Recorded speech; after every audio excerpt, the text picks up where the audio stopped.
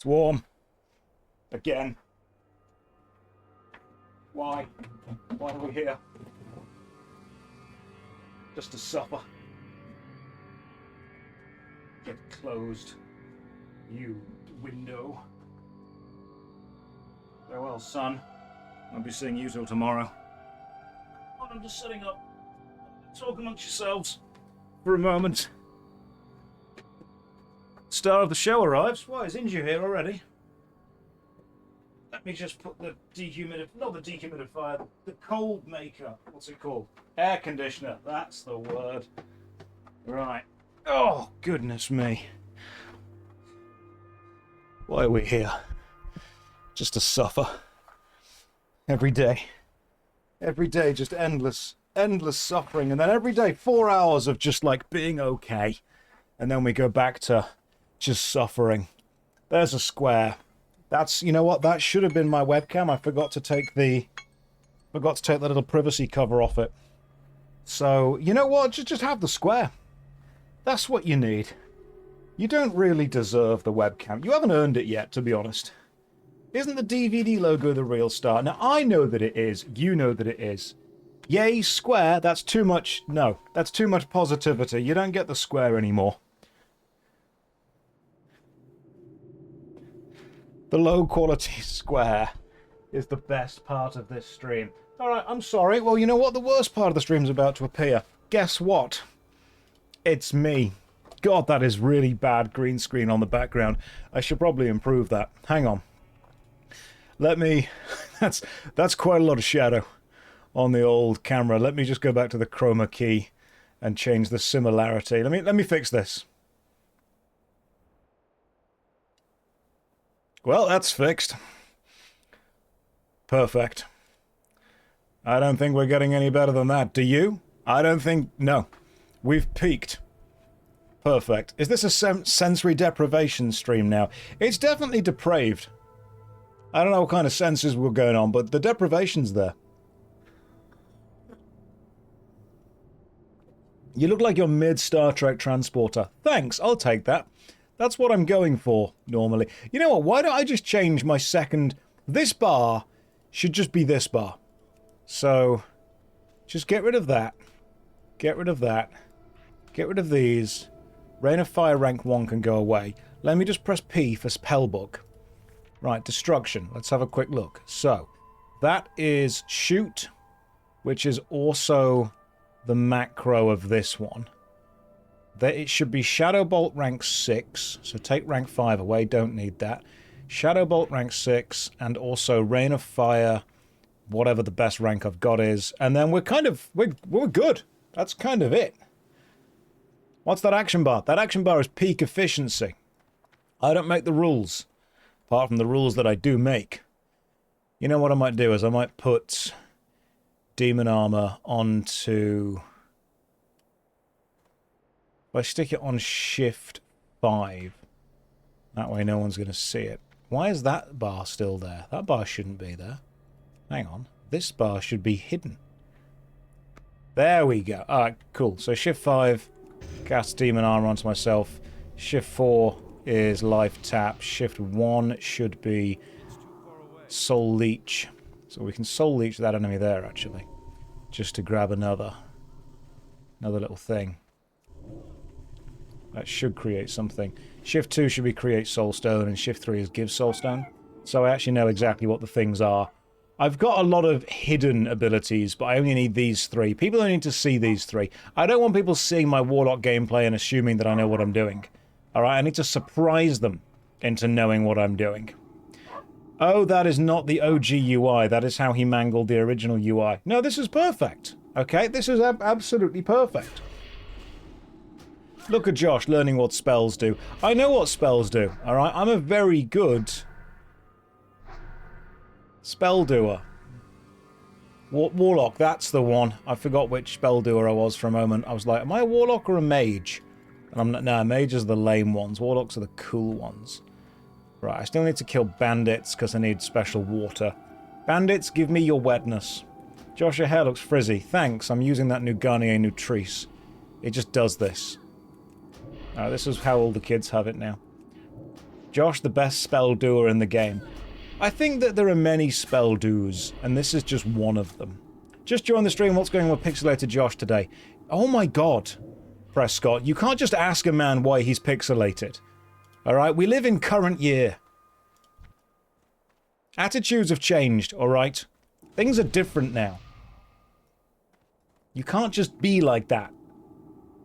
Right, you know what? Hang on. Let me go back to filters. Let me go back to chroma key. And let me go to the similarities there. And you can have a little bit of pixelation. We can go with color spill reduction. Oh, you know what? Yeah, I'll just go with... Go full on black and white. That could work.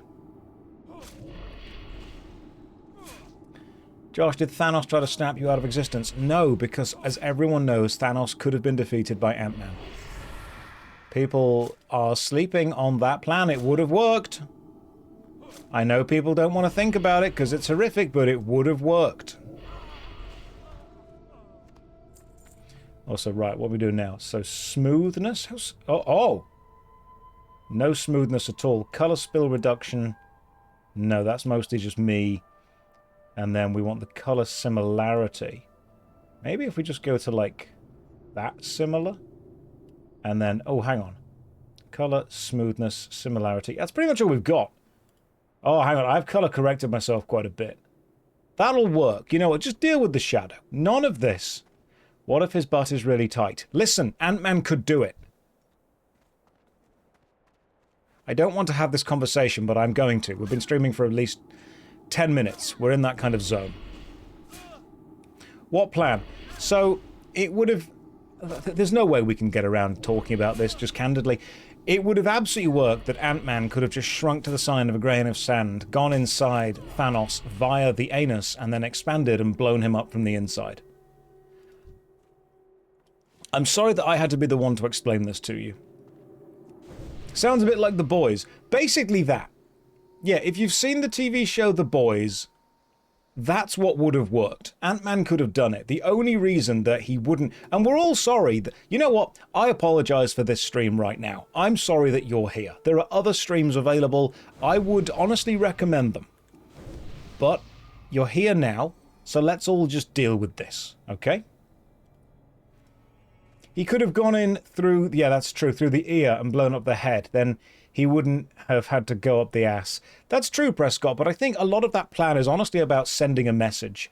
Because if the other villains then hear what happened to Thanos, they're going to be less likely to attempt it again. If you give a villain a kind of glorified, dignified death, other villains are not going to be dissuaded from their villainous ways. But if you give a villain a death that causes other villains to stop and go, what? They died how? Then they're unlikely to continue their villainous ways. That's what it is. The next villain will just wear a butt plug. I'm pretty sure that Doctor Doom is already going to have one going on. All right, he's prepared for everything. He knows exactly what's happening and is prepared. Right, so I need to kill... What do I need to kill? Now, bandits? Yeah, bandits, that's what I need to kill. Not thieves, but bandits. Does this apply to reality? I think that we've already gone too far into this conversation. And we've been streaming for approximately all of 5 minutes. I think you just joined. Yes, that's the problem. Everyone's just joined and we're already here. I feel that we've jumped straight into like a 3.5 hour conversation. We need to have started with our ghosts wet. Right, we need to go back to that. We'll get to the good stuff eventually, but you can't just immediately jump into the complex stuff straight away. Thank you, Red Sky. I also agree with that. Dark King Grootmore's Edge of Annihilation is, of course, scary. You want to say it's escalated quickly? It did! It did escalate really quickly. That thing's really got out of hand fast.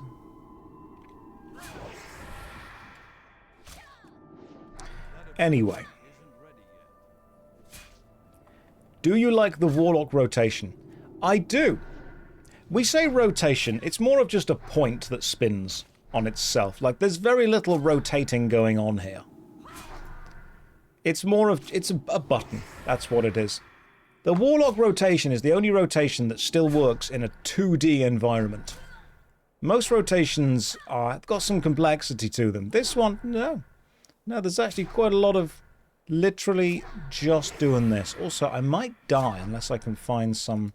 There we go, get some mana going on real quick. Oh, there we go, there's the death. There we go. Let's head back to... Where did we die? We died over there. You never understood hiding porn in a homework folder. Isn't that the place your parents would check to know how you're doing in school? You'd think so. You'd think if they were to check that. But they didn't. Also, that folder's just full of homework.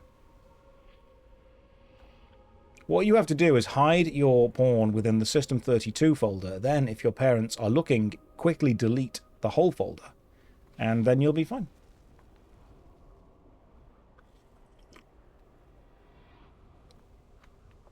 You think the folder's empty. That's what I wanted you to think.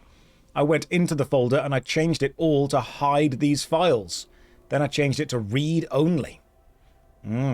Yeah, see? Security. I'm pretty good at computer security. I've watched hackers. Viz, thank you for joining me. I appreciate you being here. You're a gnome warlock. Well, you're half cool. Right, I don't have anything else that I need here. Let's see what else there is. Fancy another Zul'Farrak visit? Literally always. Let's do it. Go for it. You can organize the Zul'Farrak group. I'll just be around here doing regular things. Yes. Go for it. Right, we've got Viz, we've got Neroy, we've got Nice. Okay, cool. Right. We're making up for the gnome with the... Hang on. No. I will not take acceptance. I will do this myself. Alright, I'm gonna get my own drops. Thank you for subscribing and welcome to the stream. Is Zul'Farrak the new Deadmines? It is, I think. I appreciate you offering me the quest line, but I do not need assistance. I will be able to do everything myself, alright? I'm a strong, independent warlock who don't need no man. Don't know if you guys saw the comedy that I said there, but I said gnome man, which was quite clever. What class have I found to be the most unique? I think geography was uniquely useless. Is your demon on paid leave or something? I don't know. Whatever they're getting up to. It was an attempt at a joke. Listen, you've already had a very solid comedy 10 minutes already. The rest of this stream is going to be me silently drinking coffee and just contemplating life.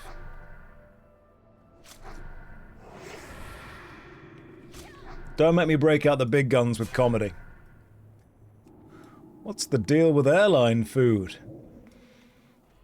Women be shopping.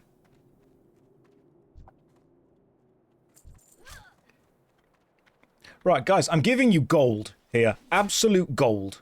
And you don't seem interested. And I'm a little bit insulted that you're not laughing as much as I thought you would be. Coffee at this hour? It's 6 o'clock. I need to power myself through the next 4 hours of game. Viz and Josh, if you two go to the Summon Stone, we can get this party started. Let's get it started in here. Let's not sing the next line of that song because I don't want to be banned.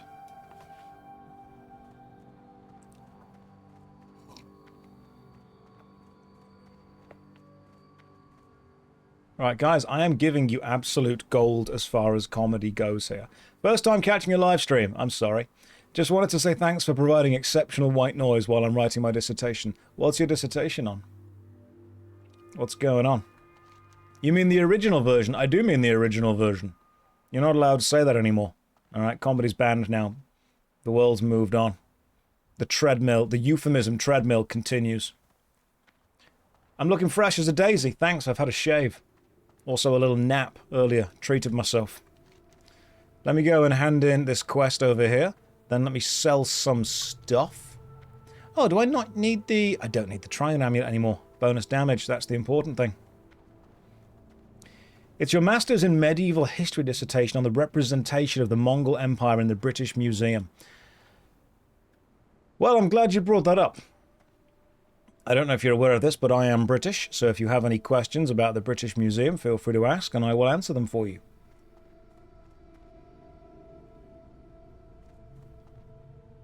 The representation of the Mongol Empire. I just think it was really impressive that we made so much of their stuff.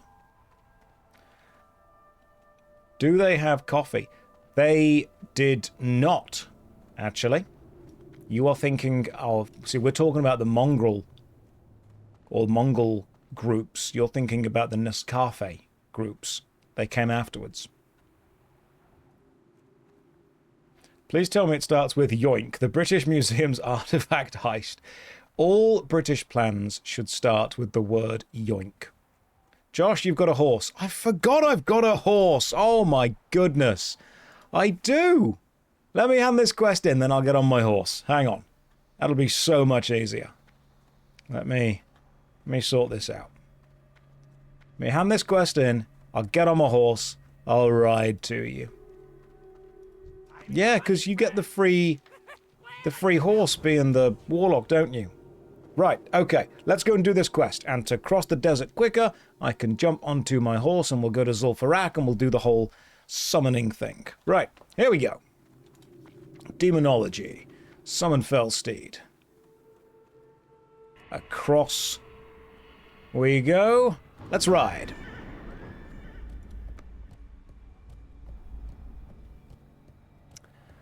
I'm going to level with you. This does not seem quicker than running. I mean, I'll believe maybe it's just like parallax scrolling. Maybe because I'm further away from the floor. The floor is moving quicker. It just doesn't look like it's moving quicker. How can I afford a horse? You get one if you're a warlock. Guys, I think this is a joke. Some of you are new to this stream, and I think you need to hang around to understand the true brilliance of this stream. You need to feed souls. Getting vertigo. Or a paladin, or if you have money. Does your horse have a name? No. No, so, you see, I've been to the desert on this horse. And it felt good to get away from where it was drizzling in the wetlands. In the desert, it's kind of easy to remember who I am, you know? It's the important thing.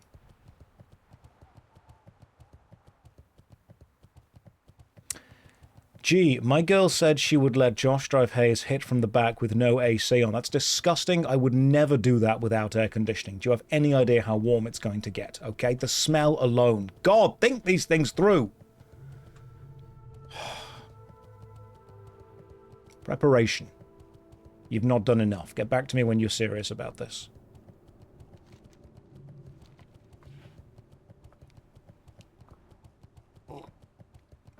Nice boomer stream layout. Don't know what you're on about, mate. This is perfect. This is exactly how the stream layout should be. Okay. Who are we summoning? Let's go. Josh, when was the last time you gave as much stonk aura as you do in your profile picture? I'll be honest with you, it's been all downhill since then. I think I pretty much peaked. Everything else since then has just been less. I'm used to it by now, like I'm coasting down that hill. I peaked wearing the bee costume. Everything before then was quite good. That was fun. And honestly now it's just a slow march toward death.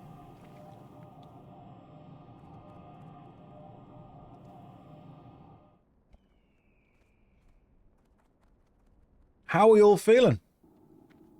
See, it's very important that occasionally this stream become a roller coaster of up and... That's the spirit. That is the spirit. Get Nietzsche, remember? The guy that wrote the opening of Baldur's Gate 1. Don't look too long into the darkness, because then the darkness looks into you as well. Pretty sure that's what he said. You need to know what I put in my coffee. Honestly, just some toffee flavouring. It's regular black coffee with a little bit of these toffee flavour drops. Alright, who's healing? Neroi, you are a druid. Guess what? You, my friend, get a little resurrection stone going on. Boom. Have fun with it.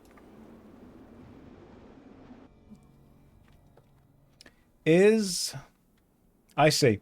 I didn't even write stronk correctly. No, you wrote stonk. Alright, here we go. What did Spock find in the toilet of the USS Enterprise? The captain's log? How many ears does Spock have? 3. A left ear, a right ear, and a final front ear.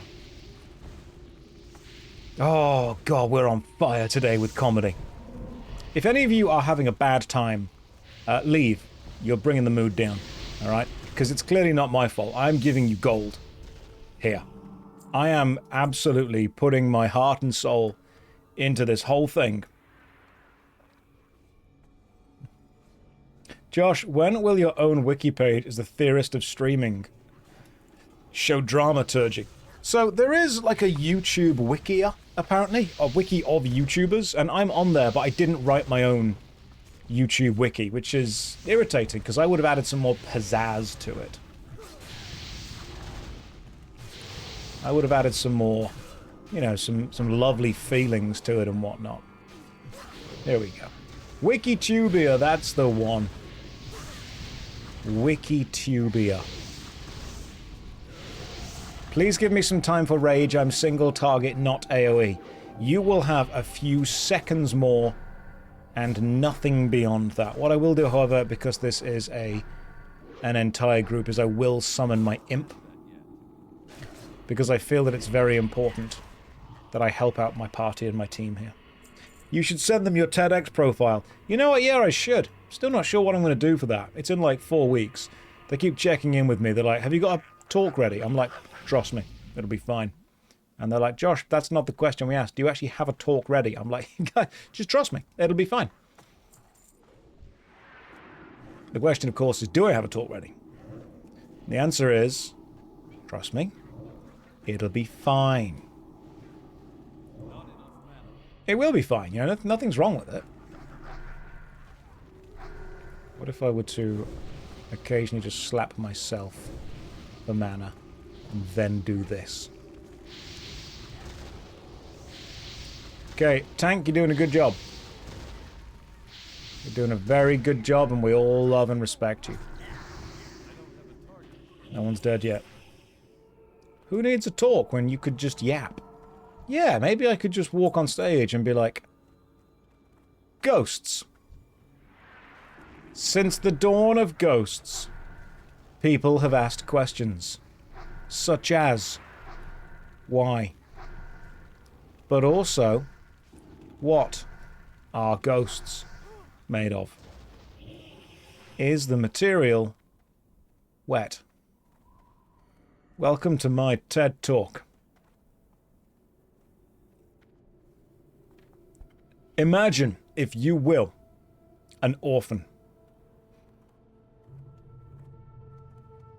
Why, what, and wet.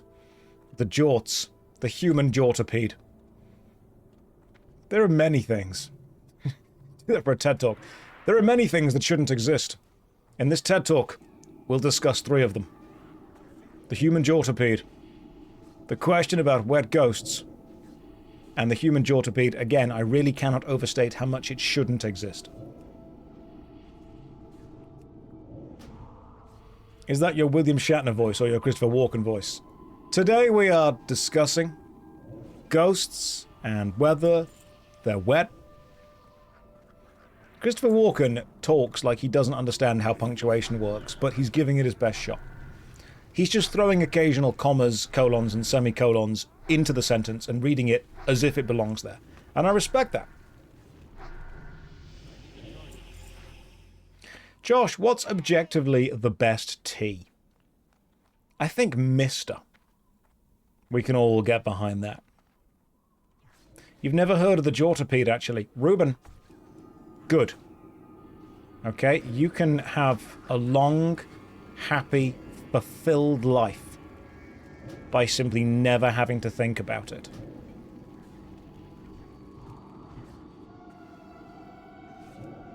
Is coffee the best tea? Listen, the argument between leaf water and bean juice is going to go on for a long time.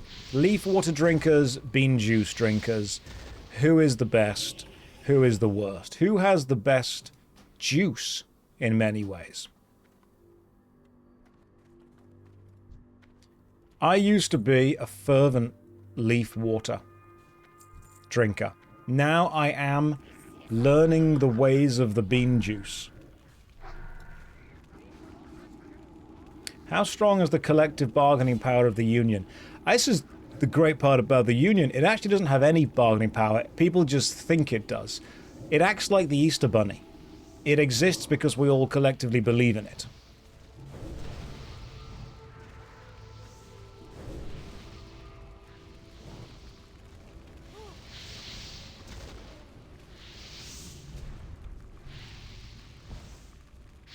I don't know if there are any items that I'm trying to get from this. If we stop believing in it, it'll go away. Yeah, like the Easter Bunny and politicians. If you stop paying attention to them, they will just die.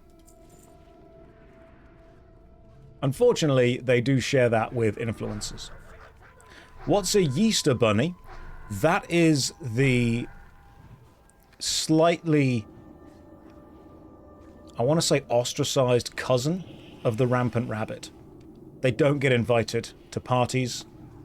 Not the kind of parties they want to go to. And if anything, I think they really do wish they could distance themselves. Mostly because of the implication.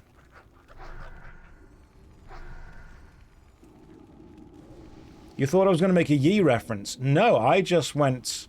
I went for something else. Sorry, Pip. If anyone's new to this stream, how is it going? On a scale of 1 to 2. Let's not, you know, let's not expend ourselves too much. How do you romance Josh? So, my romance subplot was left in the game files, but I don't think the devs activated it. But you can pretty much just go into the ini files and change the N to a Y. That'll work. It started at a brisk pace. Growler's melee range, I need rage for swipe. You're doing great, by the way. You're doing legitimately great. Do we have a mage in the group? No, we have a warlock, a shaman, and a druid. No one's got any... No one can make anything wet. That's a shame.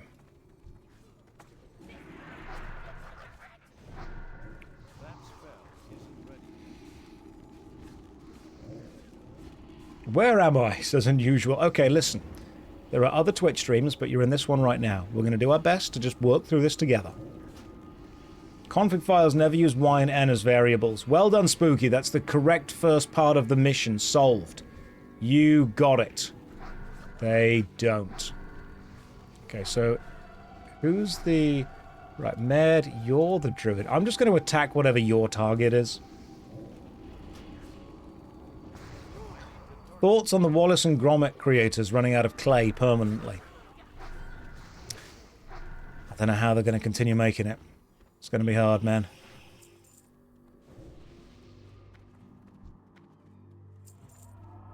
That's a specific joke because the creator of Wallace and Gromit is a company called Aardman.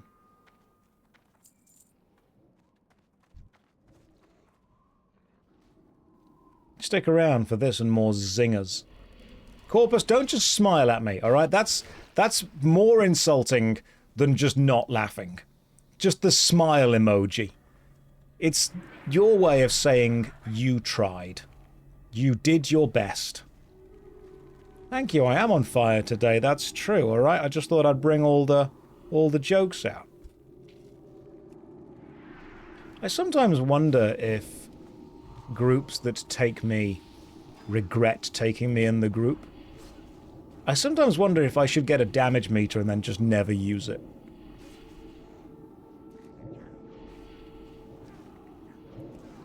It's the symptom of the perfect whelm. Imagine someone that doesn't understand Twitch joining this stream and just saying hundreds of smiling emojis. You feel that way about going to parties in real life. They're like, do they really want me here? Am I just here? because they had to make the numbers up. It's the most passive-aggressive emoji. It really is. Alright, that's fine, don't you worry. I'll deal with this guy. You guys have got that guy over there. I'll sort this one out.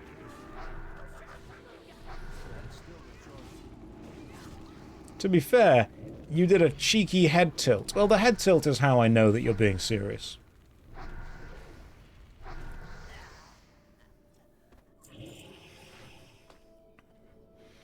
Ooh, Lunar Coronet of the Owl. Not as good as my Embalmed Shroud. Although my Embalmed Shroud currently has 0 durability, so it's just straight up broken. Yeah, forget that. I don't need that. If an object is broken, as in the durability is 0, do you still get the passive buff that it would give you, or is it just basically not equipped anymore at all? Just out of curiosity. None. Okay, gotcha. So, that means that my Belt of Arugel, which increases my damage, and my Embalmed Shroud, which increases my damage, are both doing nothing. Right. You're pretending that I'm your lecturer whilst you study. Stop passing notes. It's your own time you're wasting. Gear doesn't work if it's broken. Every day is a school day. I'm learning so much. I should probably know these things already, but I am learning. I'm going to treat myself to a nice drink of blue. I'll give this a little shake. It's very important, by the way, whenever you shake a protein shake, or in this case, some gamer subs, that you shake it on camera. You do not want to be doing that off camera. Alright? Nobody wants to tune into a stream and just see. I'm shaking this, alright? That's the clip, right there. Clip it and ship it. We're done. People can join now.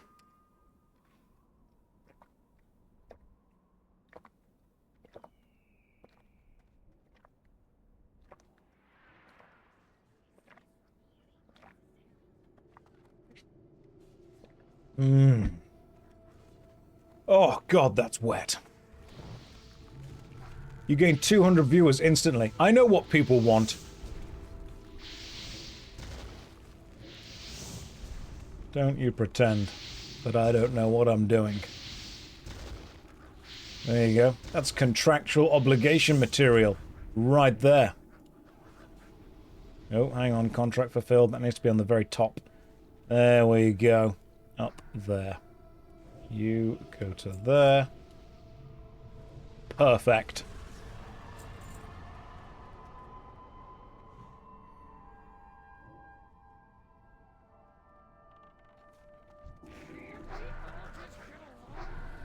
That is the kind of energy and effort that I put into these streams. Oh my god, the Command & Conquer UI. Yes! We could do that. I'm making that next. We're having battle control online. And I'm going to put myself as a webcam in every little unit spot. Do we want the original Command & Conquer, or do we want, like, Red Alert or Red Alert 2? What's going on? Because the Command & Conquer UI could be amazing for this. That could work. I'll be the FMV. I like the original Command & Conquer. The one that opens with Battle Control Online. That one. And then whenever you finish, it's Battle Control Terminated. We're going to have to act if we want to live in a different world. Love the music. In fact, we should just get Hell March playing the entire time. You'd smile and nod at the Command & Conquer UI. Oh my god, I don't know if you know what you've just done. Do you realize what you just said? You said you would nod at the Command & Conquer UI, as in, like, motioning your head backward and forward, but Nod are actually one of the factions that are in the game. I don't know if you just meant to make a funny, but you did. Alright, that was brilliant. You guys are on fire today. I don't know if I can think of a pun that involves the letters GDI. But, well, you would smile and GDI. Yeah, it doesn't work, does it? We tried. Look, not every joke's a banger. The Ravager's Shield. It's a good-looking shield. I'll be alright without it. Not every joke's an absolute banger, guys. Some of them are failures. But we need to go through the failures to get to the good ones, don't we? Thank GDI, it's Friday. It's Sunday. So that doesn't work, does it? Josh, when am I making Warhammer 50k? Soon as Henry gets back to me. Alright?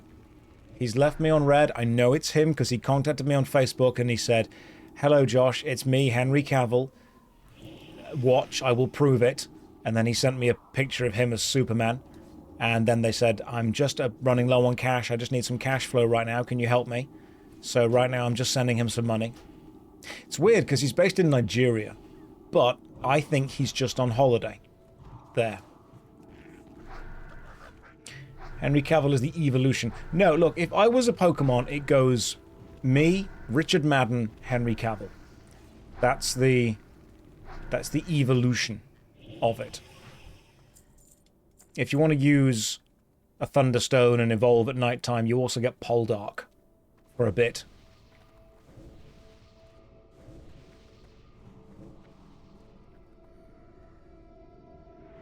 Josh is funding the Nigerian Warhammer 40k series.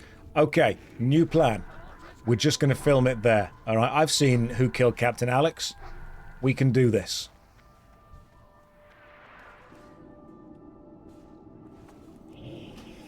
You sure there's some Matt Berry voice? I think Matt Berry should be the voice of every servitor in Warhammer 40k. Every single one.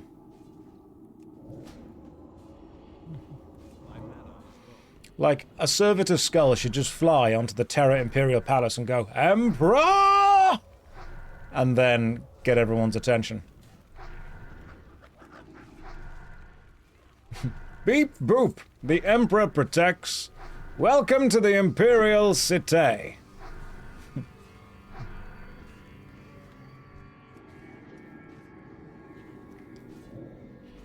I think he'd get the cadence wrong on all the things, wouldn't he? These are the Ultramarines, and they shall know. No fear? Yes.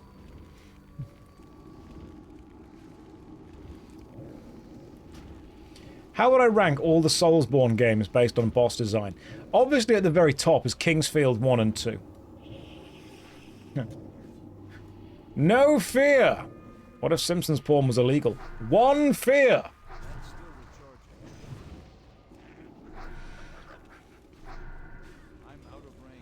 You joke, but like that is the original comic of that. Google it, find out. I'm not lying to you. I wouldn't do that. Oh my god, why do these enemies just not die?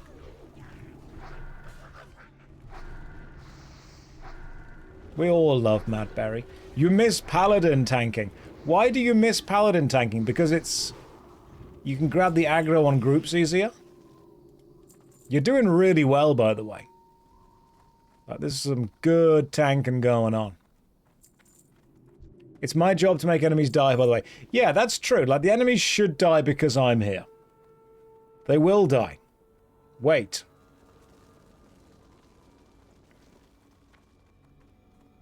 Did I go the wrong way? Probably.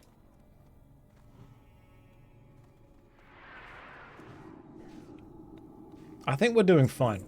Who's Matt Berry? He's an English voice actor who is known for his powerful, booming voice.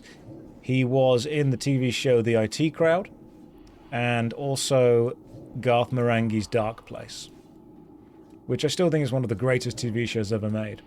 If you've not watched Garth Marenghi's Dark Place, it is totally worth going to watch.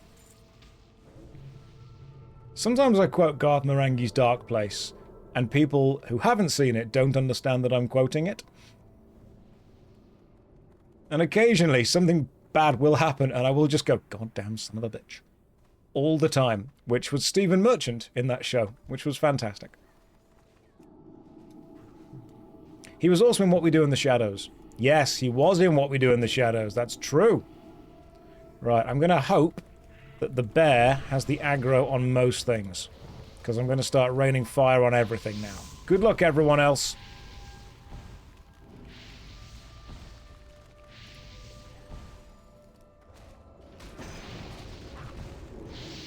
Beautiful. There we go. Do you mean Stephen Merchant carrying the series? Or what we do in the shadows?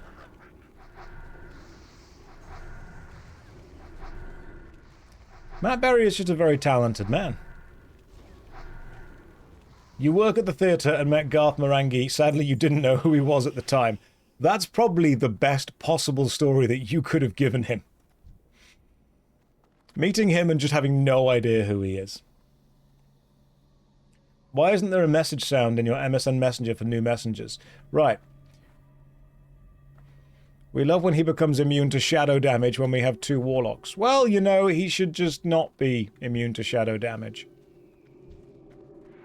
He's also immune to melee.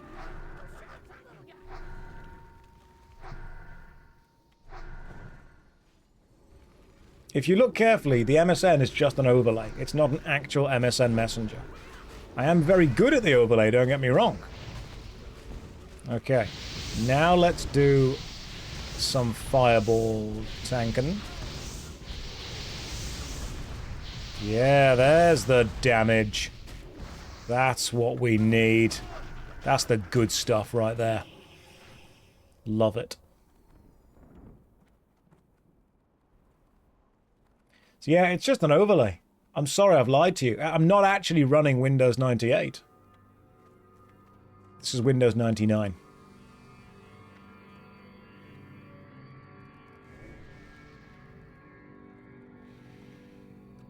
Oh, witch doctor behind you guys.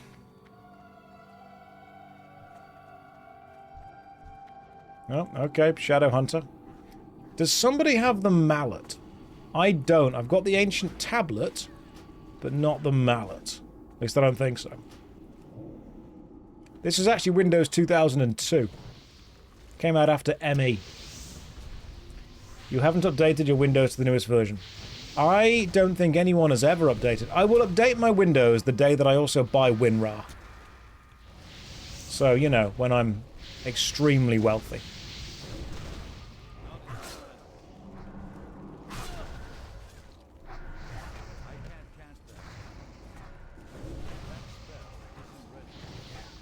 The priest must be a little bit upset when you've got 2 warlocks competing to see who can kill themselves the fastest.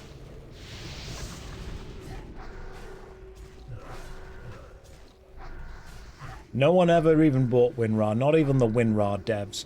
I think that if you buy WinRAR, you actually leave the Matrix. Which is why nobody will ever do it. Josh, there is no priest. Well, that makes sense, because I had been wondering why my health wasn't immediately refilling itself. Alright. Tank. We may need some tanking.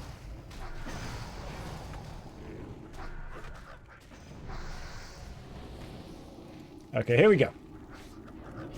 I mean, we've got like a shaman.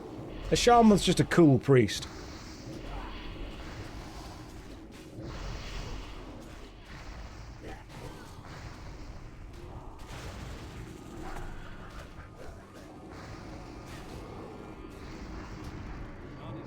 Oh yeah, I've still got the countdown numbers, haven't I? I forgot that I should probably get rid of that. Hang on, countdown timer. It's gone now.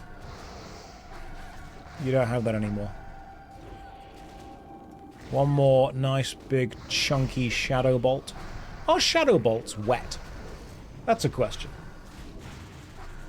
We probably don't want the answer, but like, are they? Where is Life Tap on your bar? Life Tap lives in here, okay? The real mana was the friends we made along the way. You don't actually need Life Tap on your bar, you just need to believe. Are you a classic main? No, I'd say... Oh, cool, we've got the vice grips. I've never really played WoW too much. I've only played Anniversary. Is magic wet and does mana have a flavour? I think mana tastes blue. Kind of like blueberry. I imagine that getting hit with a shadow bolt is like getting hit with a water balloon and then it burns afterwards. Like a water balloon filled with battery acid.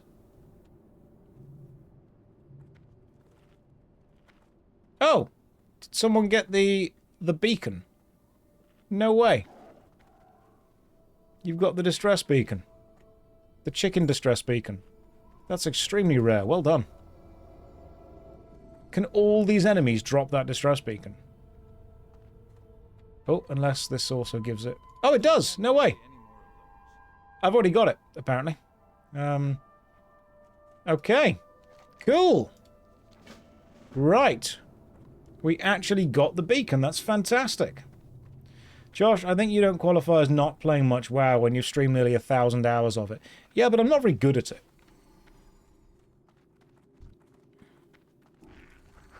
It drops from any mob in the zone. There's 3 different beacons. Okay, gotcha. I'm learning. But we've got this beacon, which is good. A new hand has caressed the beaconussy. I could have not said that. But I thought saying it was better than not. Because, as they say, art should disturb the comfortable and comfort the disturbed. What I want to do is disturb most people with it. That's the point of an artist. Sometimes silence is an option. True, but I am a spellcaster, and therefore do not wish to be silenced. Are mages even real if they need mana? That's true. They're just worse warlocks. A warlock is just a mage that can slap their own ass to refill their own mana.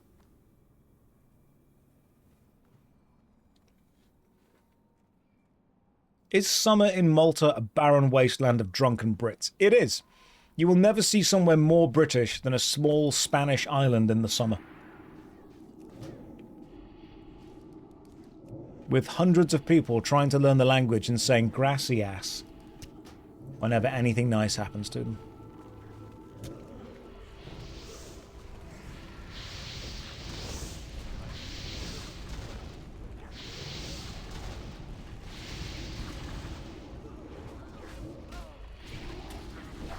Yeah, gracias. That's how you say thank you if you're English trying to talk Spanish. Malta, the Spanish island. Look, they're all the same, okay? If it's a small island in the sun, it's probably Spanish, or at one point was British. I don't make the rules. How many languages do I speak?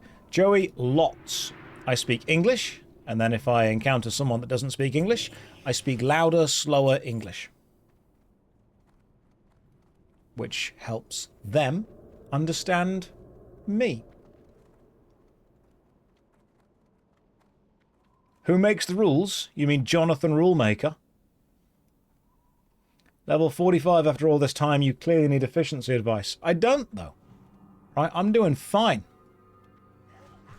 Right, let's get the graves if you guys want it. Maybe slowly. Half the spells in D&D is either not a spell or a joke. Fireball needs bat guano and sulfur. That's just a bullet. Okay, so don't die. Vizardrix is, for some reason, dying. Now I'm dying.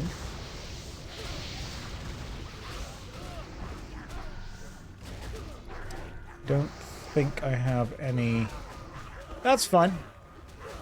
I'll just take a bit of a nap here. That was my fault entirely. Vizardrix is also dead. The Warlocks are not as good here.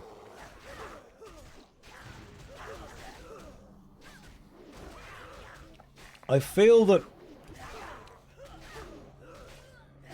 Now, what I would like to do is watch the playback of this and work out whose fault this was, and I think it was the Warlocks. You died so hard that you're naked. It's the British way. Alright, so Med is alive still somehow. I think this was Inju's fault. That was a bit too much. Yeah, bears can do, like, a few enemies.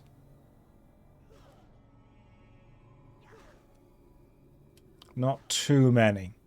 Right, let's release and carry on.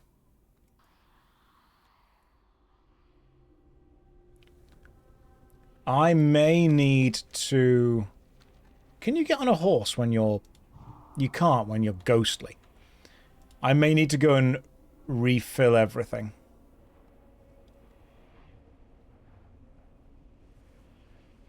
Don't run, I'll res. I have already ran. Can you haunt someone as a ghost? You could do.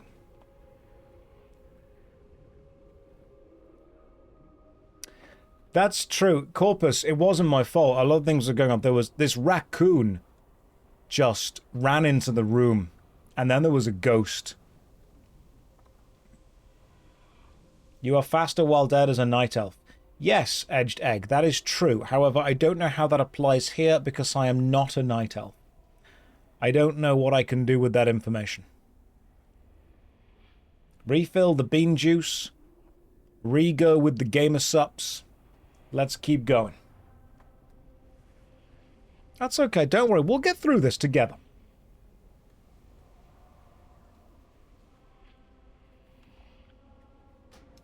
Oh. Thank you for the resurrection. That's very kind of you. I am back and I am alive, and I may need to, at some point, fix my armor. Because currently, everything is broken. Josh, you are so naked. Not yet. Still got the guild tabard on. But don't you worry. We can change that. Right. Let's do this. Josh, you can hearth and I will summon back. That... No, I'm good. I'm good. We got this.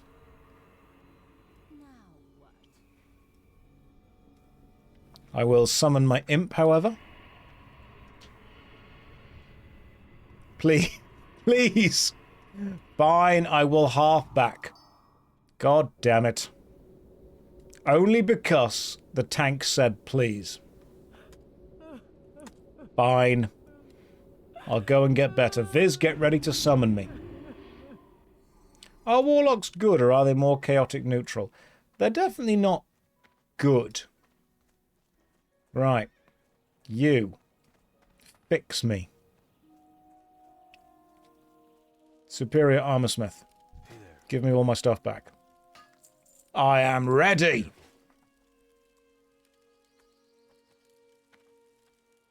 Send me. Send... Where's the potion seller? I feel I should purchase some potions. Who sells potions? Does the inn sell potions? Sell trash? Well, I wouldn't want to sell Inju, but okay. Right, what about you? Hello. Okay, let me sell some trash. Slimy Ichor. Let's just sell it. Silk. No one uses silk. That's basically trash.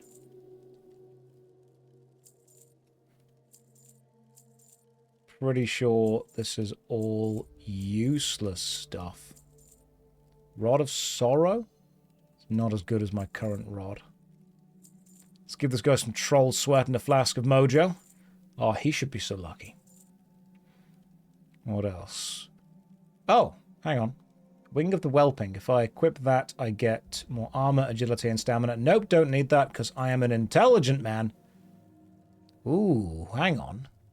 Stamina, intellect, spirit, whereas that increases damage by up to 7. Let's sell them. We're going to move on. We can only think about the future. Don't think about the past, think about the future. Sell things that we don't need. Improves spell critical strike by 10. Improves damage by 4. Yeah, we'll get rid of that. Okay, I think I am ready to be summoned back. It's fine, you've put the stream on 160p. That's all it needs to be on, to be honest. Any more than that, I think you are just wasting your time. Okay, I've sold everything that is useless, including all the silk cloth. Let's go. Did you know dyeing is bad for your clothes? It is. Changes the colour. In we go. I'm on my way.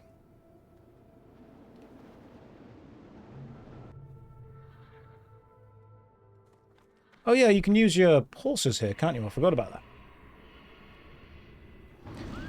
Josh, what in my opinion is the best design starting zone in any MMO I've played? I would say it would be Lumbridge from RuneScape, because it's not necessarily a starting zone, it's just a zone that you happen to start in that then has relevance to the rest of the game in the future. I think that it's always nice when zones aren't necessarily divided by level as much, but they are simply part of the world that adventures can happen in and around. Having the linear nature of you must travel through the world and go from here to here to here to here means that you level into a zone and then level out of a zone. Whereas with Lumbridge, you simply pass through Lumbridge occasionally whenever you're doing things, which I really like, because it means that you bump into both high-level and low-level people at the same time. I know that World of Warcraft uses the linear zone mechanics, but I've never personally been a big fan of them. Because it just means that once you level out of a zone, you have no reason to return to it, which I think is a real shame.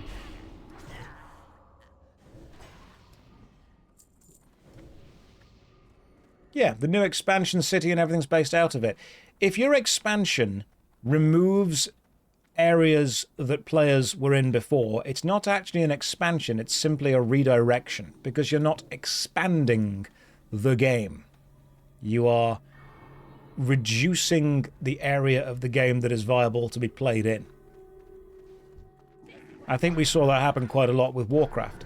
Here is a new area. Every other area apart from this area is now irrelevant. We have not expanded the game, we have just replaced where you need to be within it. Can we skip the graves? Absolutely. We can skip them if you want to, guys. We don't actually need them.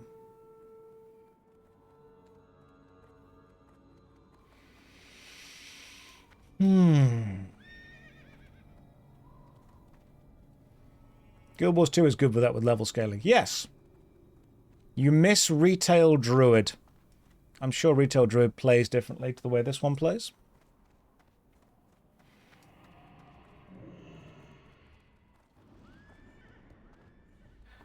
I've just got a bit of a personal vendetta against any game that removes zones to add new zones in, because when I started playing World of Warcraft, playing on the Anniversary server, someone told me about the dragons, the massive dragons that you can find roaming the world, and I got really excited to go and kill the big world-roaming dragons. And I said, is there any point in killing them? And they went, honestly, no, not really. Which I think is a real shame, because I was excited to go and kill them, but then I realised that, you know, you're going to immediately be outclassed as soon as you go to Outland, which I think is a shame.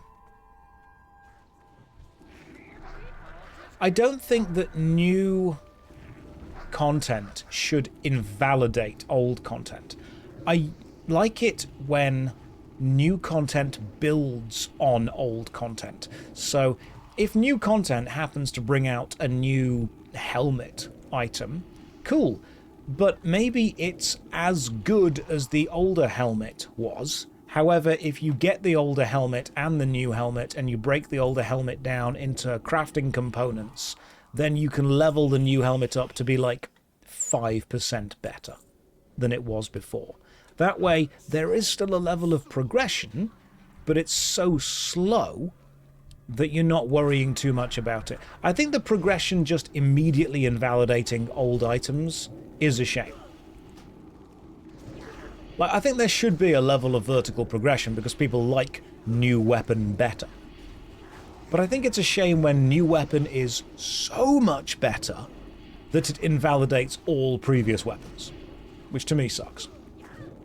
I've always been of the mind that if you're going to put new content into the game, that is not a chance to remove old content, but instead to reinvigorate old content. You want to put a new powerful sword into the game? Cool. Make it take upgrade materials from older dungeons. Make it take upgrade materials from older areas. Revitalize those areas. Don't remove them. But that's just me. If you spend hundreds of hours working on new content, when you release it, you shouldn't be losing thousands of hours of other content. You should instead be revitalizing. Every new patch is a chance to revitalize the old, not remove the old.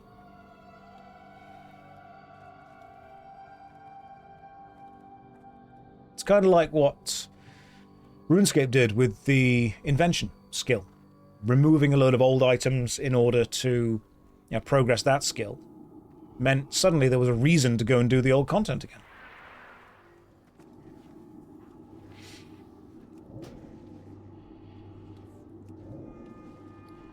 Maybe I should take mana potions.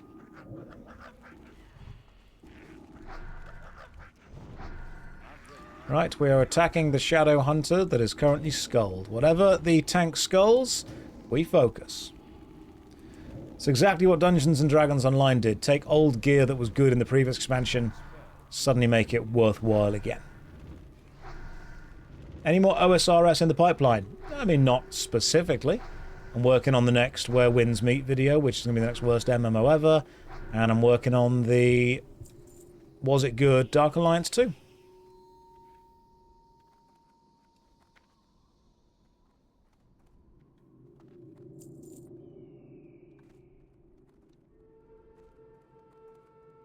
I do think that MMORPGs have a problem with making the new thing the only relevant thing.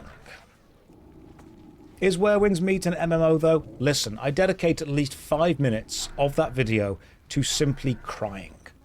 Because I don't know what this genre is anymore. Is it an MMO? I don't know.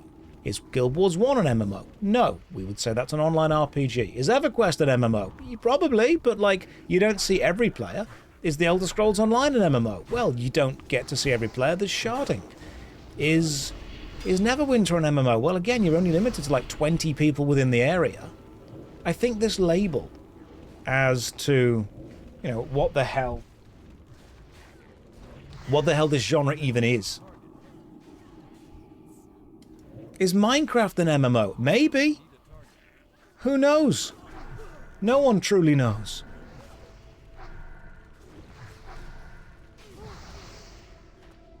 Even outside of, is it an MMO? Is it an action game? Is it a Souls-like? Is it a slice of life? Is it an open world exploration? Is it a boss grinding game? Is it a rhythm action game? Is it a cooperative? We don't... All these things. You know what? Yes. Where Winds Meet is what would happen if you left Elden Ring locked in a room with Sekiro and only fed it Chinese food and gave it a copy of Crouching Tiger, Hidden Dragon. That's what would happen. And then halfway through you said you have to include every single possible game design you can think of. Is Soul Reaver an MMO? Obviously.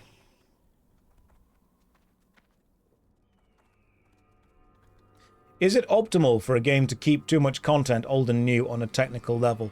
Whether it's optimal or not is definitely an interesting way of looking at it, but I think it's a shame to lose that. I think that it would be nice just to old content to be relevant.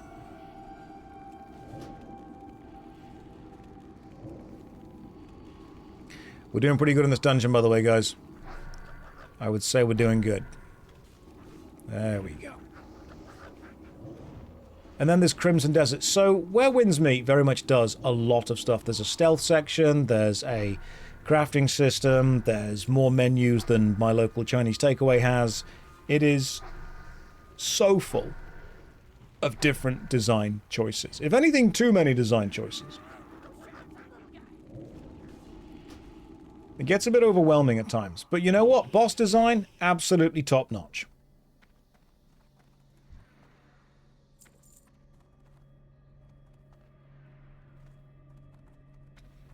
The boss design is undeniably fun. I treat the systems in Where Winds Meet like I treat my family. I ignore them until I'm dying, and then I see if any of them can help me.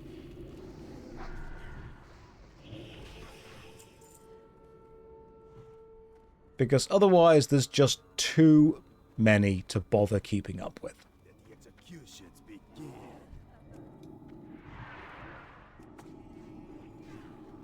It's just easier.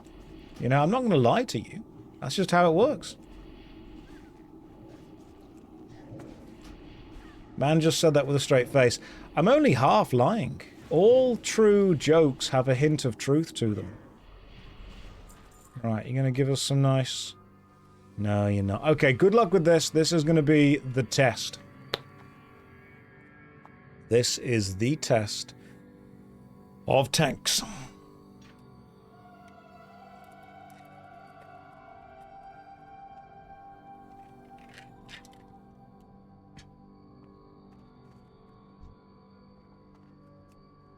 Inju got this. Oh, it's Mayor Inju. I didn't realise. Or Mayrad. Oh, thanks for the juice. I'll take that. Give me some moonberry juice. I did not realise that that was Inju. Sorry, Inju. I just thought that you only exist on Twitch. Didn't realise you were in the game as well. Well, now I can feel less guilty about pulling everything.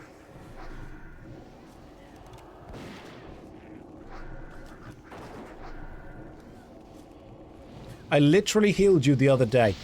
Yeah, but, like, you're on different accounts and different characters, and now you're a bear, and previously, and then I read your name there.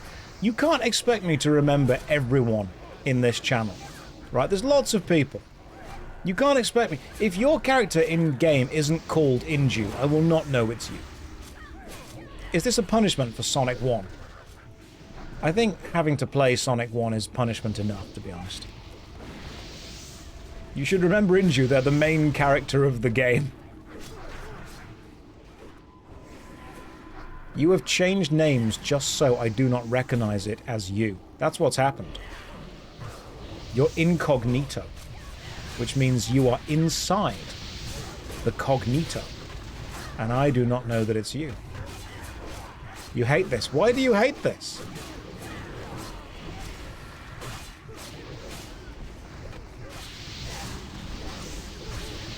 As a bear. Inju, I'm being attacked. Why am I being attacked? What are you doing to stop this?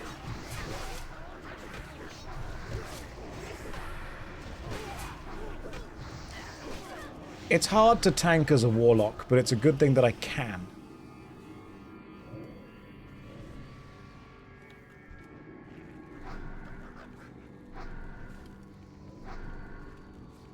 I'm gonna have a quick sip of moon juice. I'm in combat, I can't.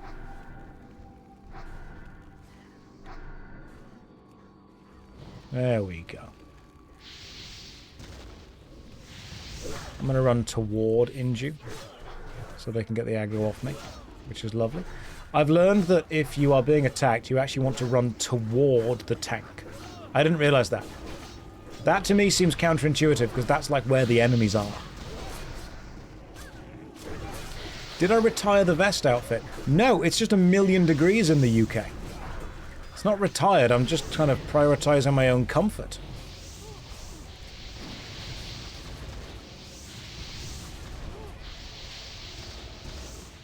Okay, it's very warm. Forget this. Do you not have AC? No, I'm from England. In the UK, we don't know what air conditioning is. I've got a mobile AC unit, but I mean, that can't fit in the house. It's massive. It's got guns all over it. People keep calling it Raven. I don't have a target.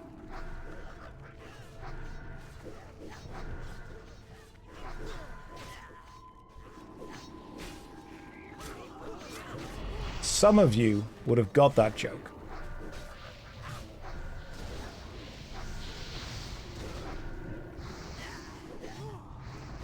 It was a joke based on the game Armored Core.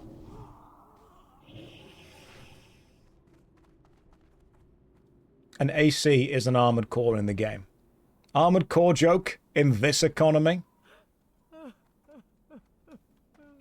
You should repeat it 621 times.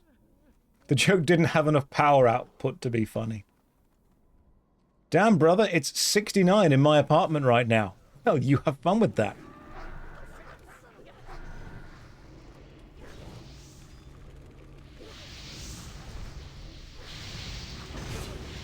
You can't just be coming onto a Warcraft stream making a sex joke, okay? There are certain things that World of Warcraft players are scared of.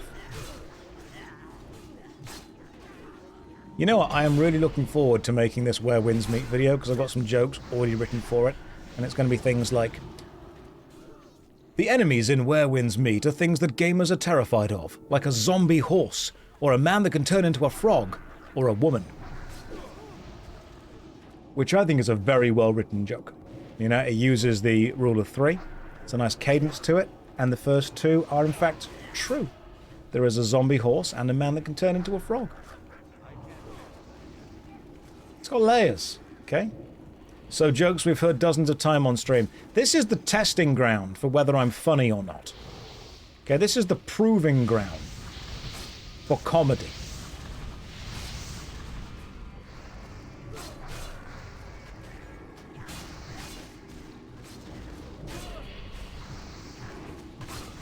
I suddenly started to get attacked by a lot of enemies. I'm going to assume that I'm attacking something. Will my TED Talk have jokes? Only one. I'll be on the stage.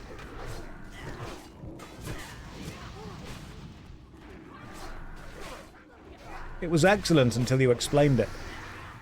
Explaining a joke is like dissecting a frog. It does help you understand how it works, but it also kills it. Josh, how do you manage to sit for a stream for a long period of time? Do you do a before-after workout or something, or a long walk? I make sure that I'm walking in the morning to make sure that I'm walking me and my dogs. And then when I have finished stream, I have a good old cry, and then I go to bed. And what I do is I go from staring at the big digital rectangle to staring at the small digital rectangle. Life is just a series of moving from looking at different size rectangles.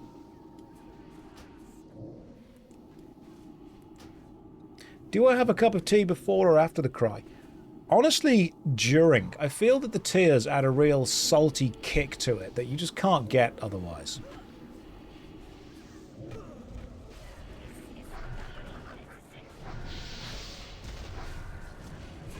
At least you're no longer on the treadmill in jeans. That'll come back in winter, alright? It's a bit warm for the treadmill in jeans right now.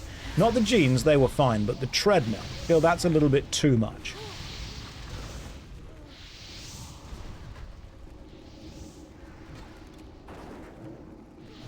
I'd say that went pretty well. We need triangle-shaped screens to shake things up. You have to unleash the power of the pyramid.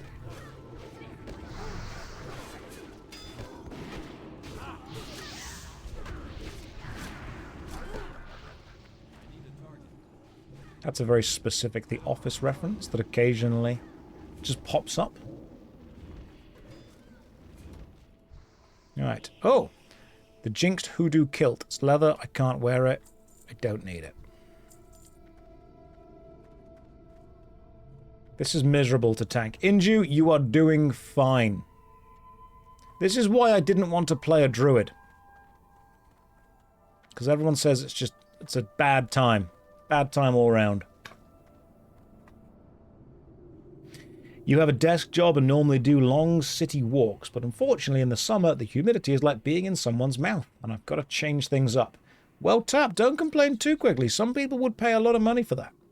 Alright, there's a market. Don't ask me how I know. I'm in the market. The humidity. That's what gets you. England is a very wet country. You would be so much fun to watch on a hardcore server. Craven, I think you'll find that I'm fun to watch here as well.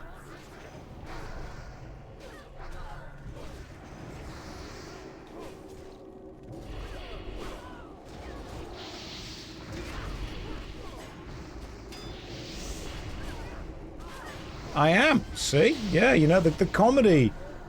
The comedy really does, truly, expand. Does England have a lot of ghosts? No, we're not really into that as much. We just kind of don't complain too much. No, the humidity is what gets you in England. It really is. It's a very warm, very wet country. Are dehumidifiers not used in the UK? We've heard of them. We're not really a country that complains much. We just kind of get on with it.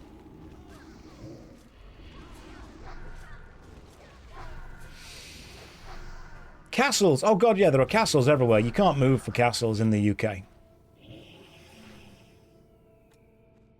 Any good drops? We've got the ancient tablet. Again. To create the Marek, one must travel to the altar of Zul and obtain the sacred mallet from the troll keeper. I do not have the mallet. Does anyone have the mallet? Do I have several castles? You get gifted one on your 16th birthday. And then you must learn how to use the longbow, as all Englishmen indeed must. You didn't get one. Well, you've got to take that up with the castle authority. Sorry. That's just... You can buy a castle, actually. You can genuinely buy a castle in Scotland for about £1.5 million, which is about $1.8 million. So if we all banded together, we could probably purchase a decent castle. There's no heating, and there's no Uber Eats. But I think if you buy a castle, you've kind of committed to wearing, like, furs and burning logs in the fireplace, haven't you? You've got to really go the whole hog.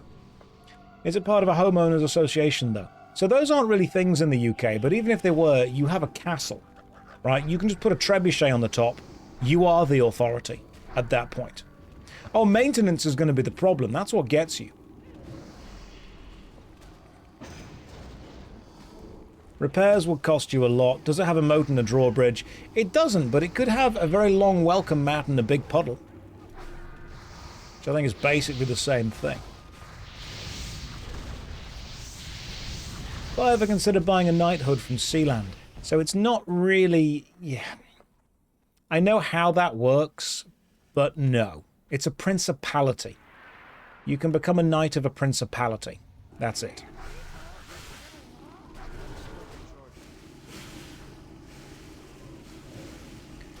So you can genuinely buy a castle. I think if I ever do have enough money in the bank and want to retire, I would retire to just purchasing a castle and living there and then having cool parties.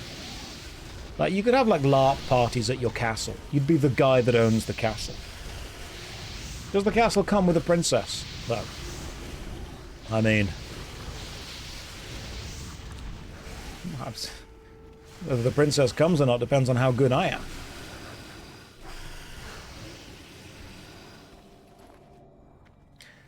That was an adult joke for some of the older listeners, you know? The kids won't get that.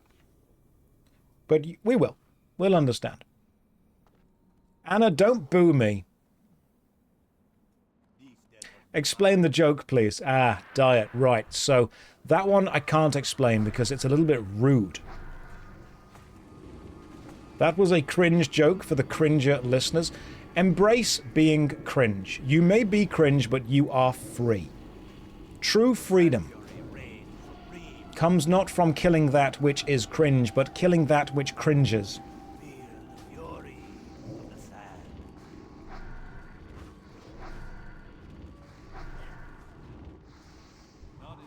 Worry not about that which you find cringe. Embrace everything. Right, the Chief's Enforcer. Do we want that? It's 200 staff. I don't think we want that. Both that was a useless drop. Do we have the mallet? The castles are not as expensive. It's the... Yeah, it's the caretaking that's the problem. Because then you've got to... And if there's any repairs that need to be done, you've got to find like a really specific craftsman to do them in a really specific way.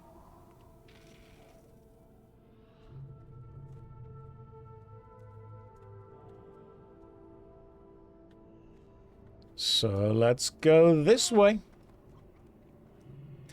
Am I procrastinating on my homework by playing WoW again? Nope.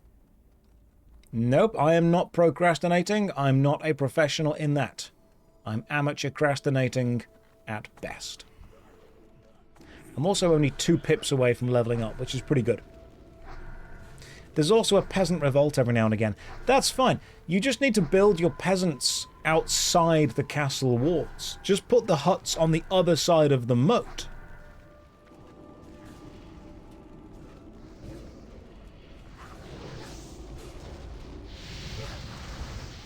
But in all seriousness, you genuinely can buy a castle. It costs a hell of a lot to, you know, heap it, but you can buy it.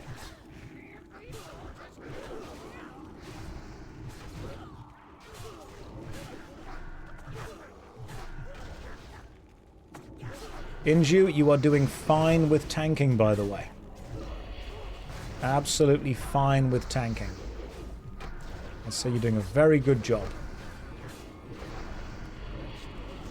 I'm going to try and kill this Soul Eater, if I can.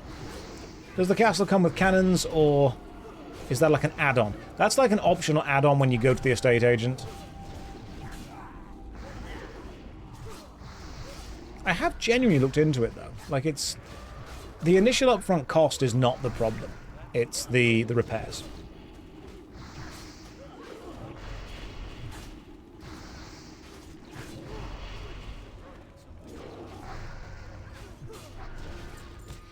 Yeah, you got the DLC. The canon DLC.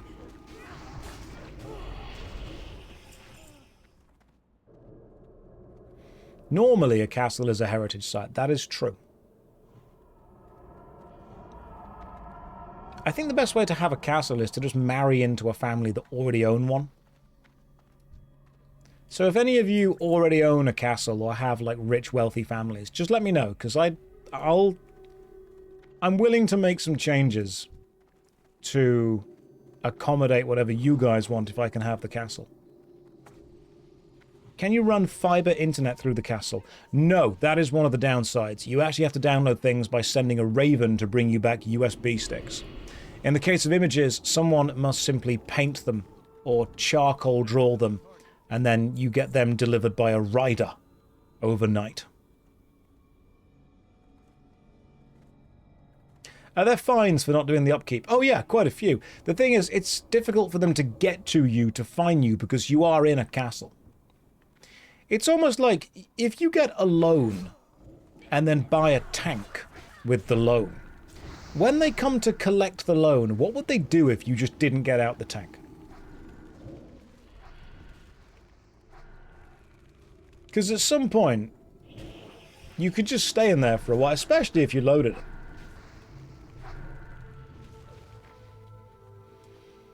Take the Raid Shadow Legends sponsorship and buy a castle. If they purchased a castle for me, I would take that sponsorship.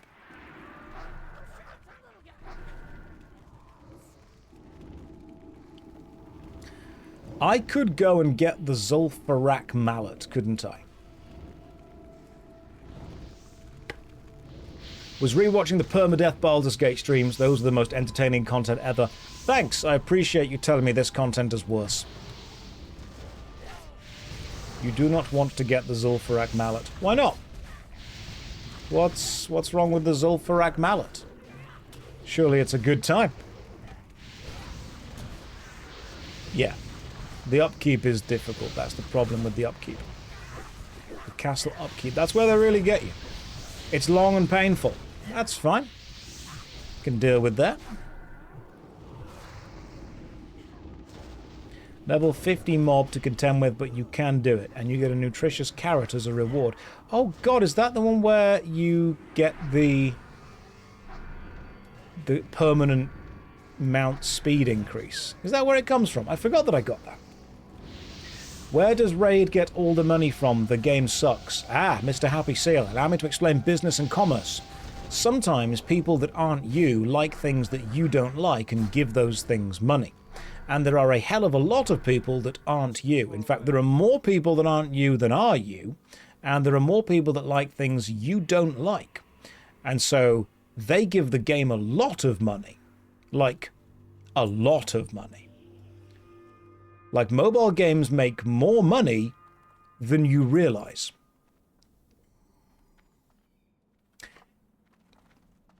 Candy Crush made more money than Genshin Impact and Zenless Zone Zero combined.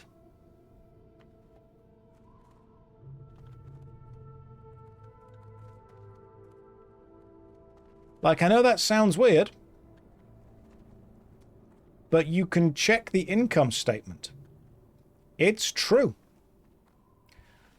Mobile gaming makes more money than all other type of games combined. It's horrible. There are simply more people that have phones than PlayStations, Xboxes, or gaming PCs.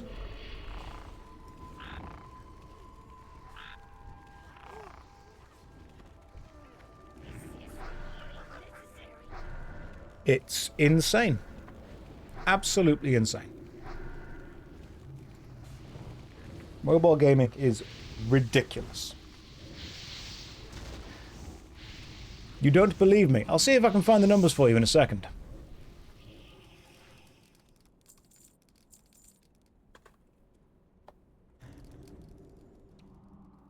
Okay, 1 month ago, Candy Crush Saga on mobile out-earned the entire Hoyoverse mobile portfolio. So, the Hoyoverse last year made $912 million. That is Honkai Star Rail, Genshin Impact, Zenless Zone Zero, and Honkai Third Impact, plus Tears of Themis. Candy Crush earned $1 billion for each year of the last 3 years.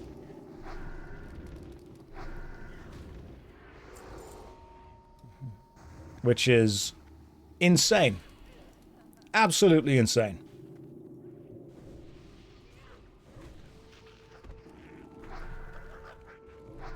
This data is unreliable, I'm telling you. Okay, Freenik, if you can find the other data, I will happily look at that.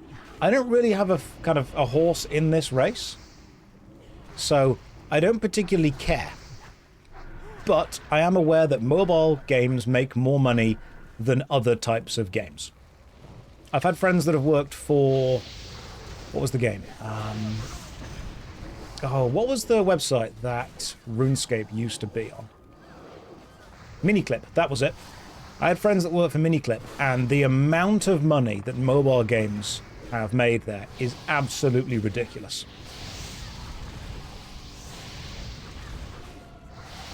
Mobile games make a lot of money, but Genshin and Zenless Zone Zero comparison with Candy Crush was wrong. Okay. Let's have a quick check. Candy Crush revenue and statistics.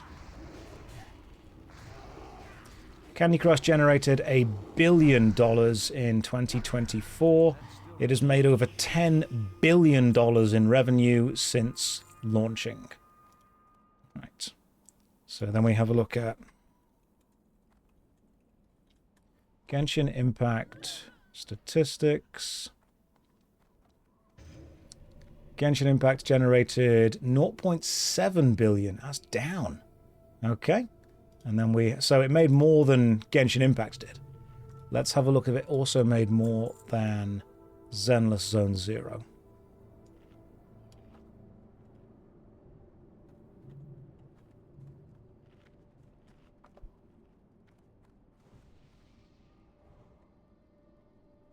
It's because the monetization is insane. You can't prove it because Zenless Zone Zero and Genshin Impact operate on platforms where you can't track revenue. Okay, so Freenik, I say, yeah, these have made more than it, and you're like, they haven't. I guarantee they haven't. And then we're like, okay, have you got the statistics? And you're like, well, no.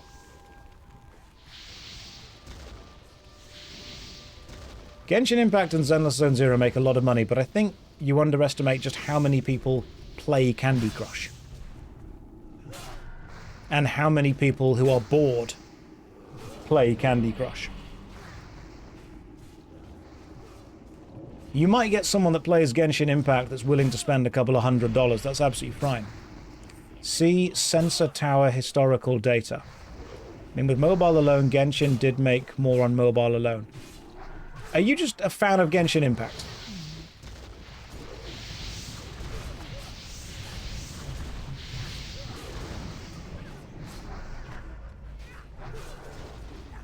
I feel like I've offended you with this. Candy Crush is absolutely massive.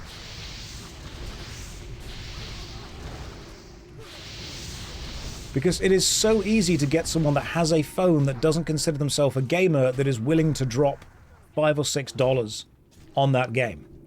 I don't believe more profit means better game. No, not at all. No, it just happens to be I'm more than qualified to tell you that. What are the qualifications? I mean, if I'm wrong, I'm happy to learn. If you have more qualifications to tell me, if you work in mobile games, if you do accounts for Zenless Zone Zero, that would be really cool. If you are more qualified, I am genuinely willing to listen.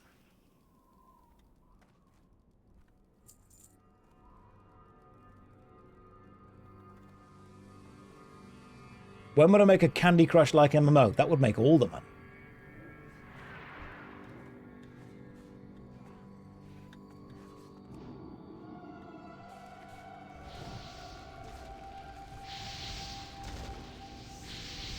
Because, I mean, I obviously am just repeating what I have been told.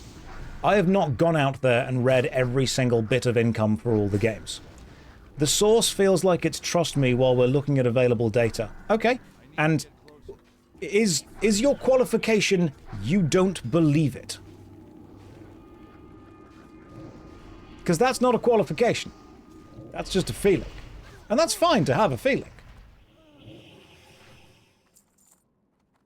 Sensory Tower data puts Candy Crush at 88% more lifetime revenue than Genshin. This is mainly mobile data, but it paints a picture. Gotcha.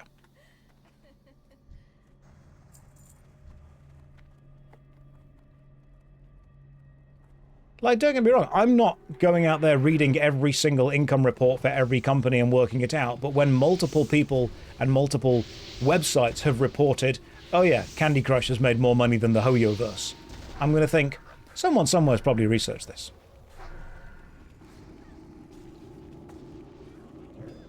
Is there a mobile game that's genuinely a good game, like compared to Switch games, for example? RuneScape? Cut the Rope was pretty good. Are people arguing that mobile games don't make the most money in the industry? If 1 billion is made a year by Candy Crush Saga, you can easily tell Genshin was making as much with mobile alone, excluding consoles and PC at one point. How, Freeneck? You're literally just saying, if this game is making this much, then Genshin Impact must be making more. Is it because you've just seen the marketing for Genshin Impact more? Is it because you feel that it needs to be bigger? Is it because... Pretty sure Chrono... Oh yeah, Chrono Trigger's great. Absolutely. Chrono Trigger's a great game to play on mobile.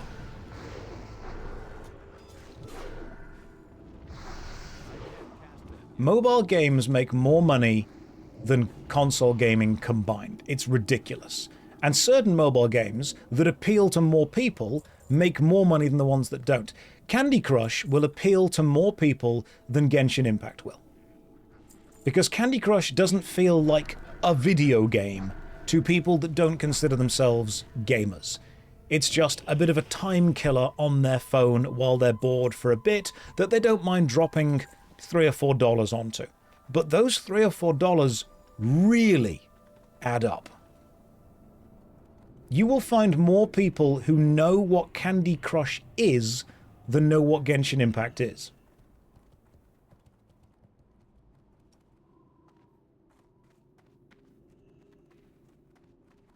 Don't underestimate the casual market, because that's where a lot of money is. I need a target. I need to target something first. Casual income and casual gaming makes so much money.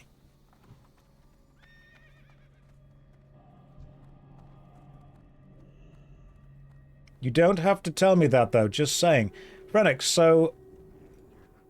Okay, let's see. Did Candy Crush make more money than Hoyoverse? Let's try and research this.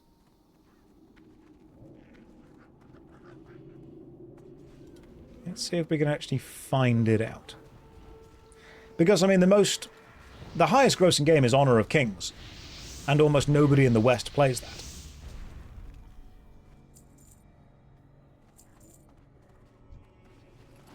So whenever we say, oh yeah, the highest grossing game was actually this thing that we don't know about.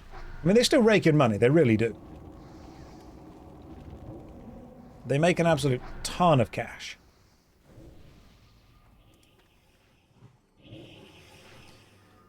People often think that they are an average representation of a gamer when they really aren't. If you're watching, I mean, Red's right there. If you're watching Twitch, sorry, Myth is right there. If you're watching Twitch at all, it means you're already in the top % of people who are invested in video games.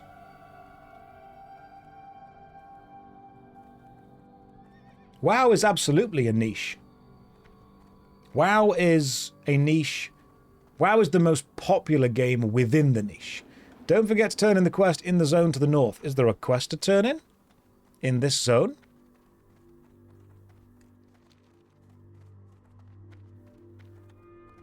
Do you mean there's a quest in this zone? Not inside the dungeon. Oh, okay, gotcha. Yeah, World of Warcraft is the biggest fish in a very small pond. Like a very small pond. WoW is a mainstream game in a niche genre like D&D. That's true. That's a good way of putting it. But World of Warcraft still does not make anywhere near as much money as any of the other big ones. I mean, what was the... When you look at Activision Blizzard's income...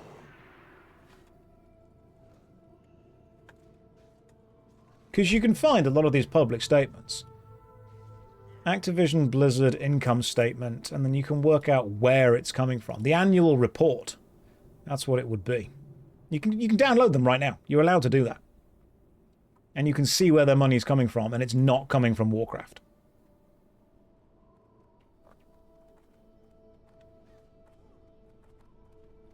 The numbers are indeed insane. So insane that Candy Crush Saga actually made more money than the Hoyoverse. That's how insane it is.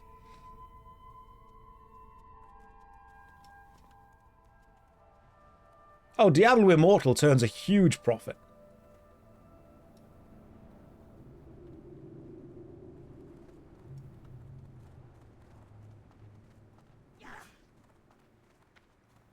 Now, Goose, they don't tell you if it's WoW or another game. I think on the thing they do. I'll double check, hang on. Activision Blizzard, let's go with the 2022 annual report. We can download and have a look at that. Got it up now. Let's see what they're saying on their old reports.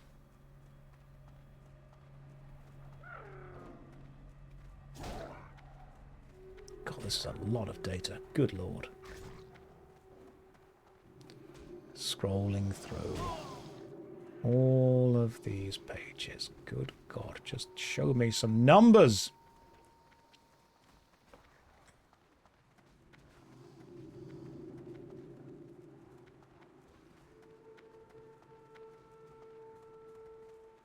Okay, so...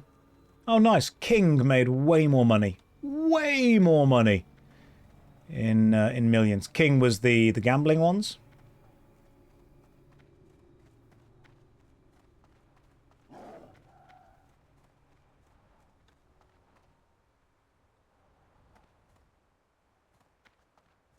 Wow, they made less money from Warcraft than they did from some of the Call of Duty games.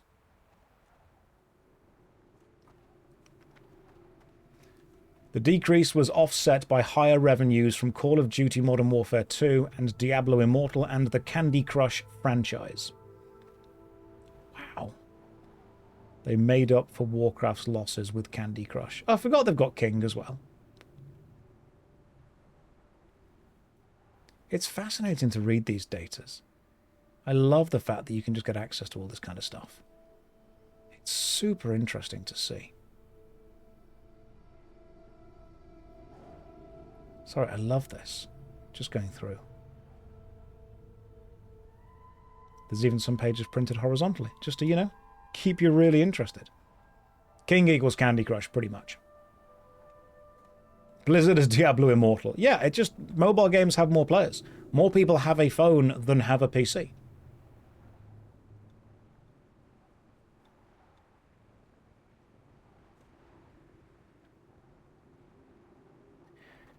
I think sometimes if you're heavily involved in a subculture, you can sometimes assume that that subculture is bigger than it really is.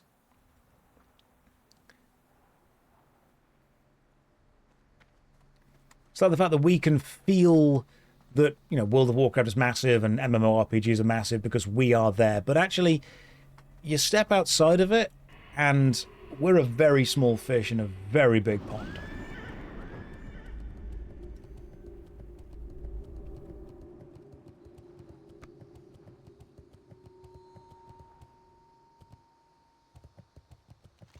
Oh, we can go to the north, can't we?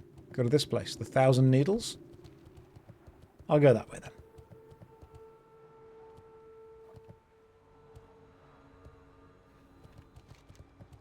You think for a single human standard WoW is massive. I think for an average human they wouldn't really know what World of Warcraft actually is. They might have heard of it, but I really don't think it's actually that popular.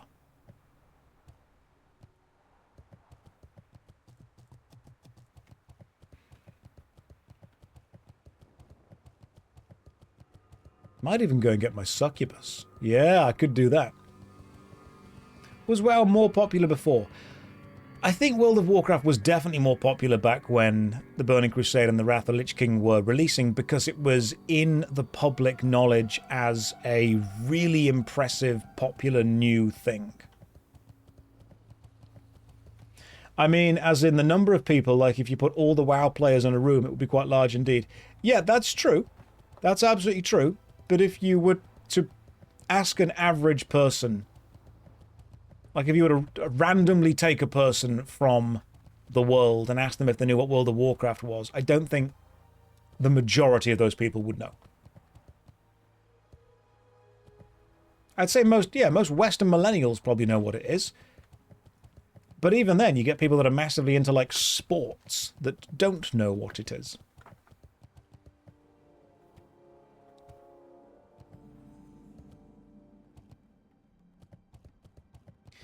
It's definitely a popular thing.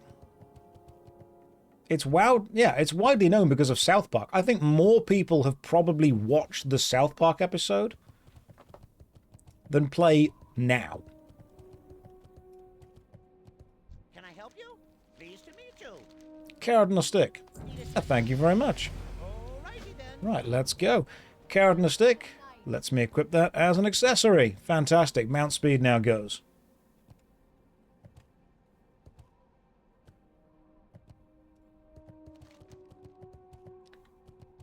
Level 30, don't want to do that yet. In fact, there's no point even bothering with a level 30 quest at all, to be fair.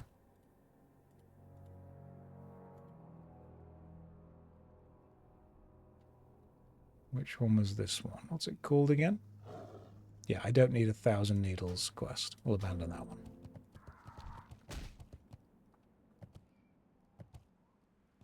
Your 70-year-old mother, who is not a gamer, has heard of WoW but couldn't tell you anything about it, and she plays Candy Crush. More people have access to Candy Crush. Sometimes when considering market acquisition, it's useful to look, and this is something I talk about when I talk about why RuneScape was able to grow the market share that it had. You need the access to the hardware that plays the game as well. The easier and the lower requirements your game is, the more total market you could possibly have with it. If you release a game that requires a PlayStation 5 to play, you are limiting your player base to only people that own PlayStation 5s, which means at that point you are going to have a cap on the amount of people that could play this. If you release a game that only requires an older smartphone to play, then you have got so much more potential total market.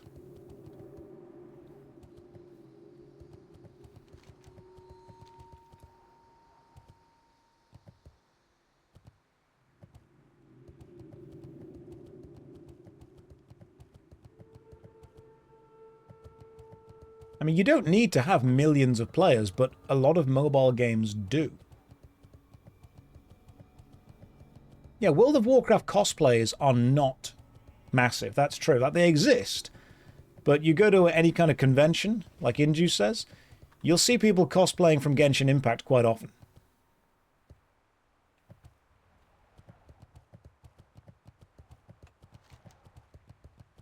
Let's go and do these guys over here. I just think sometimes it is nice to occasionally sit back and realize that the game we play is still, within the gaming world, quite niche. Why does leveling in TBC, why does loot in TBC feel meaningless, but in classic, leveling best in slot feels amazing? I mean, leveling loot doesn't really feel meaningless to me, mate. Whenever I get something nice, I'm like, oh yeah, that's cool, fantastic, good. How stupid is it to make a multi-million-dollar budget cutting-edge cinematic game that only runs on a very high-end PC? You would definitely be limiting what you would be limiting the people that appeals to.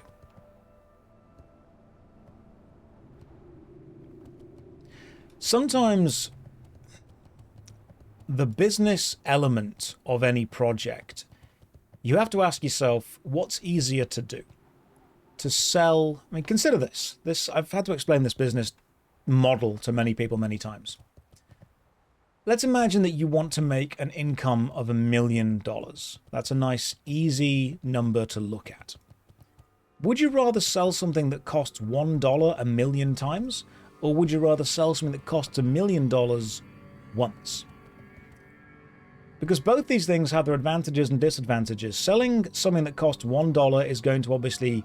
your potential market is way bigger, but you then need to do something 1 million times. You then also have all of the admin that's going to involve actually talking to 1 million people, packaging 1 million products, selling 1 million things, sending 1 million things, dealing with potentially 1 million customer complaints. It's much harder to do. So you think, right, you know what, I'll just sell something that costs $1 million, but I'll sell it once.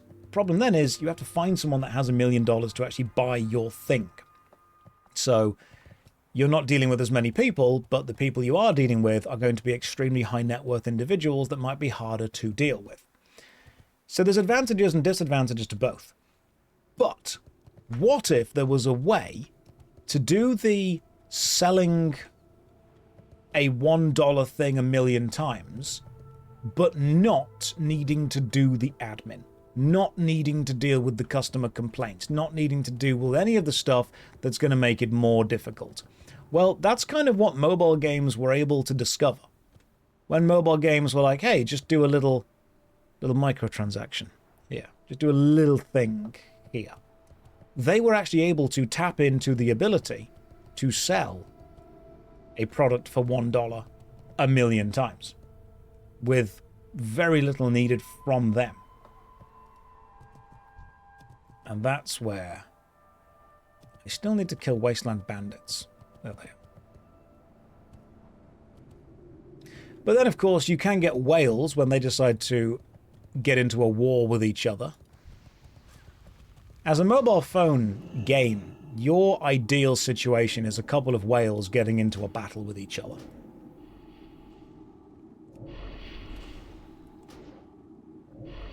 Now, people also joke, and this is a classic thing, that a single World of Warcraft horse or a single mount made more money than StarCraft 2. And there's a bit of nuance to this claim, because it's kind of true. StarCraft 2 would obviously have a huge amount of money put into it. It would have the research and development, it would have the game developers, it would have the writers, it would have the animators, and it would cost a huge amount of money to make. Sounds like one of Pirate Software's lies. It's not that it made more money immediately. It's that when you look at the input cost versus the output cost, it's definitely worth doing. Because the thing about the input cost of StarCraft 2 is you keep the franchise going, which is important. It's very important to keep a franchise going. If something costs you $100 million to make and makes $500 million, great, you've made $400 million, but you've still spent $100 million to get to it. If something costs you the best part of $10 to make and makes $200 to $300 million, is that a better use of money? I think that if StarCraft 2 made profit, great, that's good, that's what we want games making profit. What we don't want is companies to think, let's just start selling smaller things within our already successful franchises and not bother with the other franchises and let them die.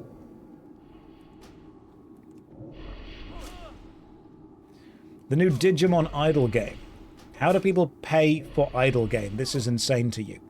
Okay, so I can actually explain genuinely, I can explain the psychology of this.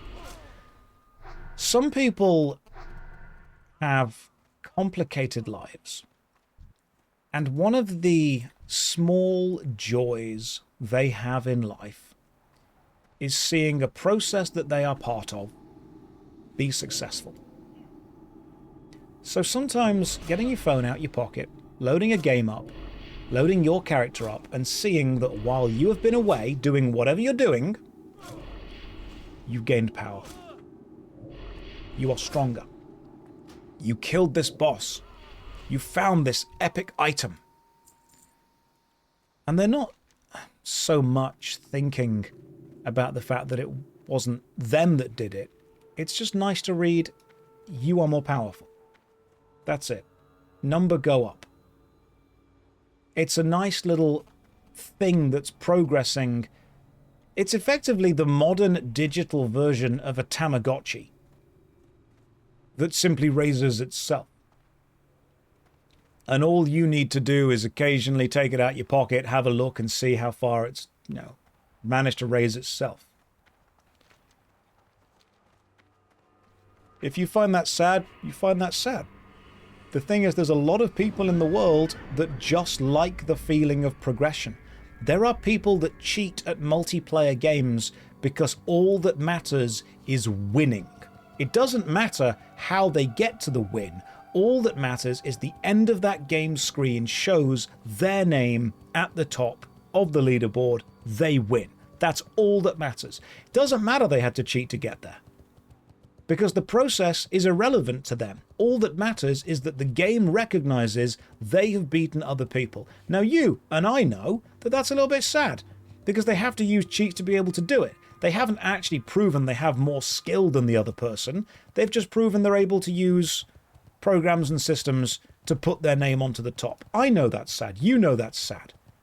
But they don't actually care about the process. All that matters to them is their name is at the top and they win, because that brings them joy. If you have a life where you need to see your name at the top of a leaderboard to feel any level of joy, and you will do anything to put your name at the top of that board, I feel very sorry for you. I'm sure we've all met people that use cheats in games. I'm sure we've met people that have used wall hacks before, stuff like that. So whenever you look at people that are paying money for these idle games, the value to them is seeing a number go up, knowing that that's their character, that's their power, because that's what they've got.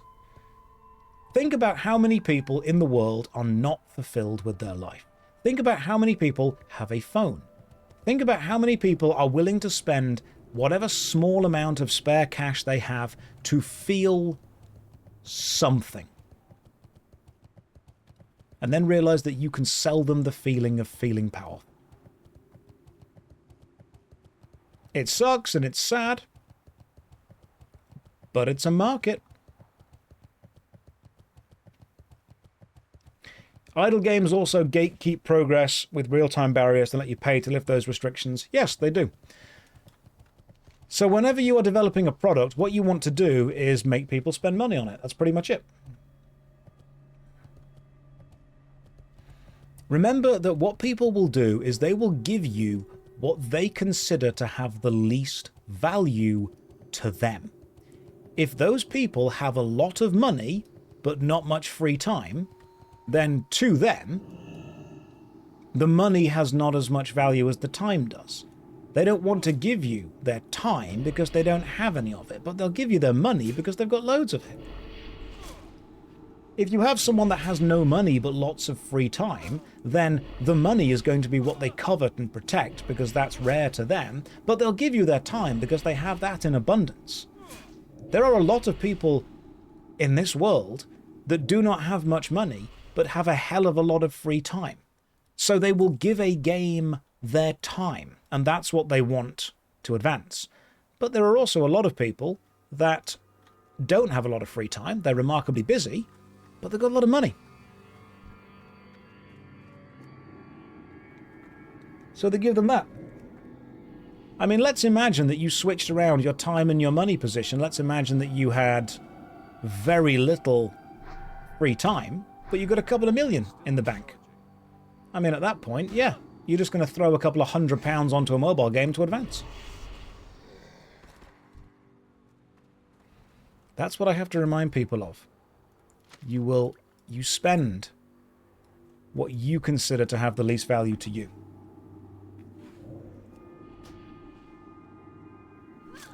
But getting off and ruining someone else's game, that sounds unhinged. Yeah, it is unhinged. Some people like power. The people that seek out power in video games, especially in games where they have to cheat in PvP, are often just very sad people. People that do not have a lot of power in their own life. What do you guys think about this? I mean, we all saw that Elon Musk cheated at Path of Exile 2 by getting somebody else to play his character and was then unable to kill the first boss. Which, you know what, is fine. That's like, you don't need to be able to kill the first boss to be cool. You can just get better. The thing is that what Elon doesn't have is a huge amount of free time. Although, watching the amount of time he spends on Twitter, I think he might do. I think some people just want to... It's not cheating, he didn't use cheats. Okay, he paid somebody else to play the character for him. I think some people just get scared when they aren't good at something because they think they have to be good at something, otherwise people won't like them. It's a lack of confidence. But there are many people online who want to play PvP games, who want to use cheats to win because what's more important to them is dominating other people. That's it.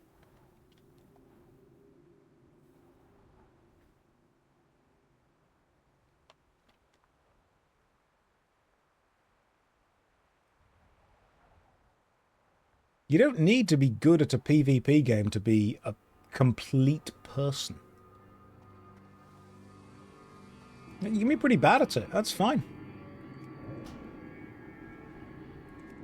To me, it just reeks of insecurity, feeling that you need to effectively fake progress in a video game because you want people that play that video game to think you're cool.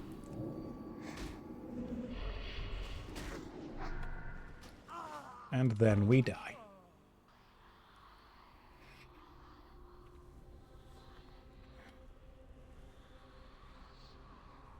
He did not claim to play the character alone, he said we every time. I don't think that makes it better.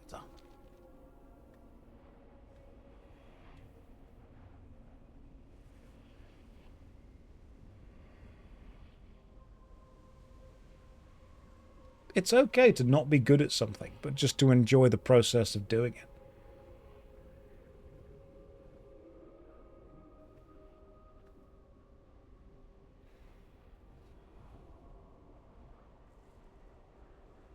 You know, one thing that I do want to push back on that I really dislike, and then if you guys agree or disagree with this, one thing that I really hate about modern life in general is the growth of hustle culture. Everything must be monetized. Your hobbies are not just your hobbies, they must be your side hustle. If you tell someone about a hobby you have, the first thing they'll say is, do you want to open an Etsy shop? You should stick this on eBay. Oh my god, you should do commissions. You should do this. You should sell this. You should go to a little craft fair and sell this. Can you not just do things for the sake of doing things? It's fine just to do something because you enjoy the process of doing it. That's okay. You're allowed to do that. You don't need to monetize everything. You don't need to hustle every hour you're awake. It's okay for your hobbies to cost you money instead of make them. That's the point. You're allowed to spend the money you earn on doing the things that bring you joy. You don't need to follow all of these gurus that wake up 2 hours before they go to bed. You can just do something for the love of it. That's fine. You're allowed to do that. It's okay for a service or a process to cost money and the reward to be joy. Do I wake up at 4 a.m.? If I wake up at 4 a.m., I'm going straight back to bed.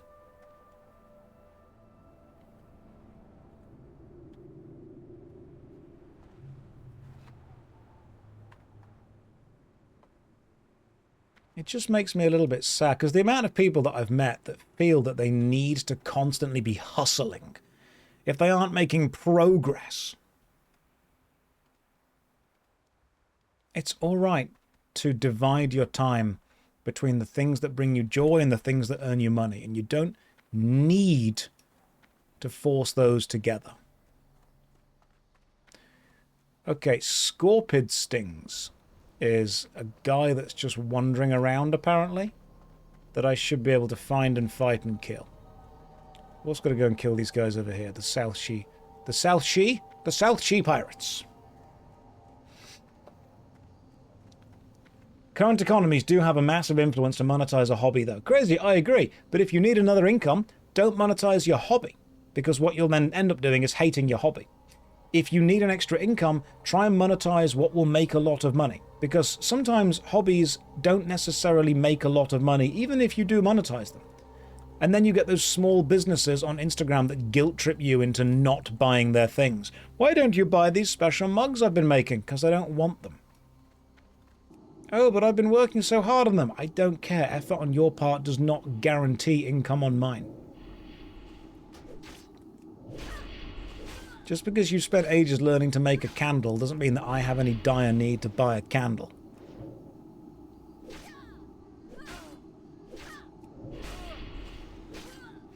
The guilt tripping is the worst thing. Oh, my small business is failing. Well, whose fault is that? People don't want what I'm selling. Change what you're selling then. The market will respond accordingly.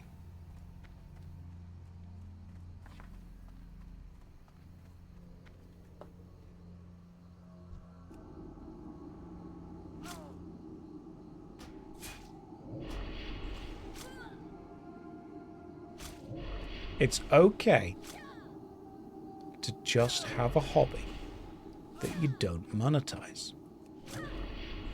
If you have a small business, I feel for you and I will support you. But I will also need to make it very clear that just because you own a small business, nobody is then indebted to you to spend money on your business.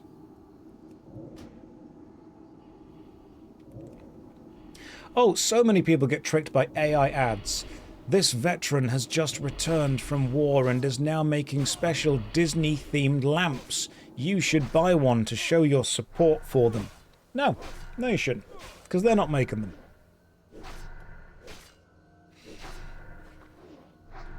Yeah. We've seen this kind of stuff before. Maybe this is why I'm against it, but I saw it with the MLM, or multi-level marketing, that was big in the late 90s, kind of mid-2000s, where you had to purchase inventory from your upline and then sell to your downline, which was encouraged to be your family.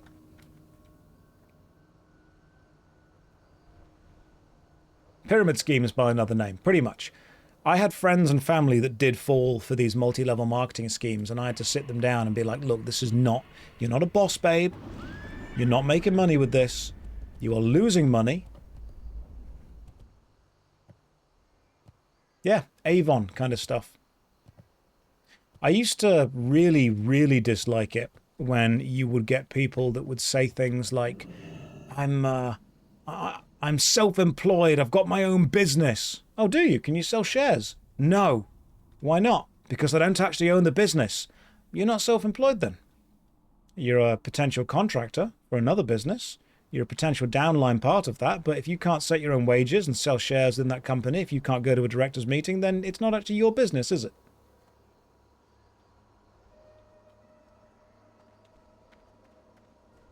And if people have been working hard to create their own small business, fantastic, good job, well done to you. You do not need to sell Avon. What is my unmonetized hobby? I mean, I like Warhammer, obviously. That's fun. I don't do painting streams. I collect old and rare coins. Just think they're fun to collect. Tried to collect all the old £2 when the UK released those for a bit. Tried to get the 10p's when they did the alphabet. That was fun. Why not? Why would I not monetize it? Don't want to. I want something to exist for me. What's my favourite coin? The Kew Gardens 50p that I don't yet have, which is super annoying because it's hard to find. People that have them will sell them for like 50 quid. And I'm like, it's not worth 50 quid. It's a rare coin. It's worth 50p, but it's, you know, worth whatever you can get someone to pay for it.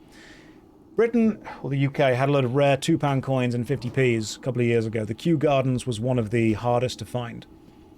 If you have the 50p, the Kew Gardens 50p coin, you have one of the rarest coins in the UK.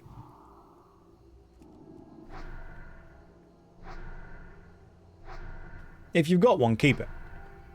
Because it's super duper rare. There's a few people at your work who specifically collect 50p's. If it's the 50p that has the special printing of whatever on the back of it, then yeah, I get that. Old people just like collecting 50p's because they were, at the time, large amounts of money.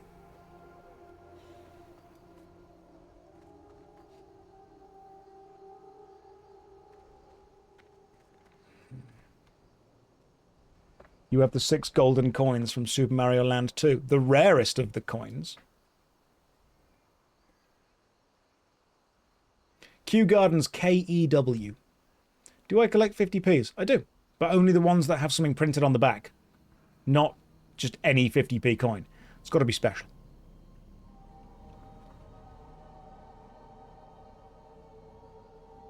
Is 50p also 50 quid? No, 50 pence. As in half a pound. 100 pence is £1. So a 50p coin is not a valuable coin. Unless it's a really specifically rare type of coin.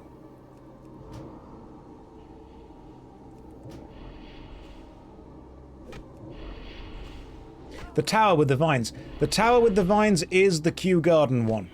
That was the hardest 50p to find.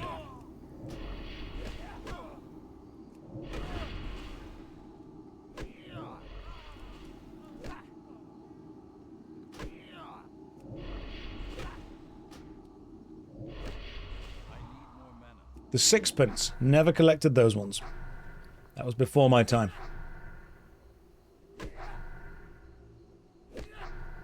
Where is... Do I have... Oh, I don't. I was going to say, do I have any... Gonna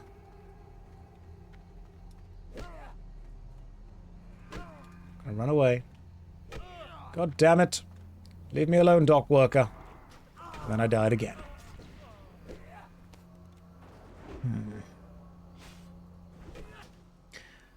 It's hard to level as a warlock because you keep dying.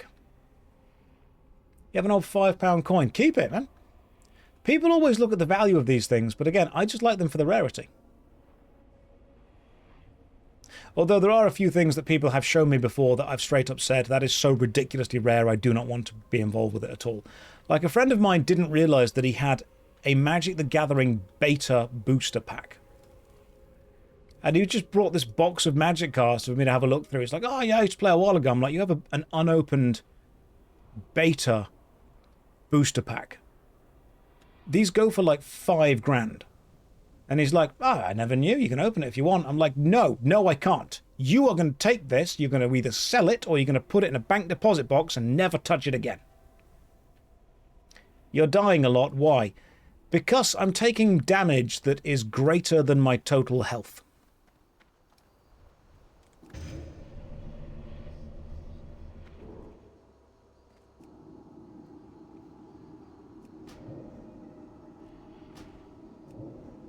He must have loads of money. No, he doesn't. He just didn't really care about the value of that one thing.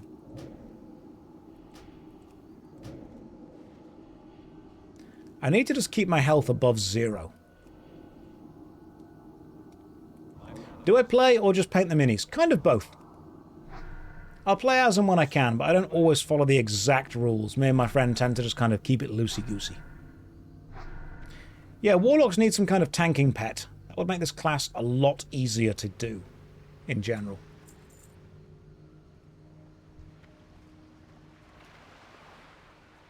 Don't think I need to kill that, but I do need to kill these guys.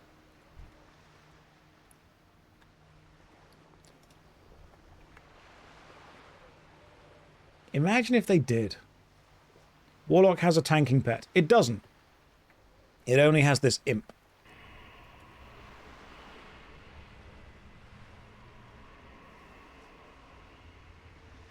I can use the imp, but, like, it doesn't do anything.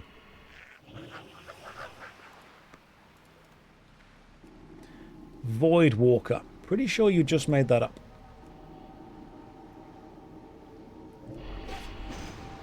Succubus in when? I'll get the succubus soon, don't you worry.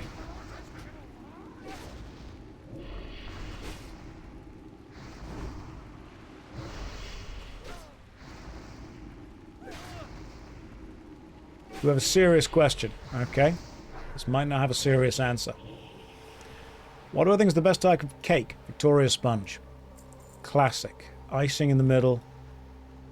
Strawberry jam. Nothing too complicated. You don't need to go too complicated with it. Keep it simple. Just go with Victoria Sponge.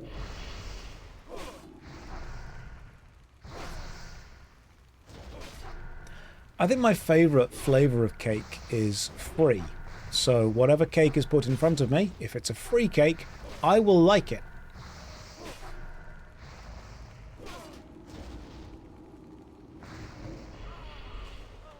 We are leveling. Oh, Woolies, there we go. Increased damage by up to 6. Ah, not as good as my Stoneweaver leggings. Dry sponge or moist? Obviously moist sponge. You need to keep it damp. When am I making a cake live? I can actually bake really well. I'm not even lying. Genuinely, I'm quite good at baking. I like baking. Cooking is fine, but baking is... I enjoy that.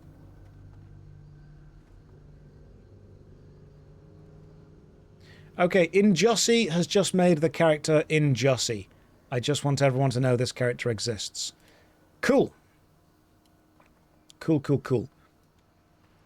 Glad. I'm glad we all know that the Injussie is online.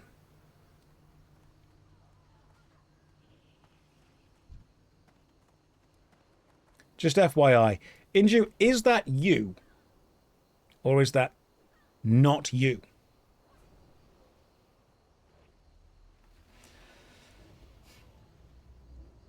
Yes. Okay. That is indeed you. The verdant sphere dropped and you didn't get it. This item begins a quest. Oh, cool. Inju, are you okay? No.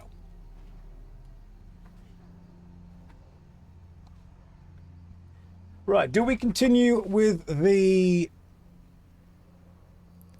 Hang on, am I not wearing... I'm wearing... Do we continue with the Warlock or do we jump onto the Paladin for a bit?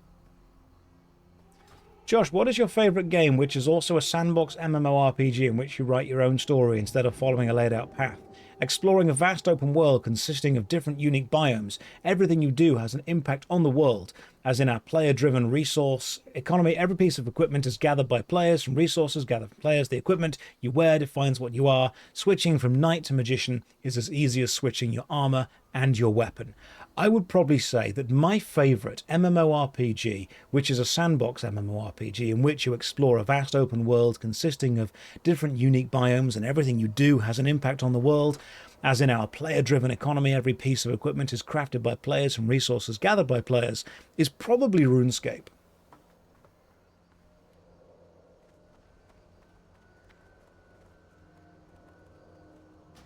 You guys are saying we should return to the Paladin. You know what? I am inclined and agree. Why do you like the Paladin more than the Warlock? Is it because I get punched?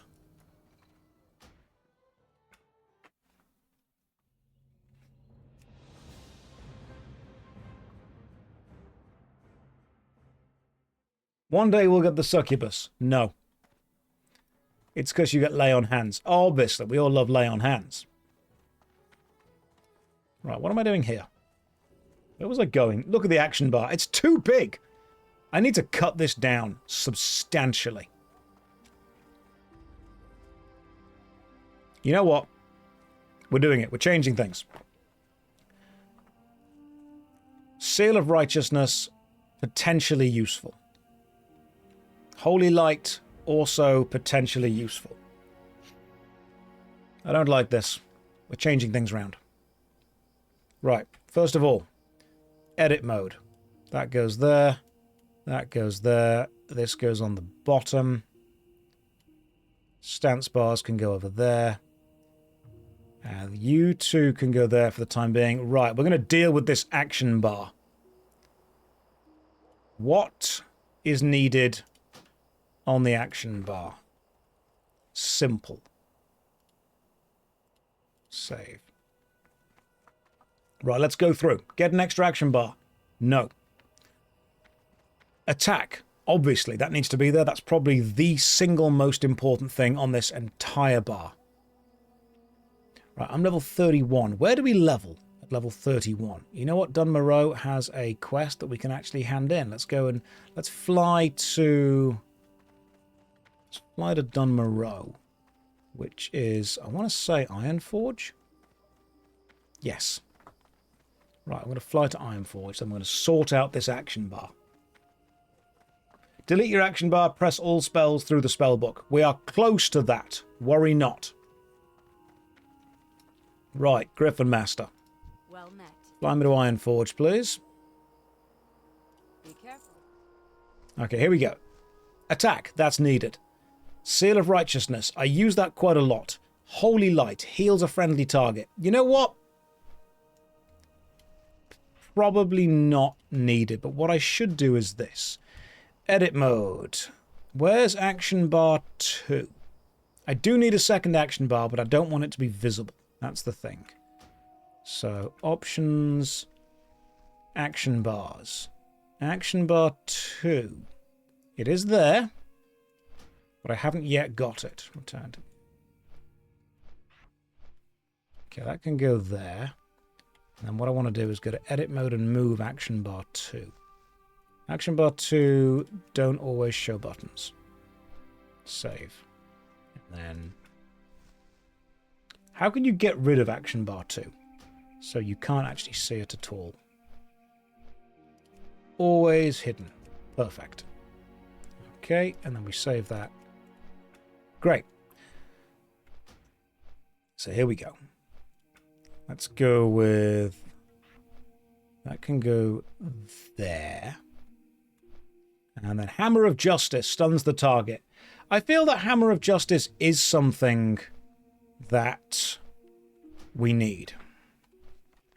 Seal of Righteousness can stay there. Healing does not need to stay there. Hammer of Justice, that feels quite paladin-y. We kind of go with that. Judgment, again, not as important. In fact, what I'm going to do is put all these things onto the second action bar. We've got Attack, Seal of Righteousness, Blessing of Might, because that's important. Consecration is important. Blessing of Wisdom, no. We probably don't need that. And then what I can do is go to Edit Mode, Action Bar 1, and reduce the number of icons down to 6. And that is, I think, where we need to be. Right, that'll do. Play warrior or quit the game. I have already got a level 61 warrior.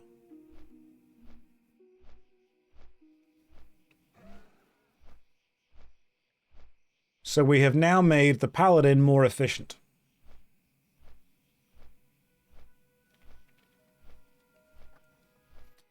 Attack, Seal of Righteousness, and then we're done.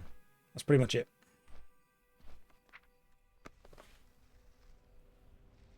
But you don't have a level 31 warrior. Where do you cast water breathing from? The paladin simply never gets wet. I feel like having a spell you can cast every 10 minutes on your action bar is unnecessary. I feel you might be right.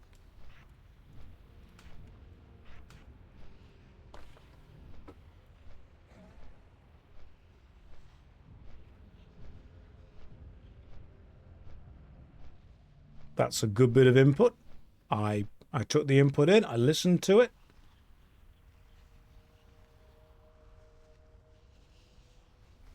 Why do you have attack on the action bar when you can just right click? Because I think it's important to remind myself that I should be doing that.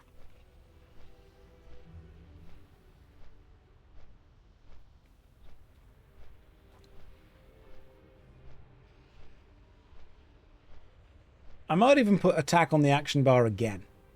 To remind myself that I should always be attacking. A, B, C. Always be attacking.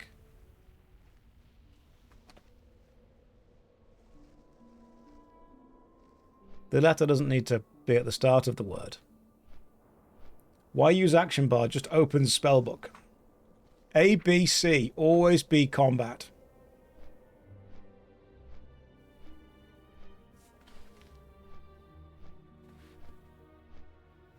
Do you think an ability wheel like the weapon wheel in GTA would be good for MMOs? I think almost any design can be good, provided it's implemented well. I'll just keep the spellbook open.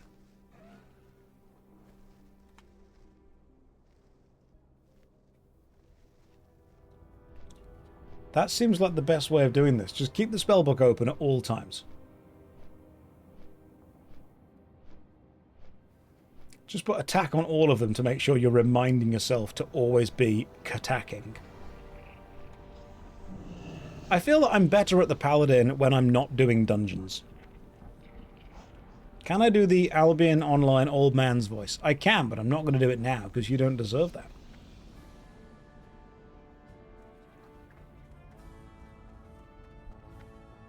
Got to turn off show all ranks at least. Where is that? How do you... Oh yeah, good point. Just do that. And then we just have this.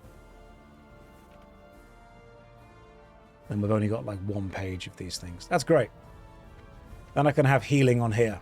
And then just click Holy Light as and when I need to. What level can Paladin start doing seal twists? 71.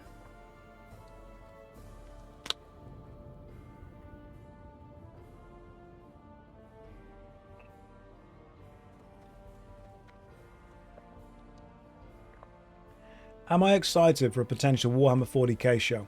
It's been a long time since I've been excited for anything.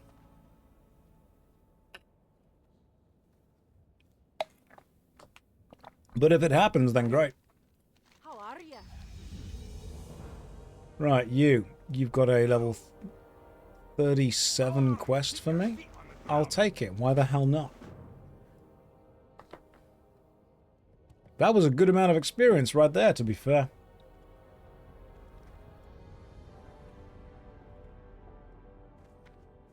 You. Business in Desolace. I suppose we could go to Desolace, couldn't we? I do like the Paladin class fantasy of having a hammer. That's pretty much it. It kind of starts and stops there. It's just having a hammer seems good. What's that one? That's the donation of silk and wool. Don't need that.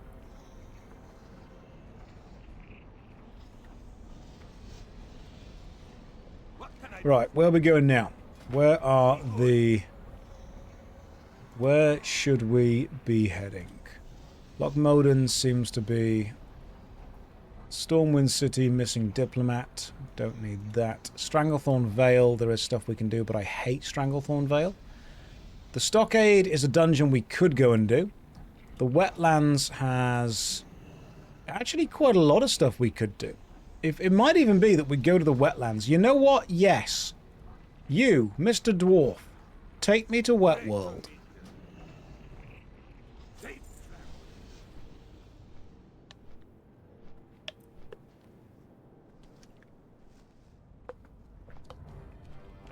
The moist field. The damp place.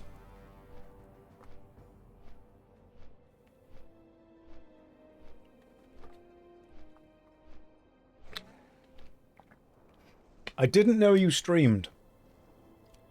I'm sorry I didn't tell you. Queen of Azeroth. And the last time I checked, I'm pretty sure the king was still there, but I do indeed. Do you have any questions? Have a look at the stream. You'll see that I'm doing pretty well. We've got Windows 95. We've got MSN Messenger installed. Anniversaries playing. Don't look in the homework folder. I'd say we're doing good.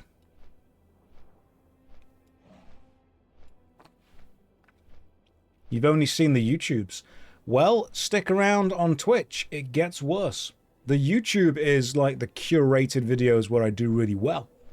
These are where you get to see the truth of me. Yeah, we are reliving 2004, Marcus. This is very accurate. I've got Linkin Park Hybrid Theory playing on the CDR anti-skip. That's how you know it's the good one. We've got Domino's ordering a pizza for The Simpsons when it hits 6 o'clock. And I'm just trying to ignore the muffled sounds of my parents' divorce. It's natural 2004 all over again.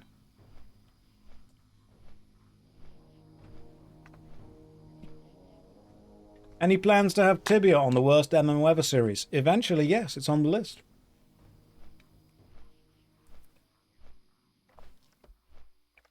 Everything's on the list all the time forever. That's how the list works. Right. James Heil has a quest. I remember you, James Heil. Not 4:3 aspect ratio, your immersion is ruined. Just pretend it is. Use your thinking brain. Use your imagination head. Just pretend that everything is the way that you want it to be. Alright, let's just jump on my old horse. Alright, where is the horse? Is it in Retribution? Where's the... Okay, paladins have a horse, don't they? Hang on. There it is. Summon Warhorse.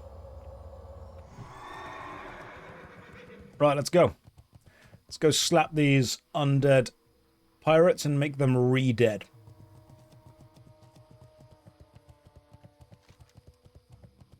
Problem now is the... I can't move the map. Hang on, can you move the map? Why? Why can't I move the map? I should be able to move the map. There we go. Oh, wrong place. No. No. Not that. I just want to move...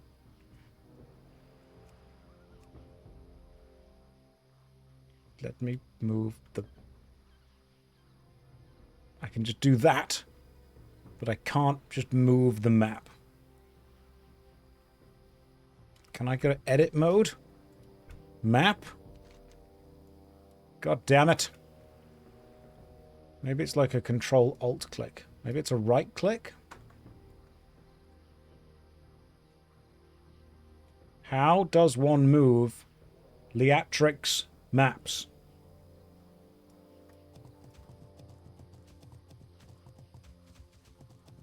Zindog, are you a looks maxer? Yes. And I'll let you in on a secret.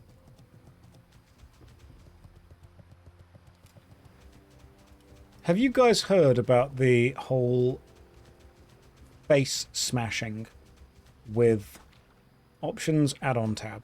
Add-ons. Leatrix maps. Yes.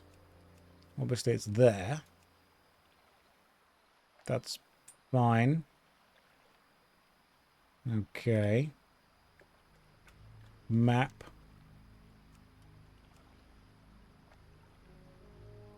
Ah! You click on the edge of it. Got it. Yes. Now I can keep the spellbook open and the map open at the same time. Oh, this is beautiful. Right, now I know what I'm doing. Anyway, listen. Looks maxing. Face smashing. You may have heard of this whole face smashing phenomenon. Bone smashing. Where you very gently hit your bones with a hammer repeatedly to cause micro stress fractures within them. And then, when they grow back stronger and you've kind of reshapen them. That is a very, listen to me, that is a very inefficient way of doing it. You do not need to hit your face gently with a hammer thousands of times. All you need to do is hit it really powerfully once. Combine all of those tiny little gentle tippy taps. One big smash. Alright? Saves yourself some serious time. That's what I do. I don't wake up and hit my face hundreds of times with a hammer. I just smash my face into the floor once.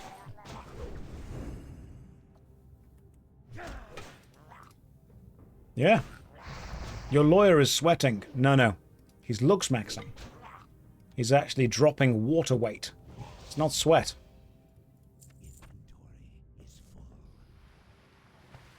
You used a brick instead of a hammer. Does that still work? Incredibly, yes. You used your emotional intelligence to invent that. I did. I thought I'd put it to some good use. So I need to go and kill whatever's over there. Right, cursed marine and also giant crocolisk skin, which is a slightly lower level thing. Oh yeah, I've also been turned into a zombie, which is very annoying. You're now a ghost. Are you wet? I wasn't. Then I saw you, Scullywicks. Now I might be.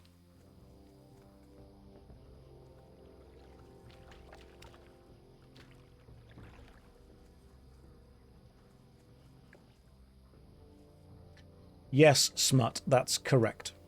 American History X was just looks maxing, not a horrific commentary on the state of society.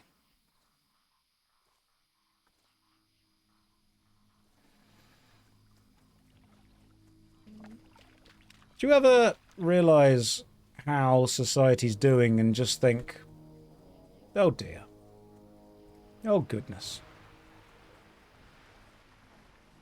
Is this the AI bubble coping stream? What are we coping with? What's going on with the AI bubble? Josh, press Shift M. Why? What would happen? That's useful. That's actually really cool. Then what I can probably do is put that zone map. Can you move it around? That's a shame.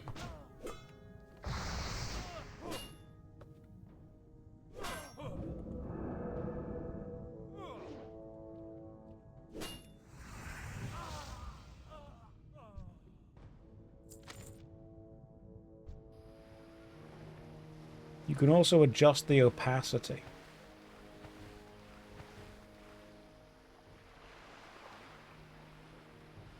So yeah, what's happening with AI at the minute? What's happening with the bubble?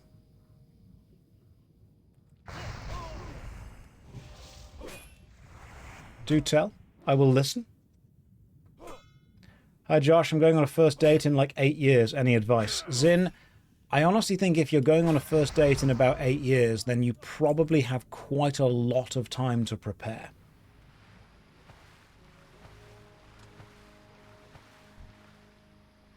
They might not even still like you in 8 years.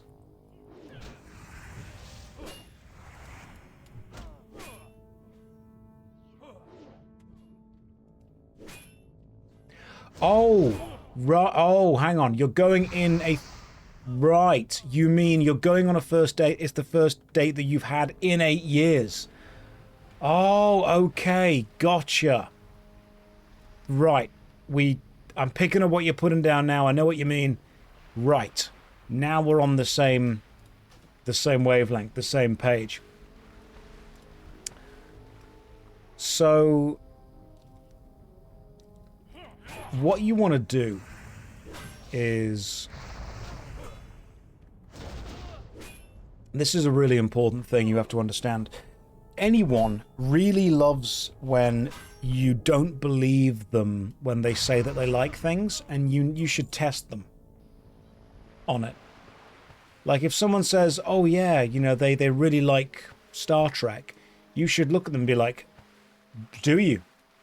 Name all of the stars.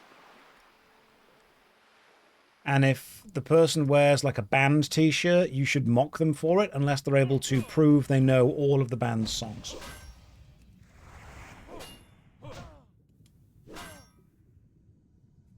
Yeah, verify. You must verify. Oh, you love your mum? Name all her albums. People love it when you do that.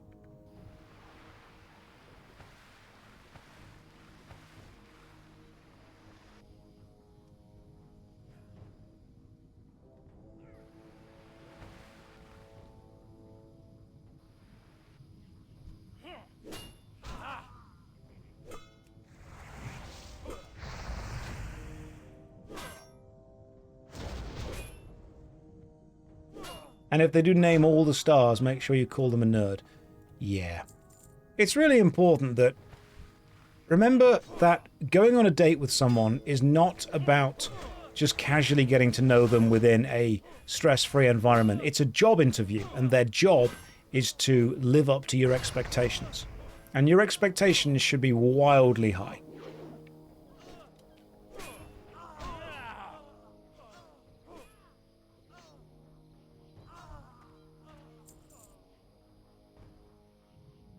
If anything, too high. All the time, forever.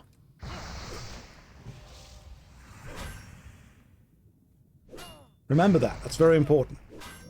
Remember that casual sex implies the existence of ranked competitive sex. And if you're not aiming for that, then honestly, I think you're wasting everyone's time.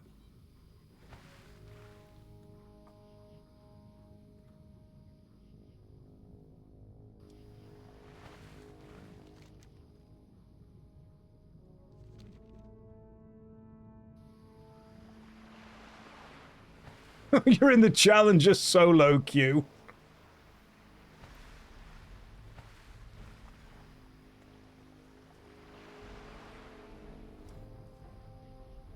What's my score? Currently 69, but I am trying.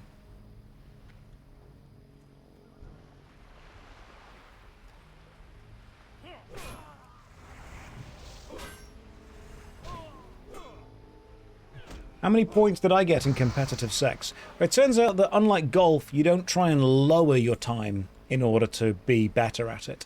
It took me a lot longer than I want to admit to realize that.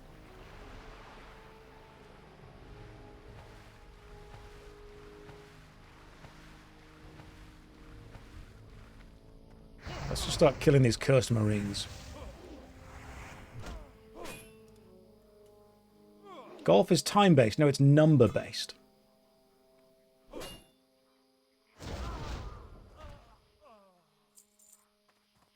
You're doing the any percent run. That's kind of the problem. Too many people are doing those runs, and you really need to care about the other person's percent as well.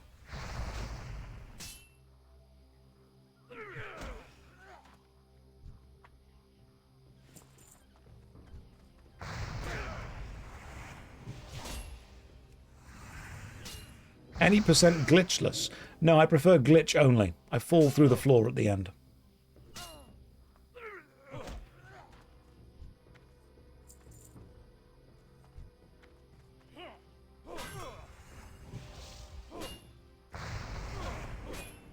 Right, where is the item we're trying to get on this ship? Just out of curiosity.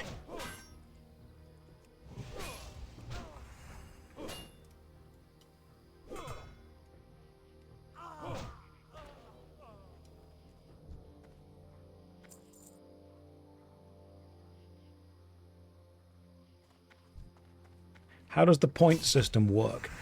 Let's figure this out together. Captain on the back of the north of the ship. So I'm guessing I've got to go into the ship.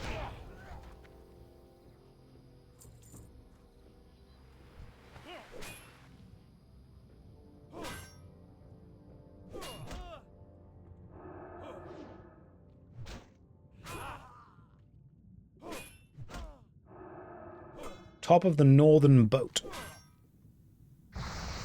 Oh, that guy over there. Okay. But there's an item here that I need to get. The Cursed Crew, the Cursed Sailor, and the Snellig's Snuff Box. Oh, there we go. First mate Snellig. He's going to drop it. Let me pop over, grab this first mate Snellig guy.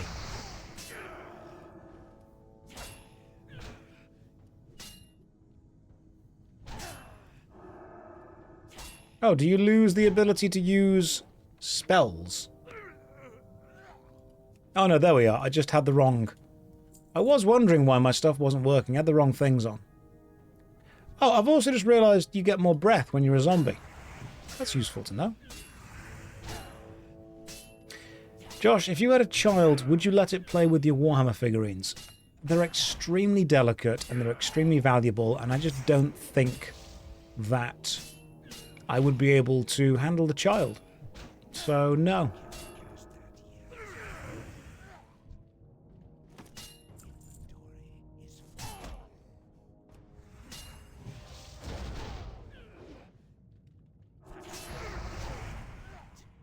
Right, we've got you. Cursed sailors need... Oh, okay, now I'm dead. Now I'm actually dead. Did I forget to go and get oxygen? Ah, silly me. Forgot to breathe.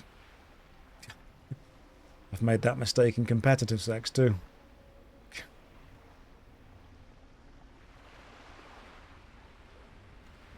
Riot Clown RPG. Josh, should I have kids? I don't know, Riot Clown. Should you? Are you a parent? If yes, probably. If not, like I hope you're an uncle or an aunt. If neither of these things, no, you probably shouldn't have them. Let them go. Release them.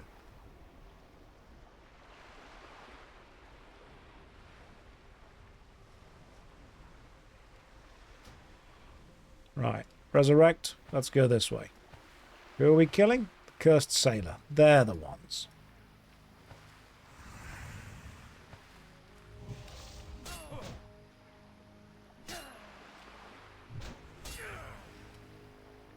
Where do I stand on needing to use a little bit of cognitive dissonance where lore events conflict with game mechanics? Resurrection, for example.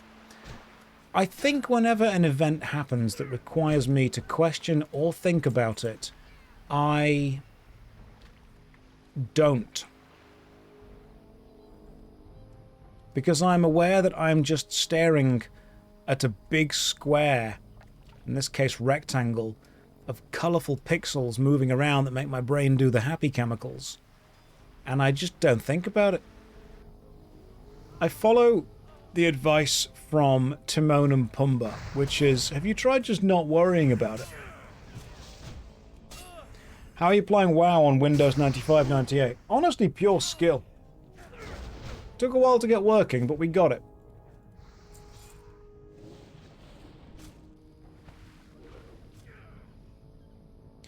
You know that meme where some girl writes, should I worry about this? And the person replies, don't worry about it, kitten. And they just respond going, okay, yay. That energy, but with everything.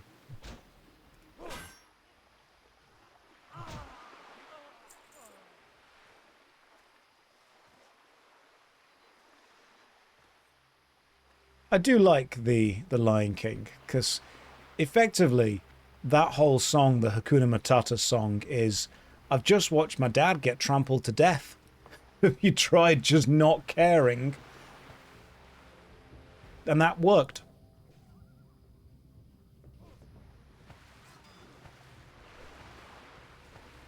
That just straight up worked. Should it have worked? No. But it did. So I need to kill the cursed sailors. There they are. There are the cursed sailors. They seem to be up above. Yes. There. Oh, hang on. No. How does one get to the cursed sailors? They're on the boat, aren't they? Oh, for God's sake. Yes. There you are. You've never seen The Lion King. It's just Hamlet. Go and watch it. It's great.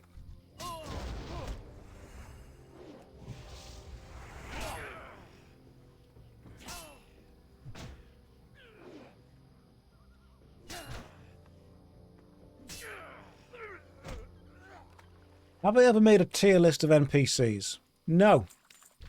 Should I do so?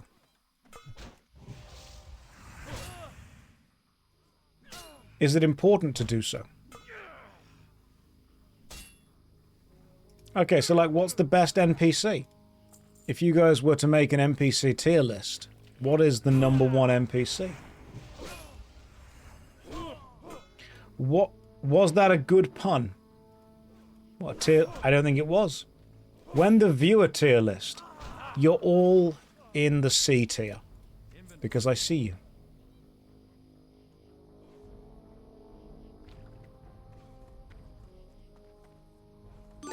You're all welcome. Savvy, thank you very much for all the gifted subs. That is 5 ad blockers gifted to the community. Thank you very much. 5 of you can now watch without ads. I'm sorry about that.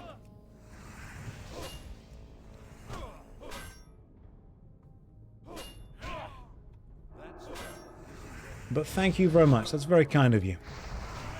I'll always try and make this content as free as possible and available to as many people as possible, which unfortunately means that you will have no excuse and you have to watch. What's today's sponsor? Today's sponsor is you guys, but GamerSupps is always here as well. If you use Amazon Prime and you're enjoying the stream and you want to give me a sub, then you can. If you use Amazon Prime and you're not really enjoying the stream, then you don't need to. But you can still be here. I'm not going to stop you. That's your choice. And it will continue. Just so you know. That's a threat.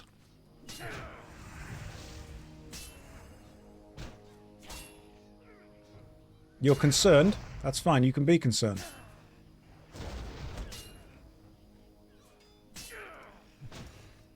Remember that following this stream is endorsing everything I will ever say or think. Just so you're aware of that.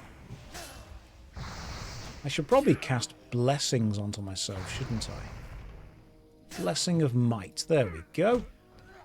What aura do I currently have on? None. Let's put on Retribution aura.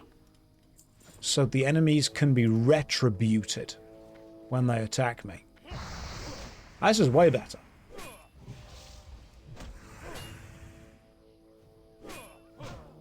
What is my favourite Pokemon?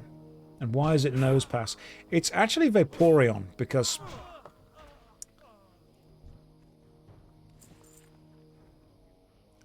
of all the Pokemon, if you consider human anatomy,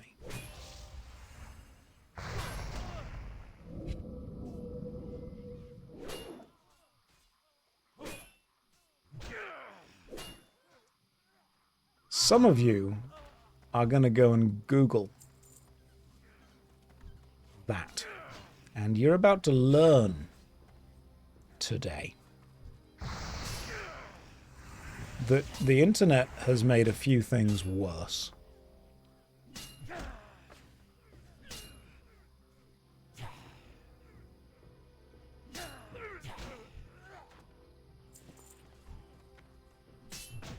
Do you ever... That's the end of that sentence. Do you ever? Oh god, yeah, Inju, that was funny. So MZ doesn't really know too much internet culture. And MZ plays a goat. She's a Draenei. And she was... Because she's a goat, and her name is MZ, she was going to call her character Goatsy.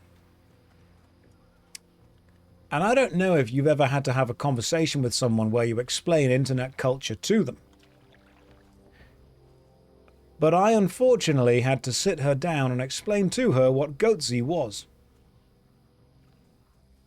Which I don't think was an experience that either of us really wanted to have. But I think it was an experience that was important for her to have.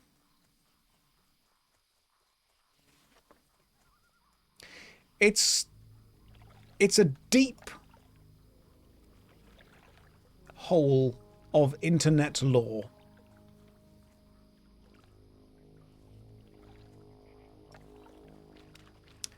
And I had to fill in the gaping gap in her knowledge.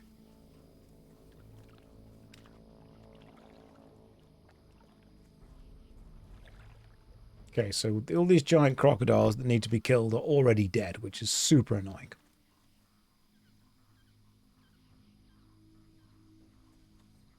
Why are all of the crocodiles dead? Where are the living crocodiles? You're also dead. God damn, everything's dead. You're not dead. No, you're not even a giant crocodile. How nice of me. Thank you. It's very important that friends don't let friends name their character Goatsy.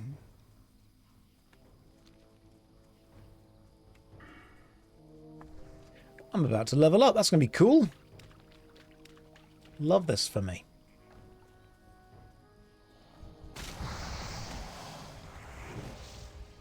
That is weird that it happened twice, but I'm sorry about that. What would be a good name for a lemon-themed festival? Like a party? Ooh. A lemon-themed festival. I mean, obviously you're going to want words in there that reference what's going on. So I think Tub Girl would work pretty well for that.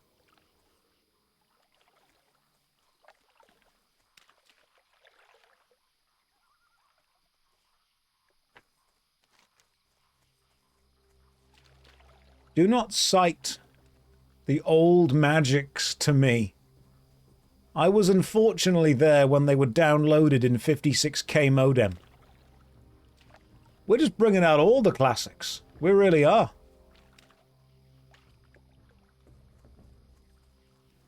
Maybe we should rotate some meat. You mean spinning it?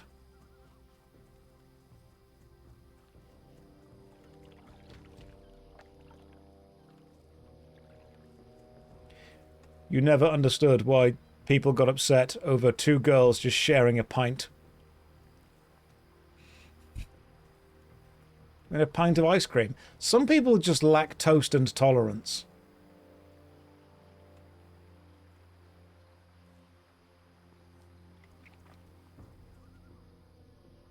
Josh, please stop talking. The internet used to be a wild west, didn't it? The internet was not for the faint-hearted, or for the decent, or honestly for anyone that kind of wanted to kind of maintain any sense of happiness.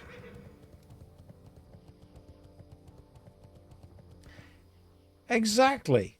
Kids these days don't get to experience the formative moment of being shown something horrific by an older kid on a Nokia flip phone. Kids these days don't even get the formative experience of finding a porn magazine in a hedge behind a pub. I don't know what distribution network that was, but thank God it existed. Can I help you? Hey there. Greetings. It is a sacred system. Right, strongbox key gets used over here. That was actually a thing. Oh god, yeah, in the UK it was. Finding an adult magazine torn up into pieces in some kind of random hedge somewhere. Or under a bush. Which was ironic because of the contents.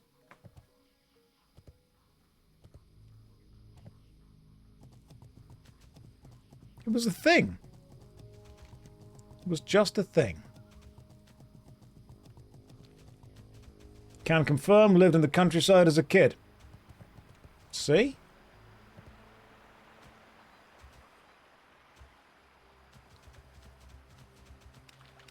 What were the go-to websites in the UK? Part of the fun of the whole process was finding the websites that your school IT department hadn't yet locked down, which is why you had to get more creative with the names. Which is why going to flashgames.com was banned, but to flashgames.com, that was a-okay. Newgrounds was banned unless you went directly to the actual link within the Newgrounds site, which for some reason passed the filter.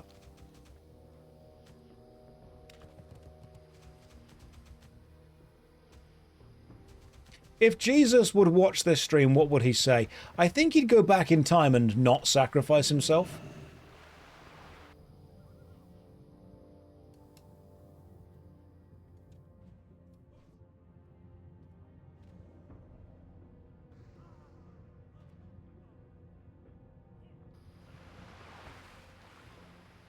I think you'd realise that he did make a poor decision. Right, so I've got to find a strongbox somewhere that I think is in this ship.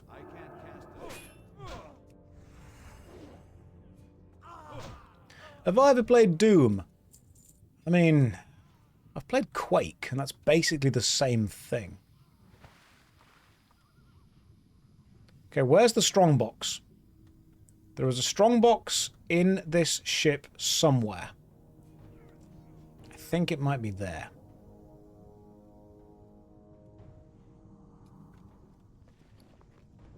If we're all God's children, why is Jesus so special?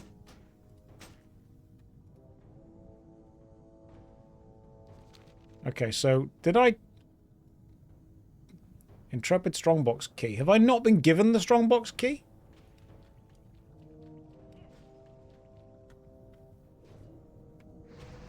Right, where is the strongbox key meant to be? Every parent does have their favourites. That's true. Where's the strongbox key? You got to loot it off someone. Yeah, but like, who? Is the question. Strongbox key was not the friends we made along the way.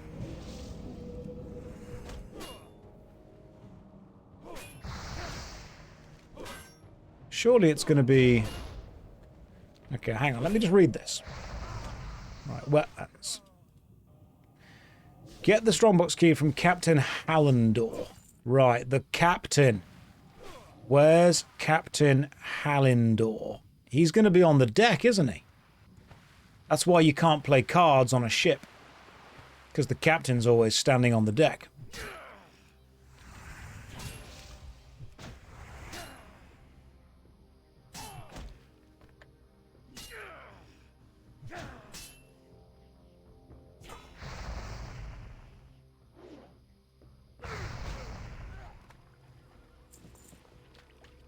Right, you say he's by the wheel. Are you waiting for the... I'm going to assume this person... Oh, no, they've hearthstoned. That's fine. Right, so we're going to wait for the captain to respawn.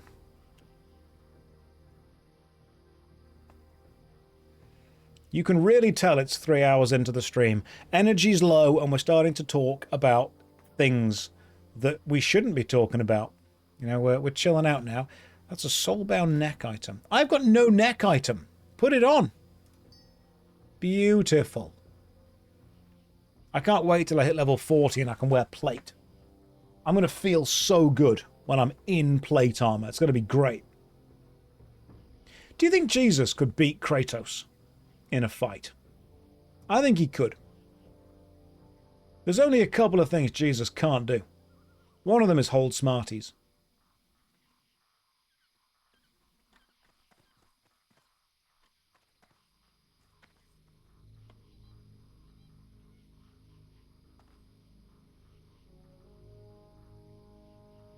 With gloves on, he could. You've done it. You've solved his only weakness. God damn. All we've got to do is get him some gloves.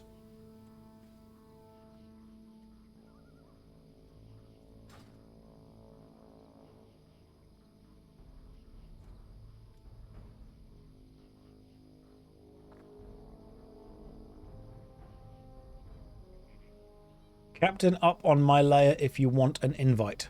I think I'll be okay. I'll just wait for this guy to come back, but thank you for the offer. I'm going to guess the captain respawns around here. I'm also going to cast Blessing of Might onto myself. There we go.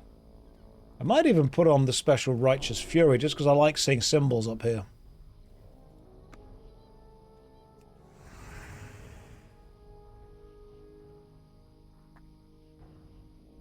What religion do I believe in? I just hope they're all having a good time.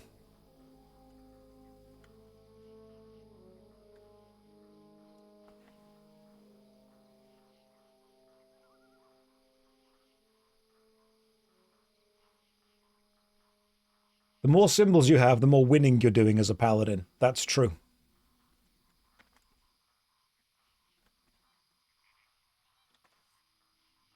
What about King Midas? Would gloves have solved his troubles? The gloves would have turned to gold. That's the problem.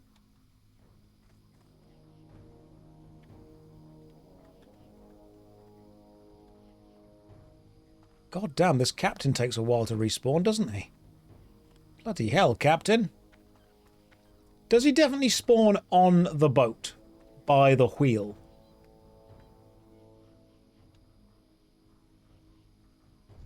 Oh, there he is. Oh, he turned me into a zombie. That's a little bit cheeky.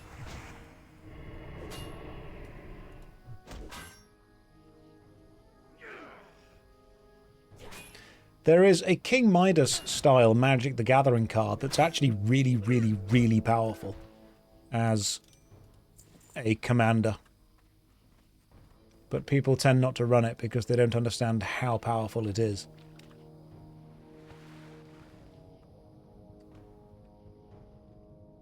Right, here we go.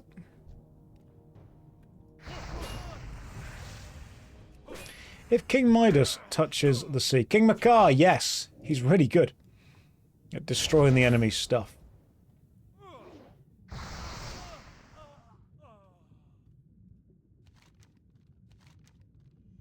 Right. We have got the Cursed Eye of Peleth. Oh, hang on. That could be useful for like a warlock. Increases damage done by shadow spells and effects by up to 10. So you can just keep that for a bit. Apart from that, we can go and hand it back in. Just use a Hearthstone, return back.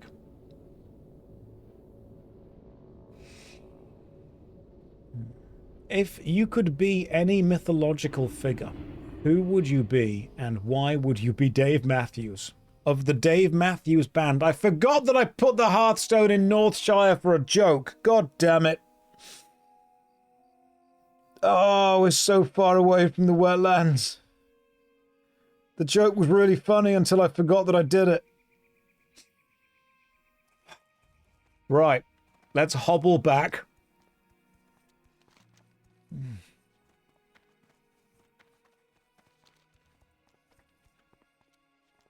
God, that is such a paladin thing to do.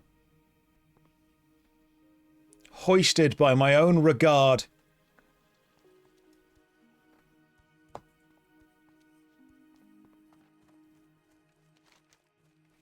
Do I have any quests in Stormwind to hand in? I don't think I do. Although I can probably go and get some paladin skills. Moisted by my own regards. That's what we should say from now on.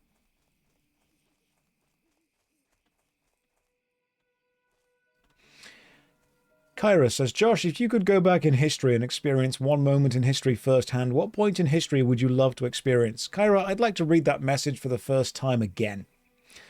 Josh, if you could go back in history and experience one moment in history firsthand, what point in history would you love to experience? Kyra, I'd love to reread that message again. Josh, if you could go back in history and experience one moment in history.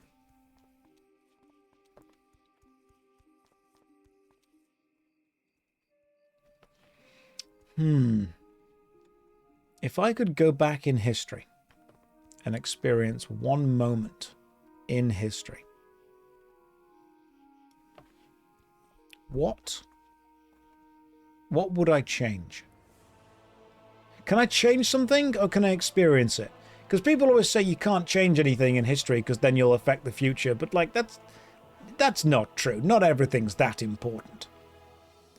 People often say, oh, don't touch anything in the past because the beat of a butterfly's wings in the Amazon will cause a whirlwind in America and everything will change. I'm like, no.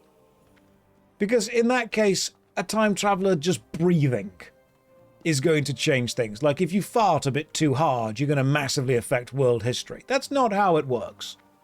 The butterfly's not doing anything.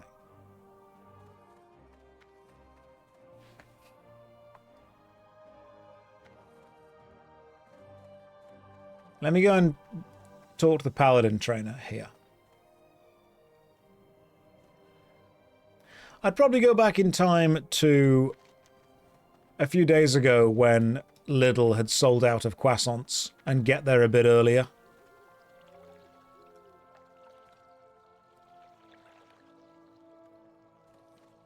I was just a bit upset that I couldn't buy a croissant, to be honest.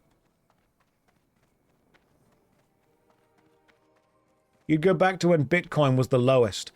The thing is, if you did go back to when Bitcoin was the lowest and then you bought a load of them, it wouldn't have done what it did, and therefore you'd be left with a load of random crypto. Are they that good? No, not really, but, like, you put me on the spot.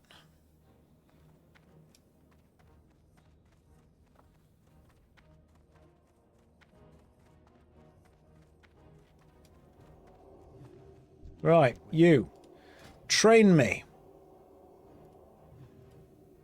Divine intervention. I'll learn it, but I'll never use it.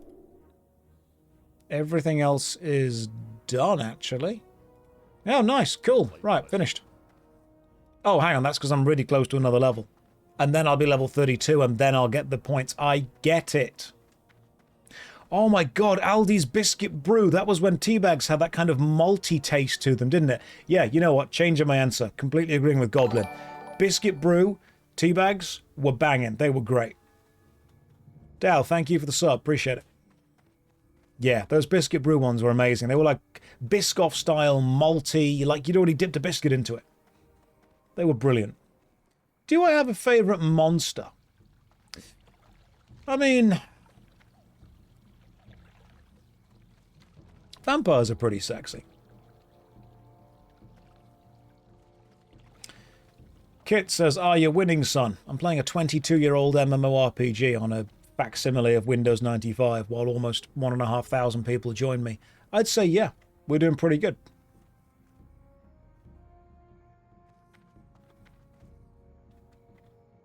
You've heard the white monster is good.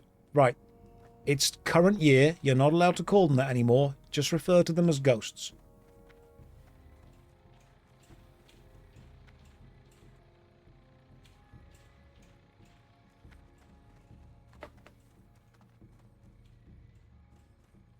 Right, we're flying back to the old wetlands. Then I'm going to sell a load of stuff.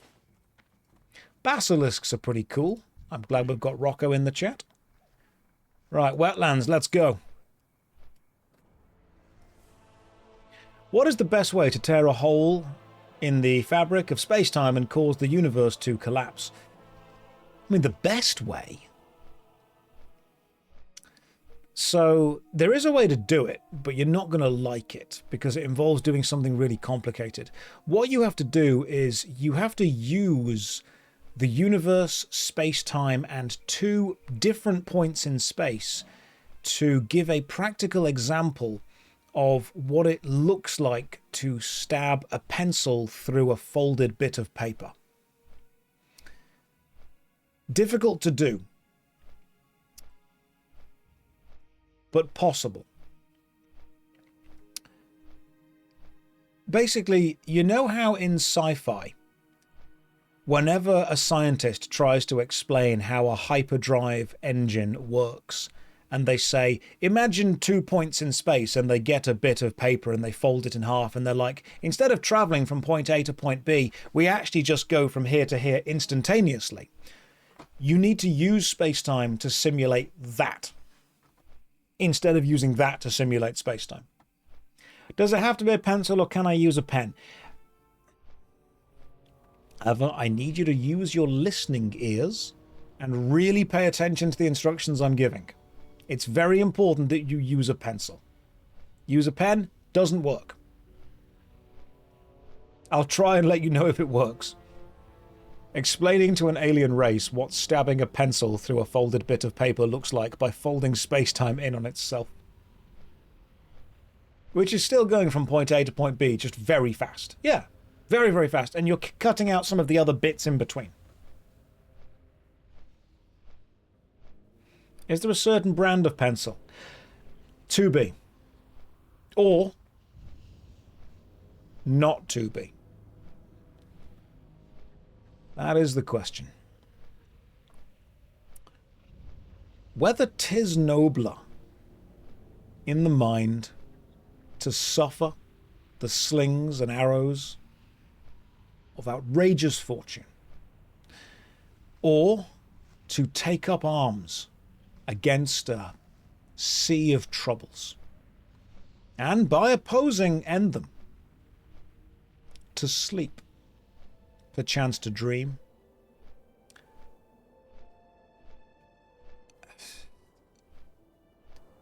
Once more unto the breach, dear friends.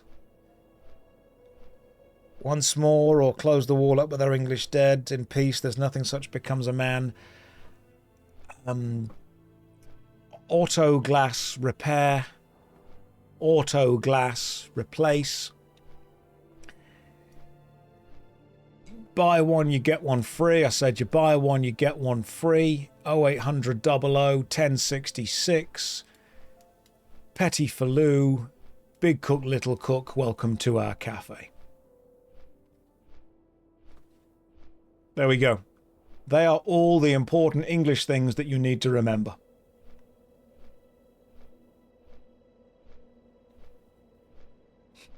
Wow, just said, what? Listen, when you start quoting Shakespeare and then you forget it, just start quoting whatever else is in your brain at any time. Go compare, opera singer. Ah, Bisto. It's not Terry's, it's mine. Can we just speak entirely in late 90s, early 2000s TV adverts?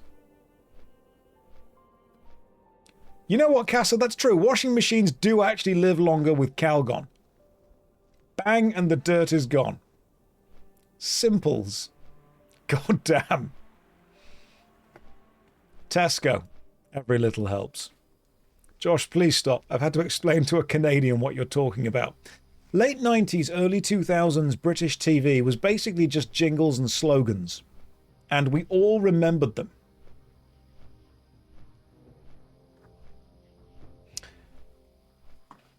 In fact, the only way that you could possibly have avoided British TV in the late 90s, early 2000s was if you were in the middle of nowhere, like way down deep in the middle of the Congo.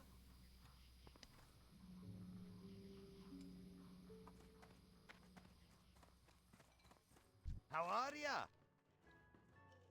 Hi, what can I do for ya?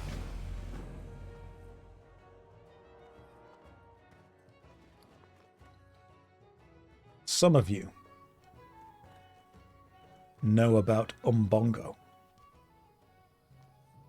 That was indeed way down deep in the middle of the Congo. You speak English. I learned it from a book. Classic British sitcoms. Okay, what are we doing? What are we doing and where are we going? Let's go and sell some junk to this person here. You, Edwina, touch my junk. I mean, let me sell you some stuff.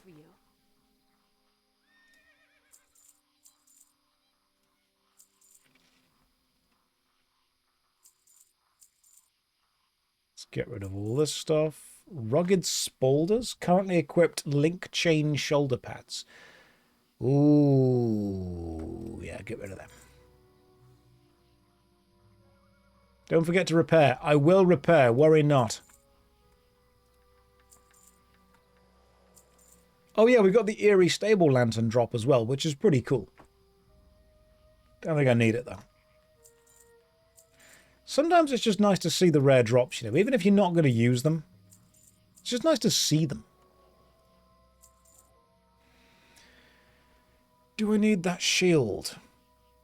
Probably not, but I'll keep it just in case. How does it look? It actually looks really cool. I like the class fantasy. Sell that banana. I don't need the banana. These, I think, are mostly... That's a two-handed sword that does less than my current hammer, so get rid of it. Ooh, the Crest of Darkshire may have been the better one. 661. Oh, yeah, it's way better. Yeah, keep that. So much nicer. And I think I can sell pretty much everything else, to be honest. Including the Cursed Eye of Paleth. I'll keep that as a quest, though. Everything else is being sold. Right. Loads of space. Let's go. Let's go do some quests.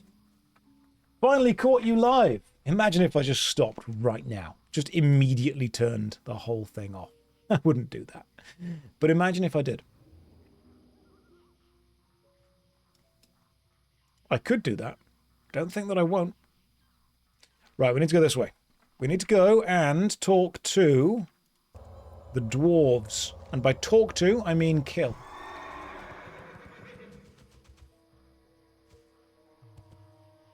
You'd respect me more for that.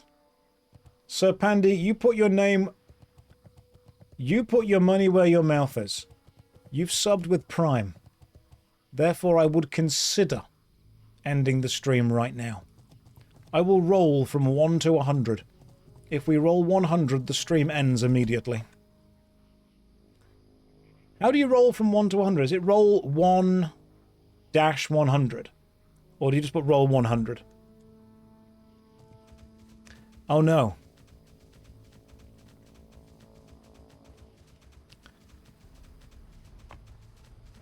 Some of you may be able to see the screen.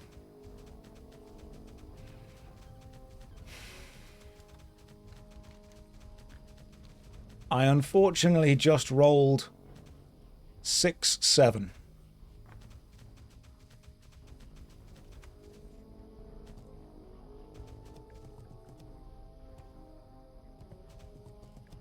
This is the worst outcome. Some of you screaming, crying, throwing up, pissing and shitting right now. Clawing at the walls of your enclosure. Chewing the drywall. I think I might need to roll again because I could not let a roll end on a 6-7.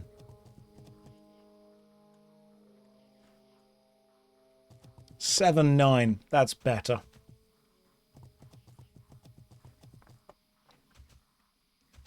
You just yelled 6-7 out the window and smashed your glass table, as is your right as an adult.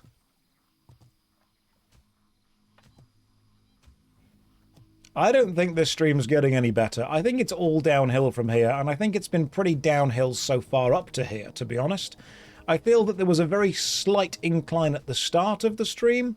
We peaked within about 10 minutes, and then it's been 3 hours of disappointment. And my God, that reminds me of the last time I paid for it. But we're still here, and we're going to do our best. Right, tunneler and dwarves this way. Mard, don't use my own face against me. Why are we still here? Just to suffer? I mean, that's one of life's great questions, isn't it? Why are we here? Are we the result of some cosmic accident? I don't know, man. But it keeps me up at night.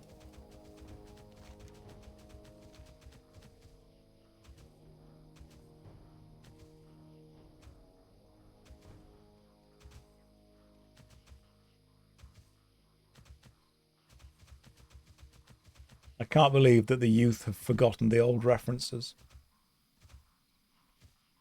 No one has yet typed the correct response. And it makes me... It hurts.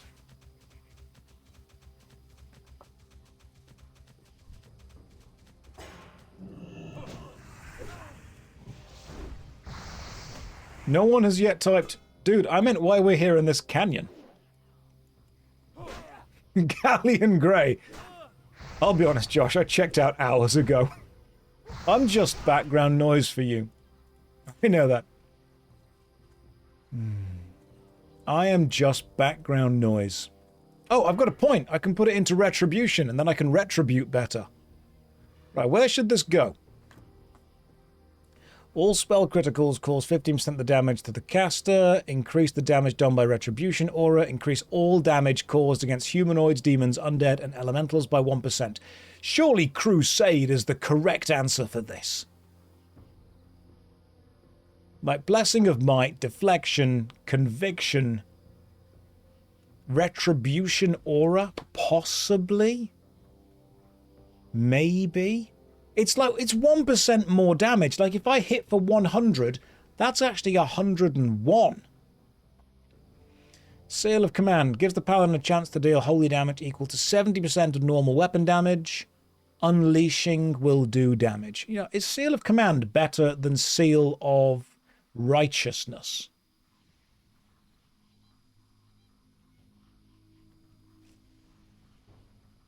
It is better. Right. Seal of Command it is. Let's go. I'm actually going to take Seal of Righteousness off and put... Hang on, did that put it onto the wrong thing? It did. Edit mode. That put you there. You shouldn't be there. You know what? That's future me's problem. Seal of Command goes there. Because I can still unleash the seal and then just put it back on, can't I? The problem is that it's only a chance to deal 70% of normal weapon damage. It's not guaranteed. Well, that's a problem. That's a big problem. I say big, it's a dwarf-sized problem.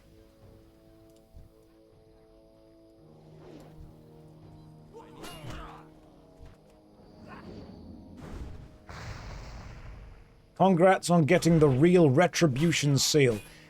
If it lands, it's great. Thing is, it doesn't land often. That's going to be the problem.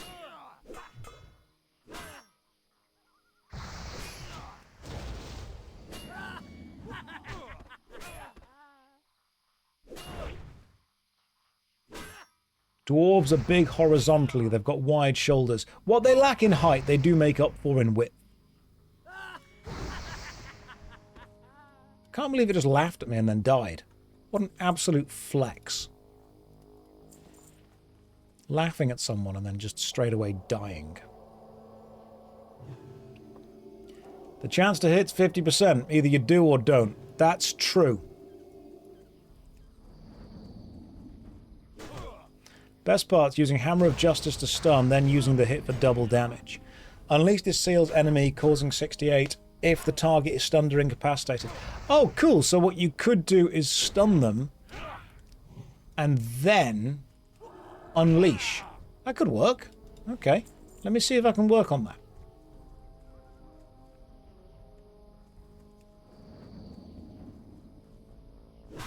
So we want to stun them if we can. Spell's not ready yet. Be ready soon. We can still unleash it though, don't we? Would need Judgment on the bar for that. Judgment is on the bar, just not the bar you can see. Judgment is on shift 5. Stun is on shift 4. Heal is on shift 3. So in theory, we should be able to attempt to stun them soon. What was shift 2 again? Nothing.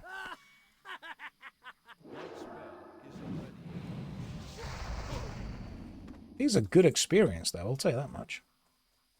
Josh, we can't see any bars. You can see one bar on the bottom. That's all you're allowed.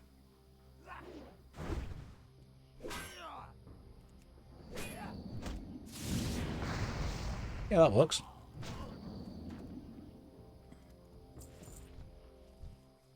I do like solo. Did I play an A Magic the Gathering pre-release this weekend? I did not. I just think that this is peak Paladin gameplay.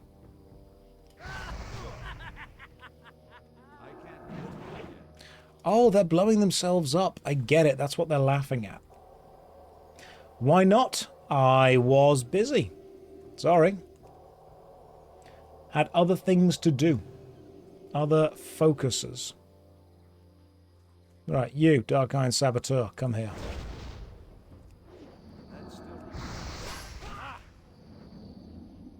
Not like me to be missing a pre-release. I've just moved house and I've got loads of stuff to do with that. I've got sponsored videos coming up I've got to make. I've got Twitch streams I've got to do. All right, I'm like busy now. Am I going to be okay when you're away next week? I think I'll actually be slightly better. But I don't want to, say that to your face because that'll make you sad.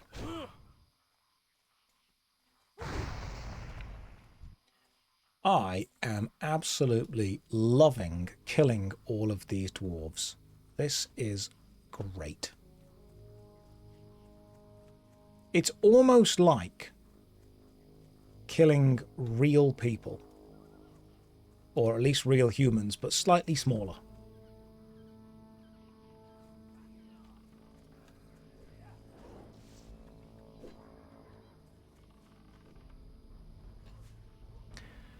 I have been a paladin for a bit. And my idol, of course, is Arthas.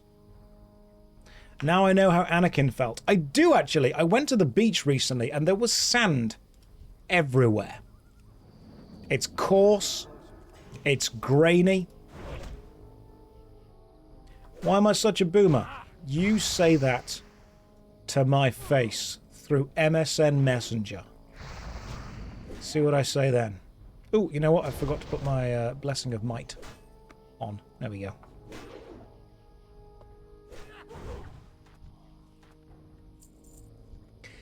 There needs to be some kind of paladin add-on where you can, like, work out what you're missing, whether it's blessing-wise or aura or seal, that kind of stuff. There's lots of stuff that should be there that I feel I need, like, a reminder of. Am I AI? Pal add-on. Like Paladin, but add-on. That's really clever.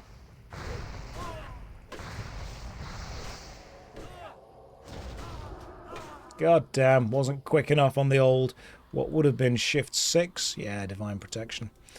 Wasn't quick enough, the dwarves got me. They were fast, I couldn't see them.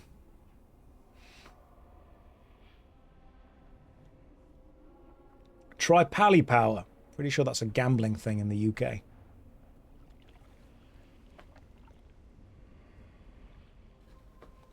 Most of the Paladin add-ons are related to having anime playing while you play. I mean, I'm doing that anyway.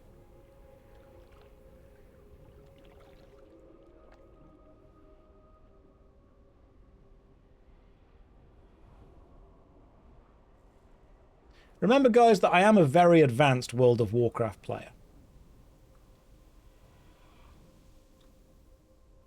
Betfred was our biggest earner last year. Was that the highest earning UK company?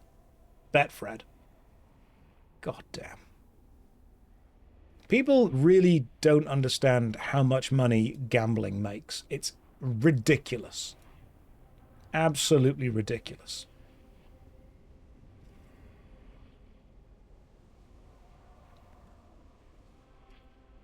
And the gambling sponsorships pay so much money.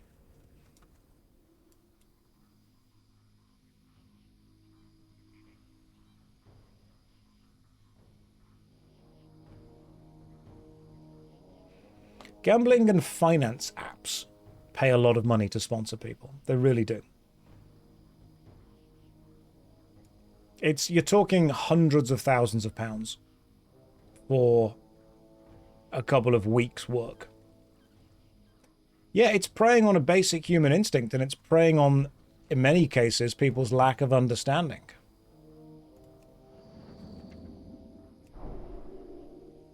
Want to retribution. Okay, good. We're all good. Let's go.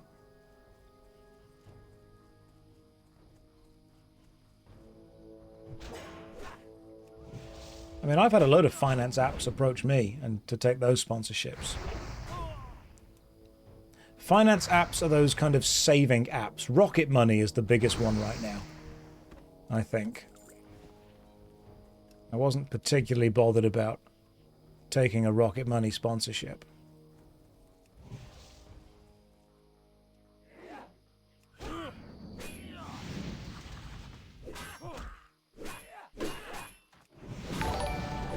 Let's just see if I can do that. Oh goodness, thank you for subscribing. That's very kind of you.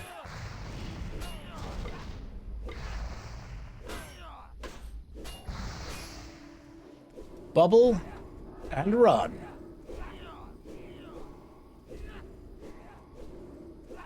Remember, guys, bubble and run. That's how we do it.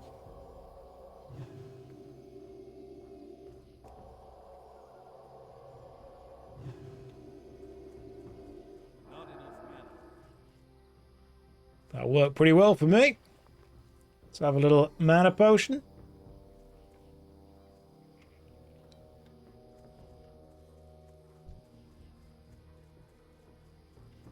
And let's attack you. Lovely stuff. Let's go.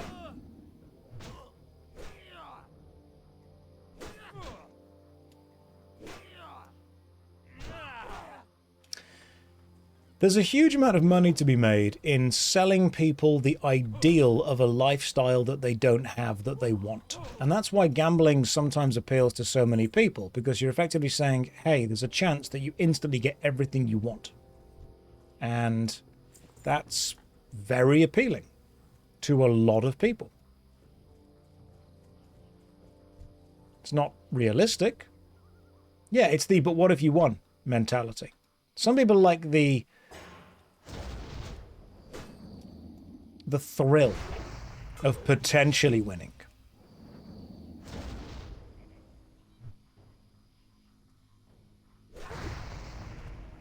But it's a very base human instinct to want to tap into.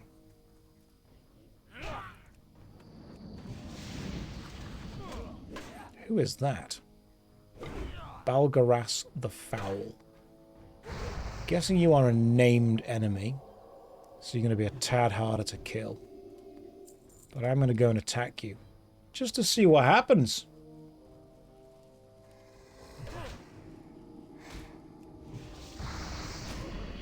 There we go.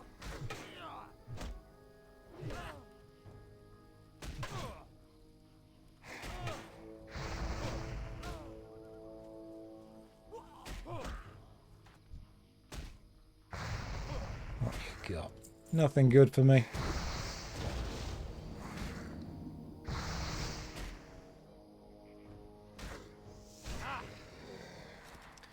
Now, gambling and alcohol are two of the highest earning areas, which is ridiculous, but also understandable when you're just playing into people's vices. You earn far more money appealing to vice than you do appealing to virtue. Although some people's vice is virtue signaling.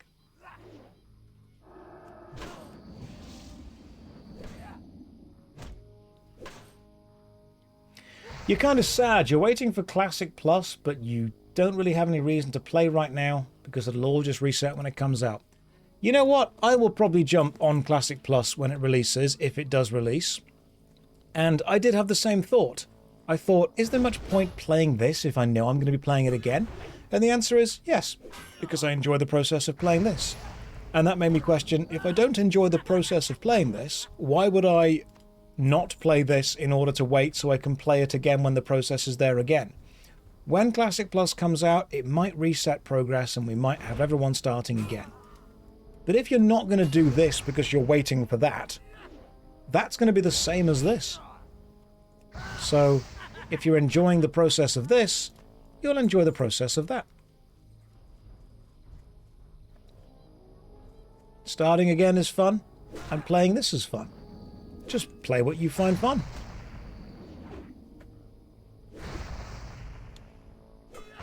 I'm not seeing this as an investment in my future. I'm seeing this as an enjoyable moment right now. That's all it needs to be. Fun now.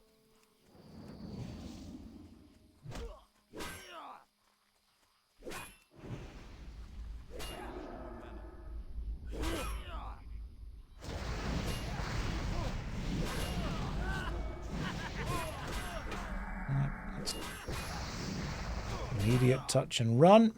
Too many. Way too many. Run away.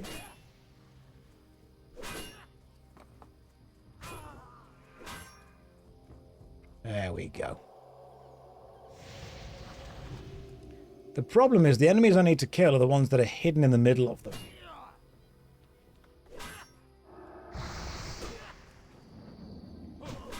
Josh, what is an MMORPG like WoW but not subscription-based? Runes of Magic. Runes of Magic is basically exactly non-subscription WoW.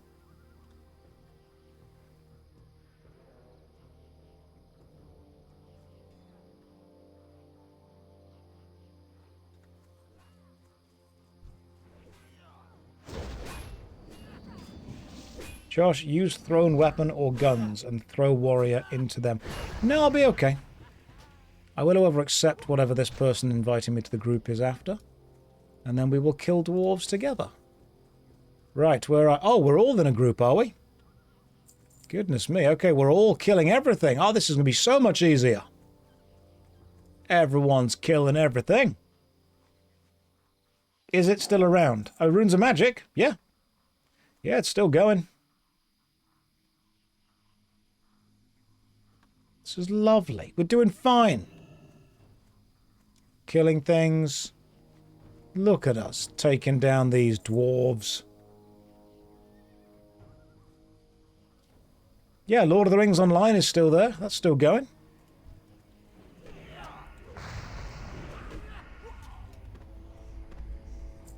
Okay, so this is just a big group of people that are all going to kill these dwarves. I love this. But there's lots of MMORPGs that you can play.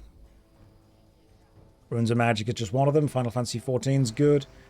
Elder Scrolls Online, Guild Wars 2, Lord of the Rings Online, Warframe, Soulframe when it comes out, if it's an MMORPG. Albion Online if you like PvP and stuff. Will I be killing Terror Classic when it comes out? I'm actually spawn camping Terror all the time. As soon as someone says those words in a business sense, I appear and strangle them.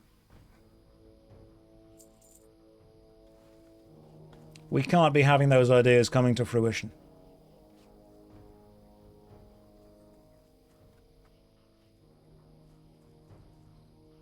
Aeon 2 is releasing soon. It is.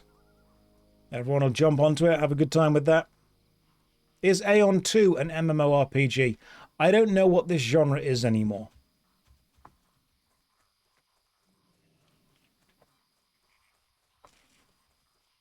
There's a dwarf over there that needs to be killed.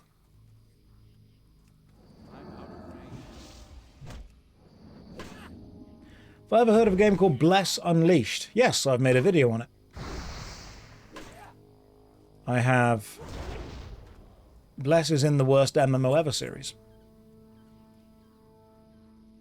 It was, from what I remember, fine.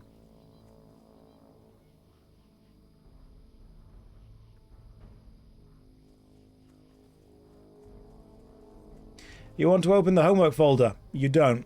It's just full of anime porn.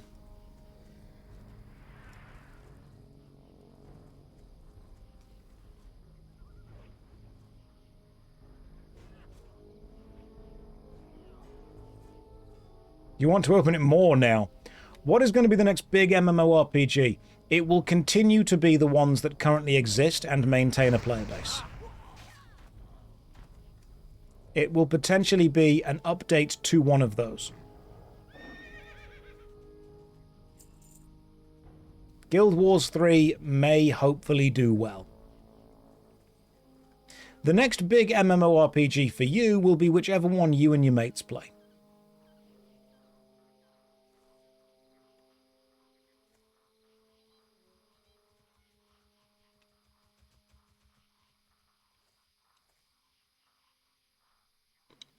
Are we just waiting for these dwarves to respawn? God, this is a long quest. Right. I've only killed 3 out of 10 of them.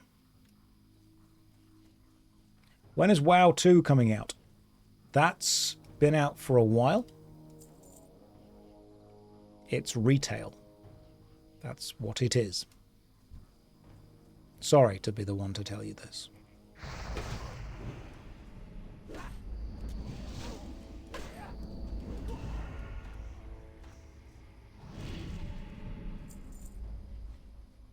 There's a town close to the Arathi Highlands. Oh yeah, over here as well, isn't there? This one. In fact, I do need... Yeah, these do dwarves as well. Let's go and kill them. It's probably easier. Let's stick on the old magical horse.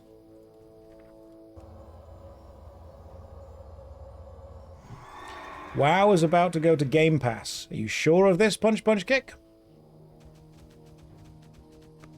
Do you mean being accessible on console? I think it would make sense for them to bring WoW to console.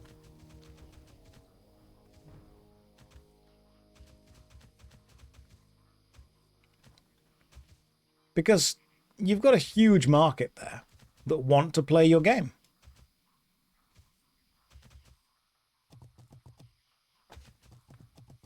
Opening the spellbook for the horse mount. Thank you. I'm just very good at the game, you know? You got my attention. Oh, I know these quests that we're on now. Right, let's go kill these guys. Let's go. Do I have a main MMORPG right now? Yeah, probably World of Warcraft, because that's the one we're playing right now.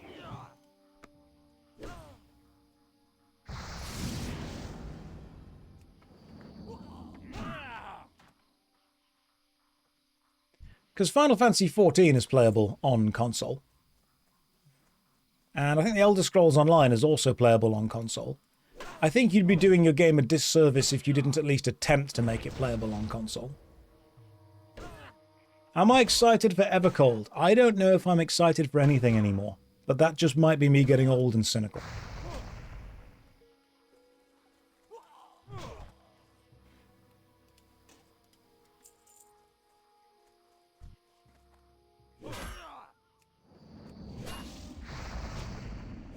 This is the one you play for 4 hours every day. What are the other ones?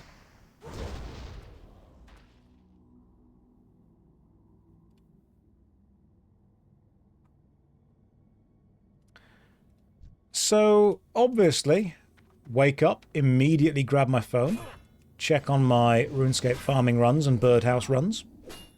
Will I stream the BlizzCon? No, because I will be doing a TED Talk the day before, which means I won't be home in time.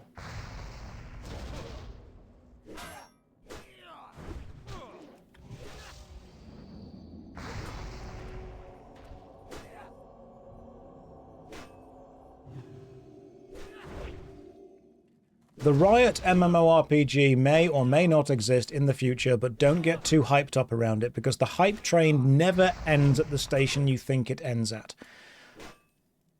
Also, please understand that from a marketing point of view, hype has a 6-month gestation period at maximum.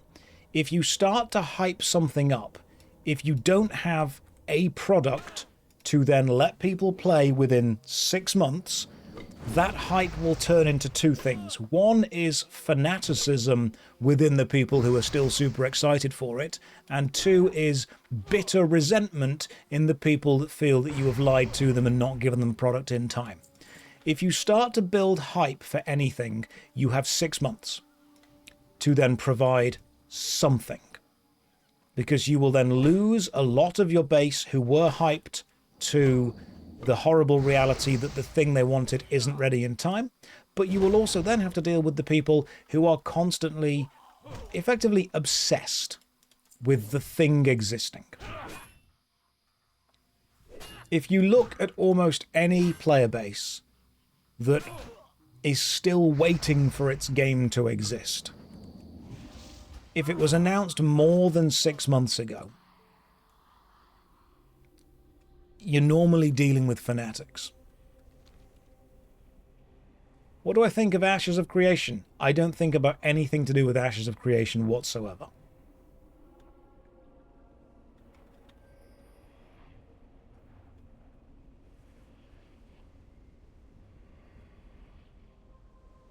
Do I think ArenaNet were too early with the Guild Wars 3 announcement? Announcement of the game existing? No, because I don't think they're building hype for it yet. I think they're just saying, hey, it's going to exist and we're working on it. When they start building hype about it, you know, look at all this amazing stuff we've got going, this is what you'll be able to do. When that starts happening, the 6-month timer starts.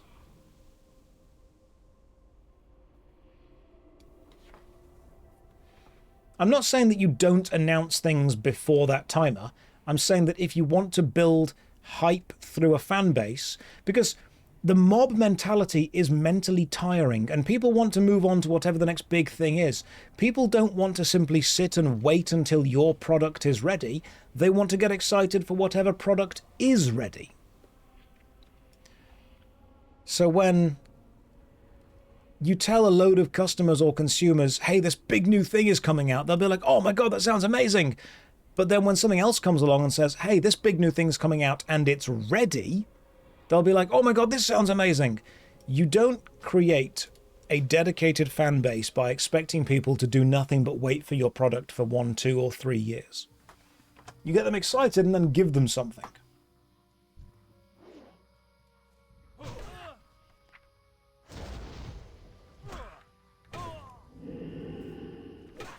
Just grab all the blessings I need. 1, 2, what's the next one? Where's the blessing thingy? There you are. Nope, that's the wrong one. Righteous Fury, that's what I need.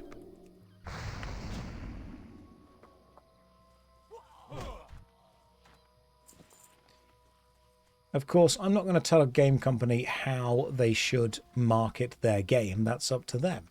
But from what I have seen, you have roughly a 6-month window after building hype to capitalize on that hype or risk it turning to resentment.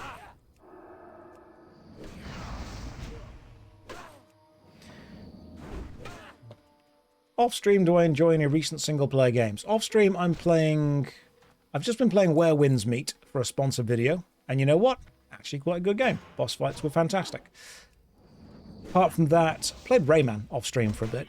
But no, whenever I'm off stream, I'm playing a game for either a YouTube review, or I am painting Warhammer, or I am walking the dogs. I try to do a lot away from the screen when I am off stream. Because if I don't, my life would just be spent at a screen, and I don't want that to be the case. That spell isn't ready yet. Damn it, too far away.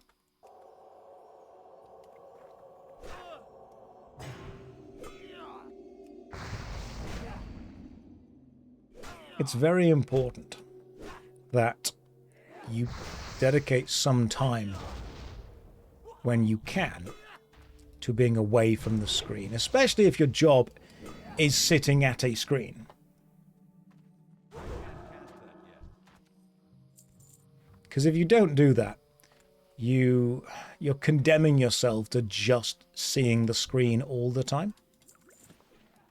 It's why I do have a couple of games consoles, but they are not hooked up to any kind of screen in my office, because otherwise I would just never leave my office. Am I planning, or was it good on the older Resident Evil games? I mean, I'm not planning it, but I will eventually do it, because we all do need to have a taste of a Jill sandwich.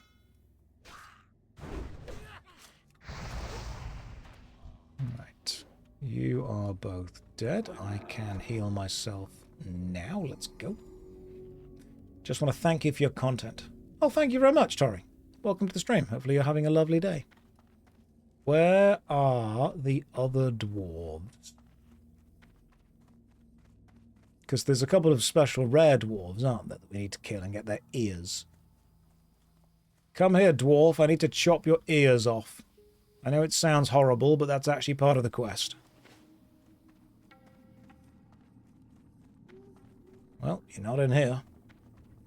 Ha! Jill Sandwich! Yo! Hello, Jill Sandwich. What a topical name.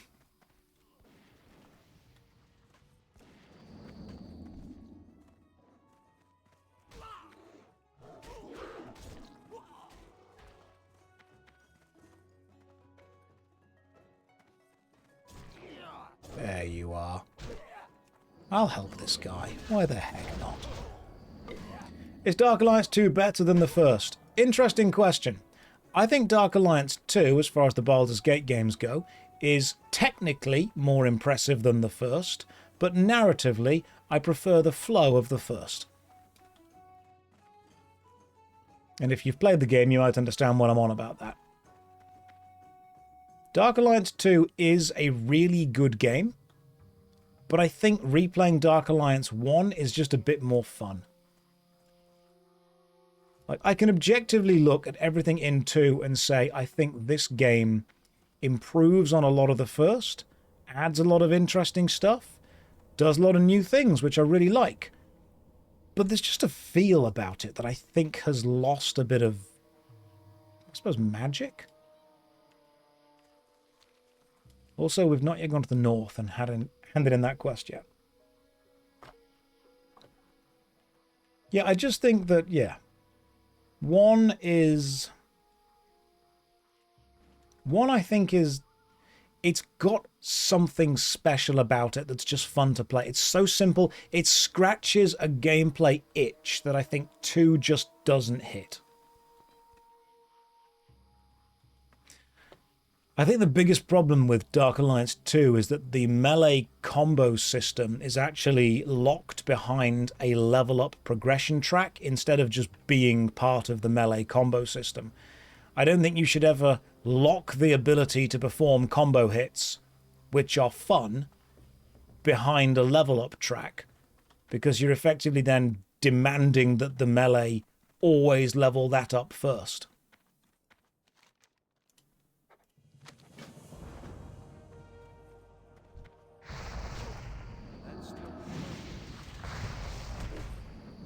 Was there a guy back there to kill? I'll have a look.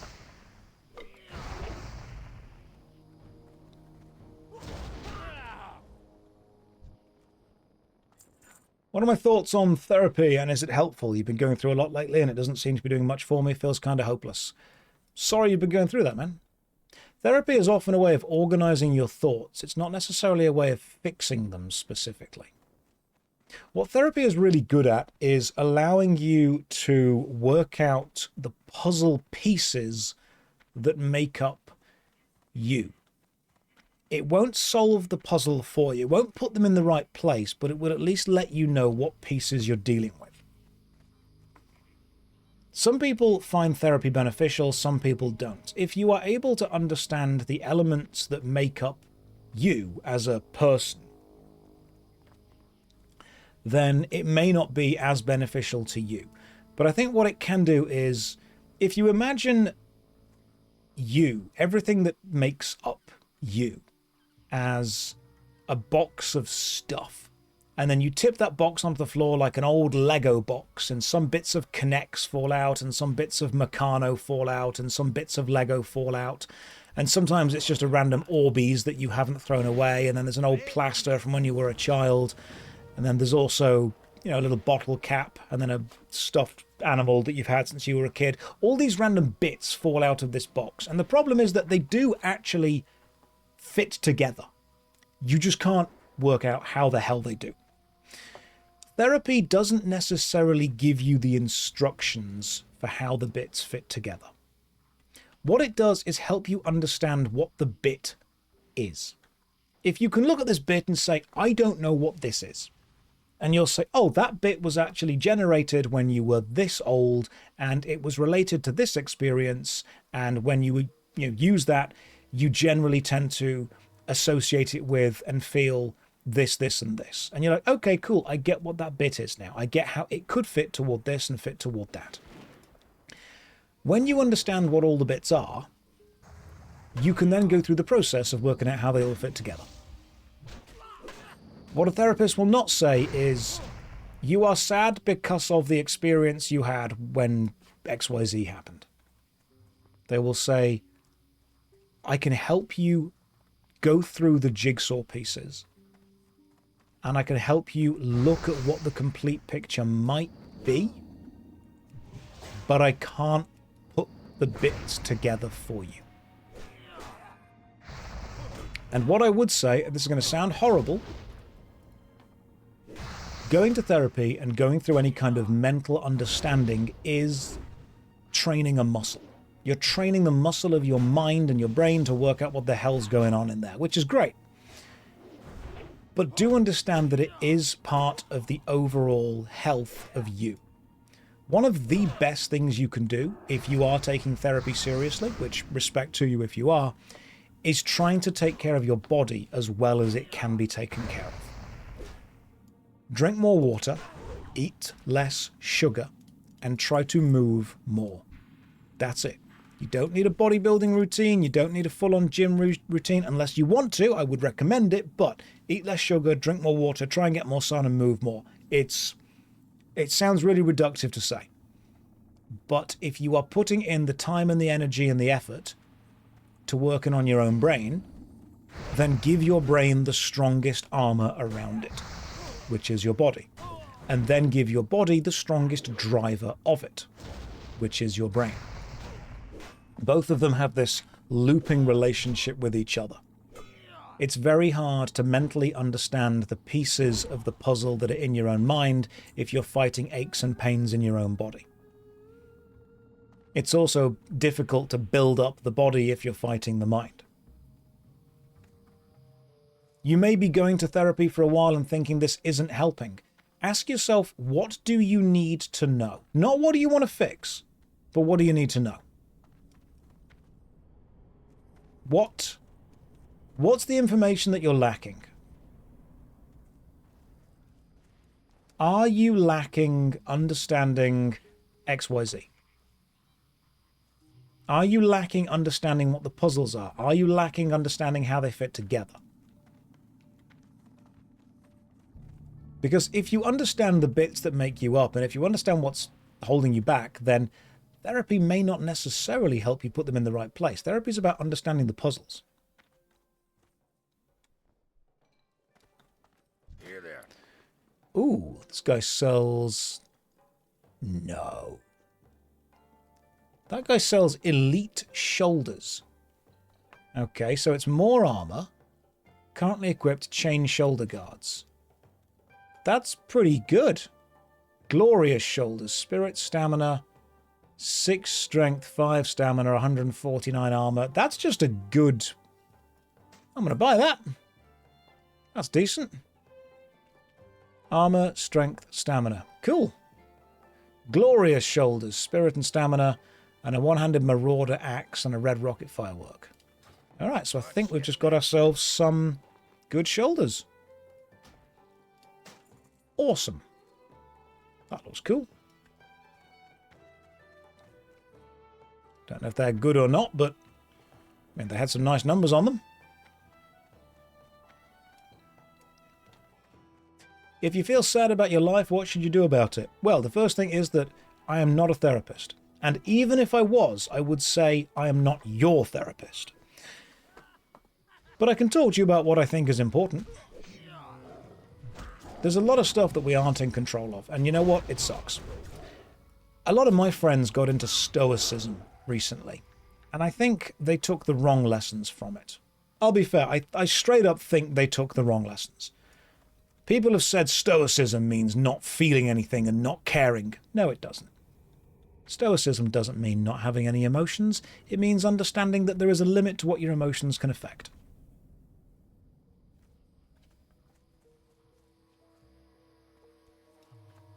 Work out, what would you like? And if you don't know what you like, that's also okay. What processes do you find a level of joy in? Now, this is the danger. This is the difficult part. Because whenever we talk about the processes that we find joy in, they often get hijacked by processes that are much easier, but also just rely on chemical joy. So, drink drugs, that kind of stuff. I think that it's hard to explain to someone that climbing a mountain may not feel good every step of the way, but there is an incredible level of achievement, a level of pride, a level of contentedness when you get to the top of the mountain. Problem is, the steps to get up the mountain suck. They're not fun. But there are many other things in life offering to be fun right now. They're offering to just hijack those dopamine receptors and say, hey, you know what? Don't climb the mountain. That's going to hurt. That's going to suck. How about this? Feel good right now. And I think a lot of people, unfortunately, are being mentally hijacked by processes that want to give you the feel-good chemicals right now.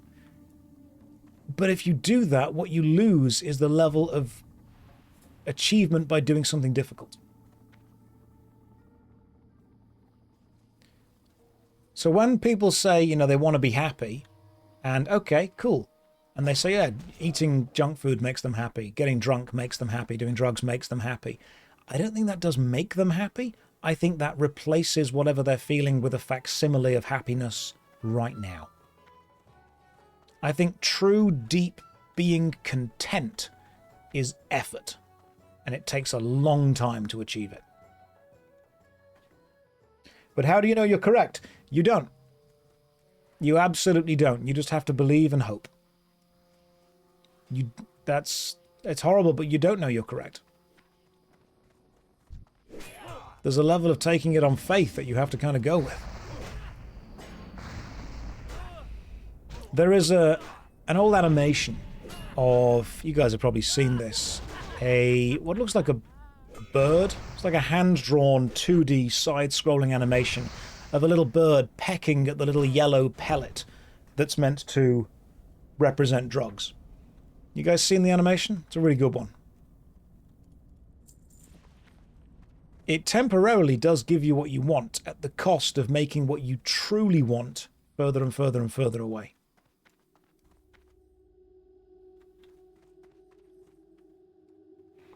People think that being happy is a state that you achieve and then have forever. I try and explain happiness and sadness as relating closer on a human experience level to hunger. If you are hungry, you eat food. You will then not be hungry. But you've not solved the hunger problem forever.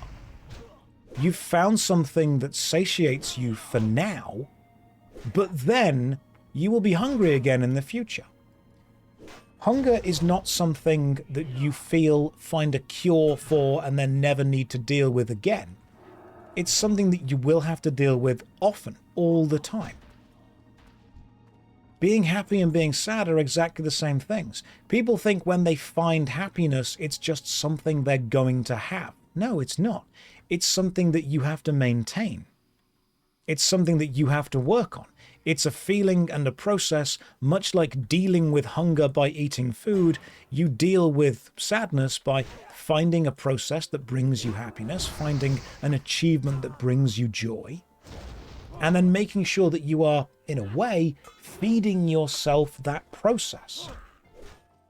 You won't achieve a state that you then remain at for the rest of your life. You will, however, find ways of getting yourself into that state. And then you will go through those processes again and again and again and again.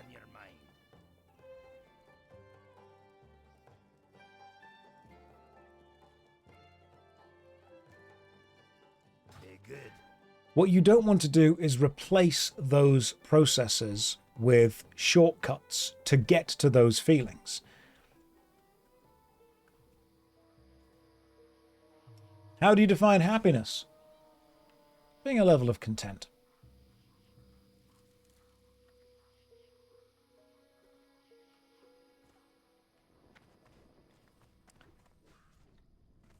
People want the good feeling, and there are lots of products and people that promise to get them to the good feeling quickly without any of the work. Unfortunately, that means that every time you want to go back to that level of feeling, you have to go back to that product or project.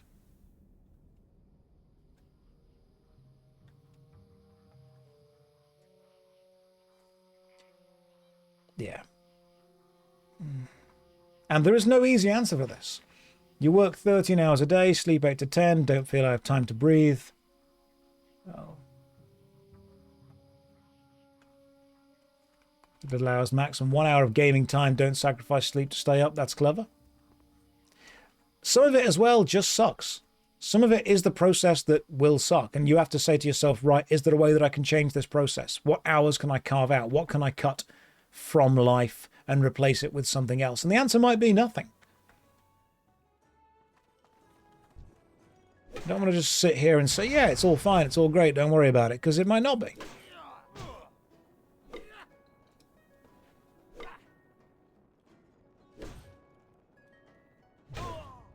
That's why it's important to try and talk to people that are either around you or able to support you.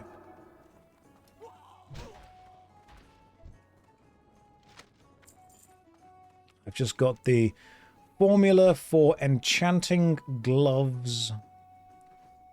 What was that for? Hang on. Enchant gloves mining. Permanently enchant gloves to give a +2 to the mining skill. Don't do the mining skill. Don't know. But I've not got all the answers, man. I'm sorry that I can't give you all of them. All I can help you try and understand is the puzzle pieces. You've got to put them together in a way that fits your puzzle. And if you look at the puzzle of life and think, I hate how this looks, what can you do to change the situation you live in? And the answer might be nothing. I don't want to sit here and say it's going to be super easy. Oh yeah, just move to Bali. Just move to Thailand. Just move to somewhere where it's cheaper to live and, you know, all that stuff. Because that's an extremely privileged position to be talking from. There are some things that you will have to just endure. I don't want to feel that I'm giving you step-by-step advice of what to do. But at the same time, this is very important. I have had a lot of people over my life ask me for a lot of input. And one thing that does get very draining, I know that no one is doing this on purpose, is, and let me know if you've ever met people like this. Have you ever met or spoken to someone who asks for your input or your advice on a situation, but no matter what you say, they explain to you why it will not help? People have said to me, oh man, I really hate my job. I'm like, okay, are you looking to vent? This is a really important thing. If someone complains, ask them, are they looking to just vent or are they looking for a solution? Because sometimes people just want to vent. One of the most annoying things you can do is just immediately jump in and try and start solving everyone's problems. And I guarantee that if you have ever been that person, you have been annoying without meaning to be. Sometimes people just want to vent. So, first of all, establish a situation. Do you want to vent? Or do you want to find a solution to the problem? And if they just want to vent, just let them vent. If they want to find a solution, that's where the second problem comes in. People will say to you things like, oh, I need to have help doing this. Okay, cool. Have you tried doing this? Oh, I can't do that because of this. Can't do that because of this. Can't do that because of this. Hey, I really want to... The big one is when people say to me they want to be a YouTuber. Hey, I really want to be a YouTuber. Really want to be a Twitch streamer. Okay, this is what you need to do. Ah, yeah, but I don't want to learn to edit. Okay, well, in that case, you're going to miss out on a lot of YouTube. So being a Twitch streamer is a good idea. Yeah, but I don't want to stick to a schedule. All right, you're going to limit yourself on audience retention. You're going to have to play a game that you're really good at. Ah, yeah, but I don't want to play the popular games. I want to play the really unpopular games. Okay, you're going to very much limit your audience and your reach then. You need to make stuff on socials. Yeah, but I don't really want to make, you know, videos on Instagram or Twitter or TikTok. Okay, so you want to be a YouTuber or a Twitch streamer, but you also don't want to learn to edit or render or write scripts or stick to a schedule or put any kind of effort into the marketing of any of this. Yeah, pretty much. Right, so you want to be a rock star, but you don't want to learn to play an instrument or sing or learn how to work a crowd. You don't actually want to be a YouTuber or a Twitch streamer. You just want the lifestyle that comes with being that thing without doing any of the things that involve being that thing. Because what you have described is none of those things. You don't want to do this. You just want to other people to think you're the kind of person that does this. And some people say, no man, I just want to like, play some Twitch games as and when I want to. Okay, cool. Then you want to do it as a hobby. That's fine. Anyone can do it as a hobby. I'd encourage you to. But there is a big difference between doing it as a hobby and doing it as a business. And people have even said to me, yeah, but I really want to do this, but I just can't do that. I can't do that. I can't do that. Well, I don't know what to tell you then, man. I'm sorry. At this point, you're just not doing any of the difficult stuff because you don't want to. Or can't. What do you want me to say? There is no secret to it. There is no super secret formula. Sometimes, this is going to sound horrible, the work sucks. Sometimes you just need to sit down and do the thing that sucks. Sometimes you don't want to paint the house, but you just got to dip the paintbrush in the paint and paint the house. Sometimes you don't want to do the washing up. There is no secret that makes the washing up quicker. There is no way of organizing the knives and forks and plates and bowls that everyone else knows that you don't. It is sometimes a case of picking up each bit of cutlery and washing it and putting it away. Sometimes you just need to do the hard work, and the process isn't fun. Now, things sometimes do have a secret, yeah. There's little tips and tricks that can help.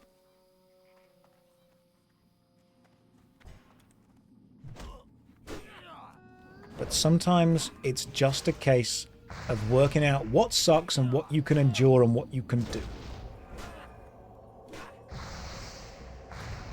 Thank you. Hooked on a Feed and Gets It. The great philosopher Keatings did once say, life is a roller coaster.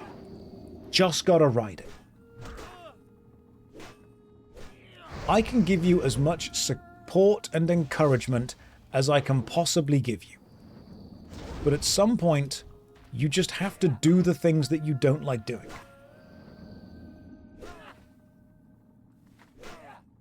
Here's a thing that I do, okay? I'm remarkably lazy. Like, stunningly lazy. I don't want to think about things. I don't want to put effort into things. I really don't. I don't like doing it. I do it because I know it has to be done, but I don't like doing it.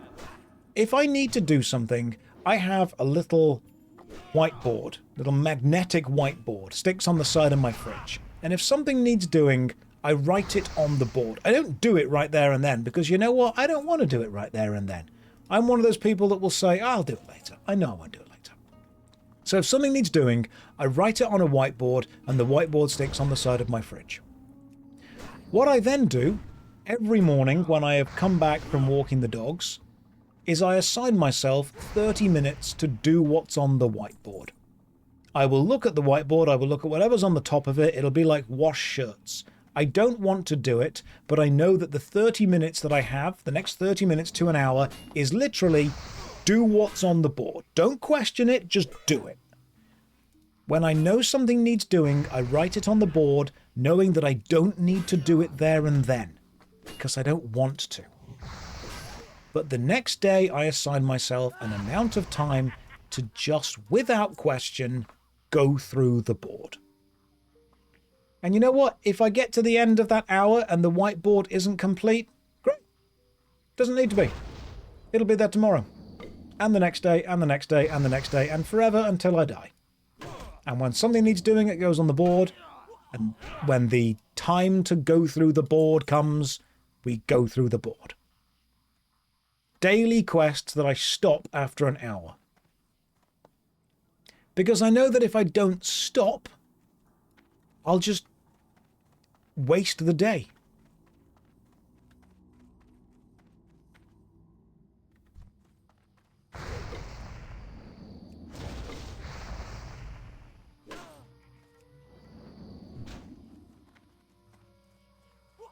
Because I know that I will just get distracted and carry on and do something else, and so I give myself certain times. I assign myself times. For the next hour, this is happening. How long would the list on the board be? It's not a massive whiteboard, so it doesn't need to be very long. Josh, you are a very organised person. Were you always so organised? I am not organised at all. A lot of the stuff I have is in complete chaos. but I force myself to try and be organised because I know that if I'm not, I won't be able to find anything. I'm very lazy, but I'm lazy in an efficient way. I know that I don't want to put away the washing up after I've done it. But I also know that if I don't put it away, it will take me longer to get the plates and bowls and forks and spoons and knives that I need when I need them. So by putting the washing up away in the cupboards, I've actually saved myself time in the future, which means I have efficiently been more lazy. I will do whatever I need to do to be as lazy as possible. Before I fall asleep at night, I will put the clothes that I'm going to wear for the next day in a small pile on the floor next to my bed, knowing that when I wake up, all the stuff I need is right there, so I can just roll out, jump in the shower and grab the clothes. Because if I don't do that, I'm going to wake up, realise that I've got to open the cupboards, I've got to open the drawers, I've got to get the clothes for the day, I've got to work it all out, and I just don't want to do that, so I'll just stay in bed. I know that I am ridiculous, and you are as well, don't lie to me. You are ridiculously motivated at night time. Nighttime, you're lying in bed, you're thinking, I'm going to change my life. I'm going to do this, I'm going to get up early, I'm going to work, I'm going to eat healthy, I'm going to go to the shop, I'm going to get some fruit, I'm going to get some vegetables, going to start meal prepping, I'm going to start prepping all my clothes. You wake up in the morning, you're not doing any of that shit. You're going back to bed, you're going to scroll Instagram on your phone for the next 3 hours, you're going to have crave for breakfast. That's what you're going to do. So, when you are motivated, set up as much as you can in your life that you don't need to be motivated for it to then happen. When you're motivated, put into place systems that you can rely on when you aren't motivated. A lot of my martial arts training was spent working with the military, and I'll tell you the tricks that I've learned. You make training harder than the actual thing is going to be. That way, when you do the thing, you fall back on your training. Please remember this. We do not rise to the level of our expectations. We fall to the level of our training. If you want to do something, set up a system where doing that thing is the easiest thing you could possibly do.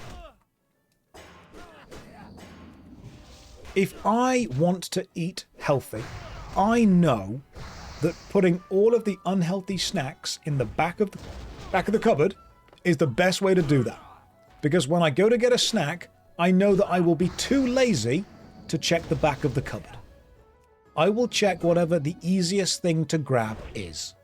And if I make the easiest thing to grab the thing that I actually should be grabbing, I'll do that. I know that if I'm going to if something needs to be taken from downstairs to upstairs in my house, I put it on the stairs. That way, when I walk up the stairs, I think, oh, that's on the stairs. So I just grab whatever's on the stairs and go upstairs with it.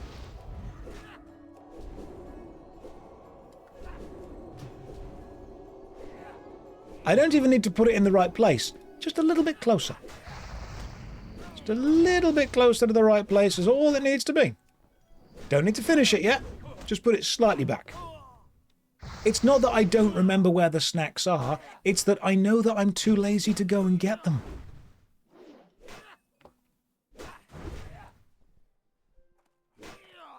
I know that I'm lazy. And so by setting life up so the easiest possible solution. Because I'll put an amount of effort into doing things that I know I shouldn't do. Like, I know that I shouldn't just go and have a bowl of cereal instead of having some fruit. But if I know where the bowls are and where the cereal is, I know I'm going to do it. But if I make sure that I put as much as I can away and the fruit is always accessible on the side, I'm just going to grab that. I know that if I've got cans of Pepsi downstairs, I will drink them. But I also know that if I leave bottles of water around the place, I'll grab them because I'm lazier.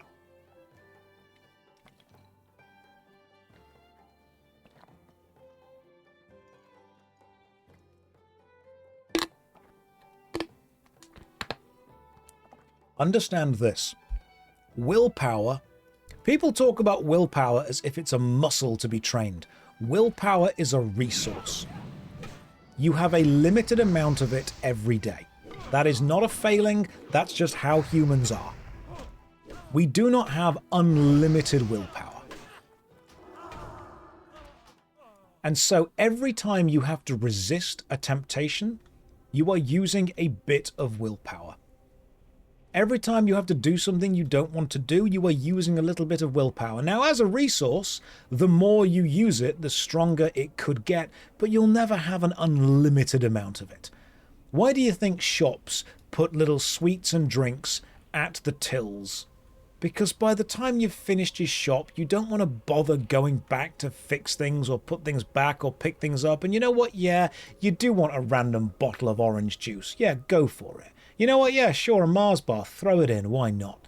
Now, the UK actually changed the rules recently, so shops couldn't do that as much because it is a willpower exploit.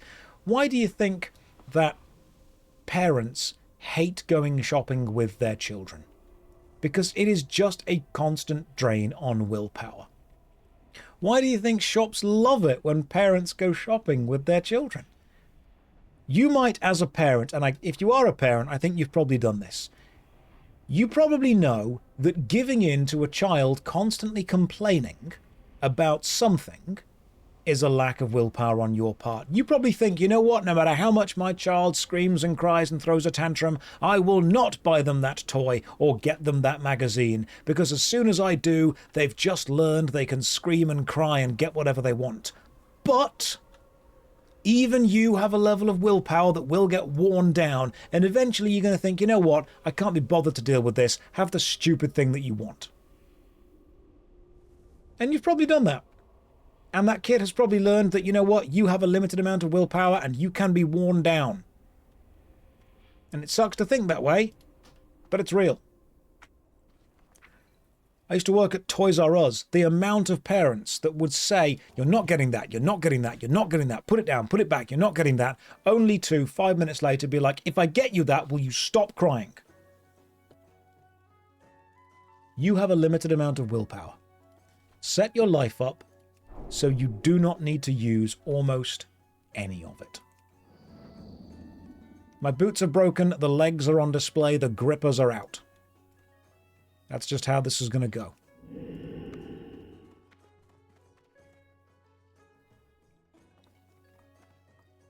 Yeah, Kyra, that's a very honest reflection. Kids understand that parents start the day with a lot of willpower. They do not end the day with the same amount. Oh yeah, it's also time for my bedtime. Let me kill these dwarves, then I'll go to bed.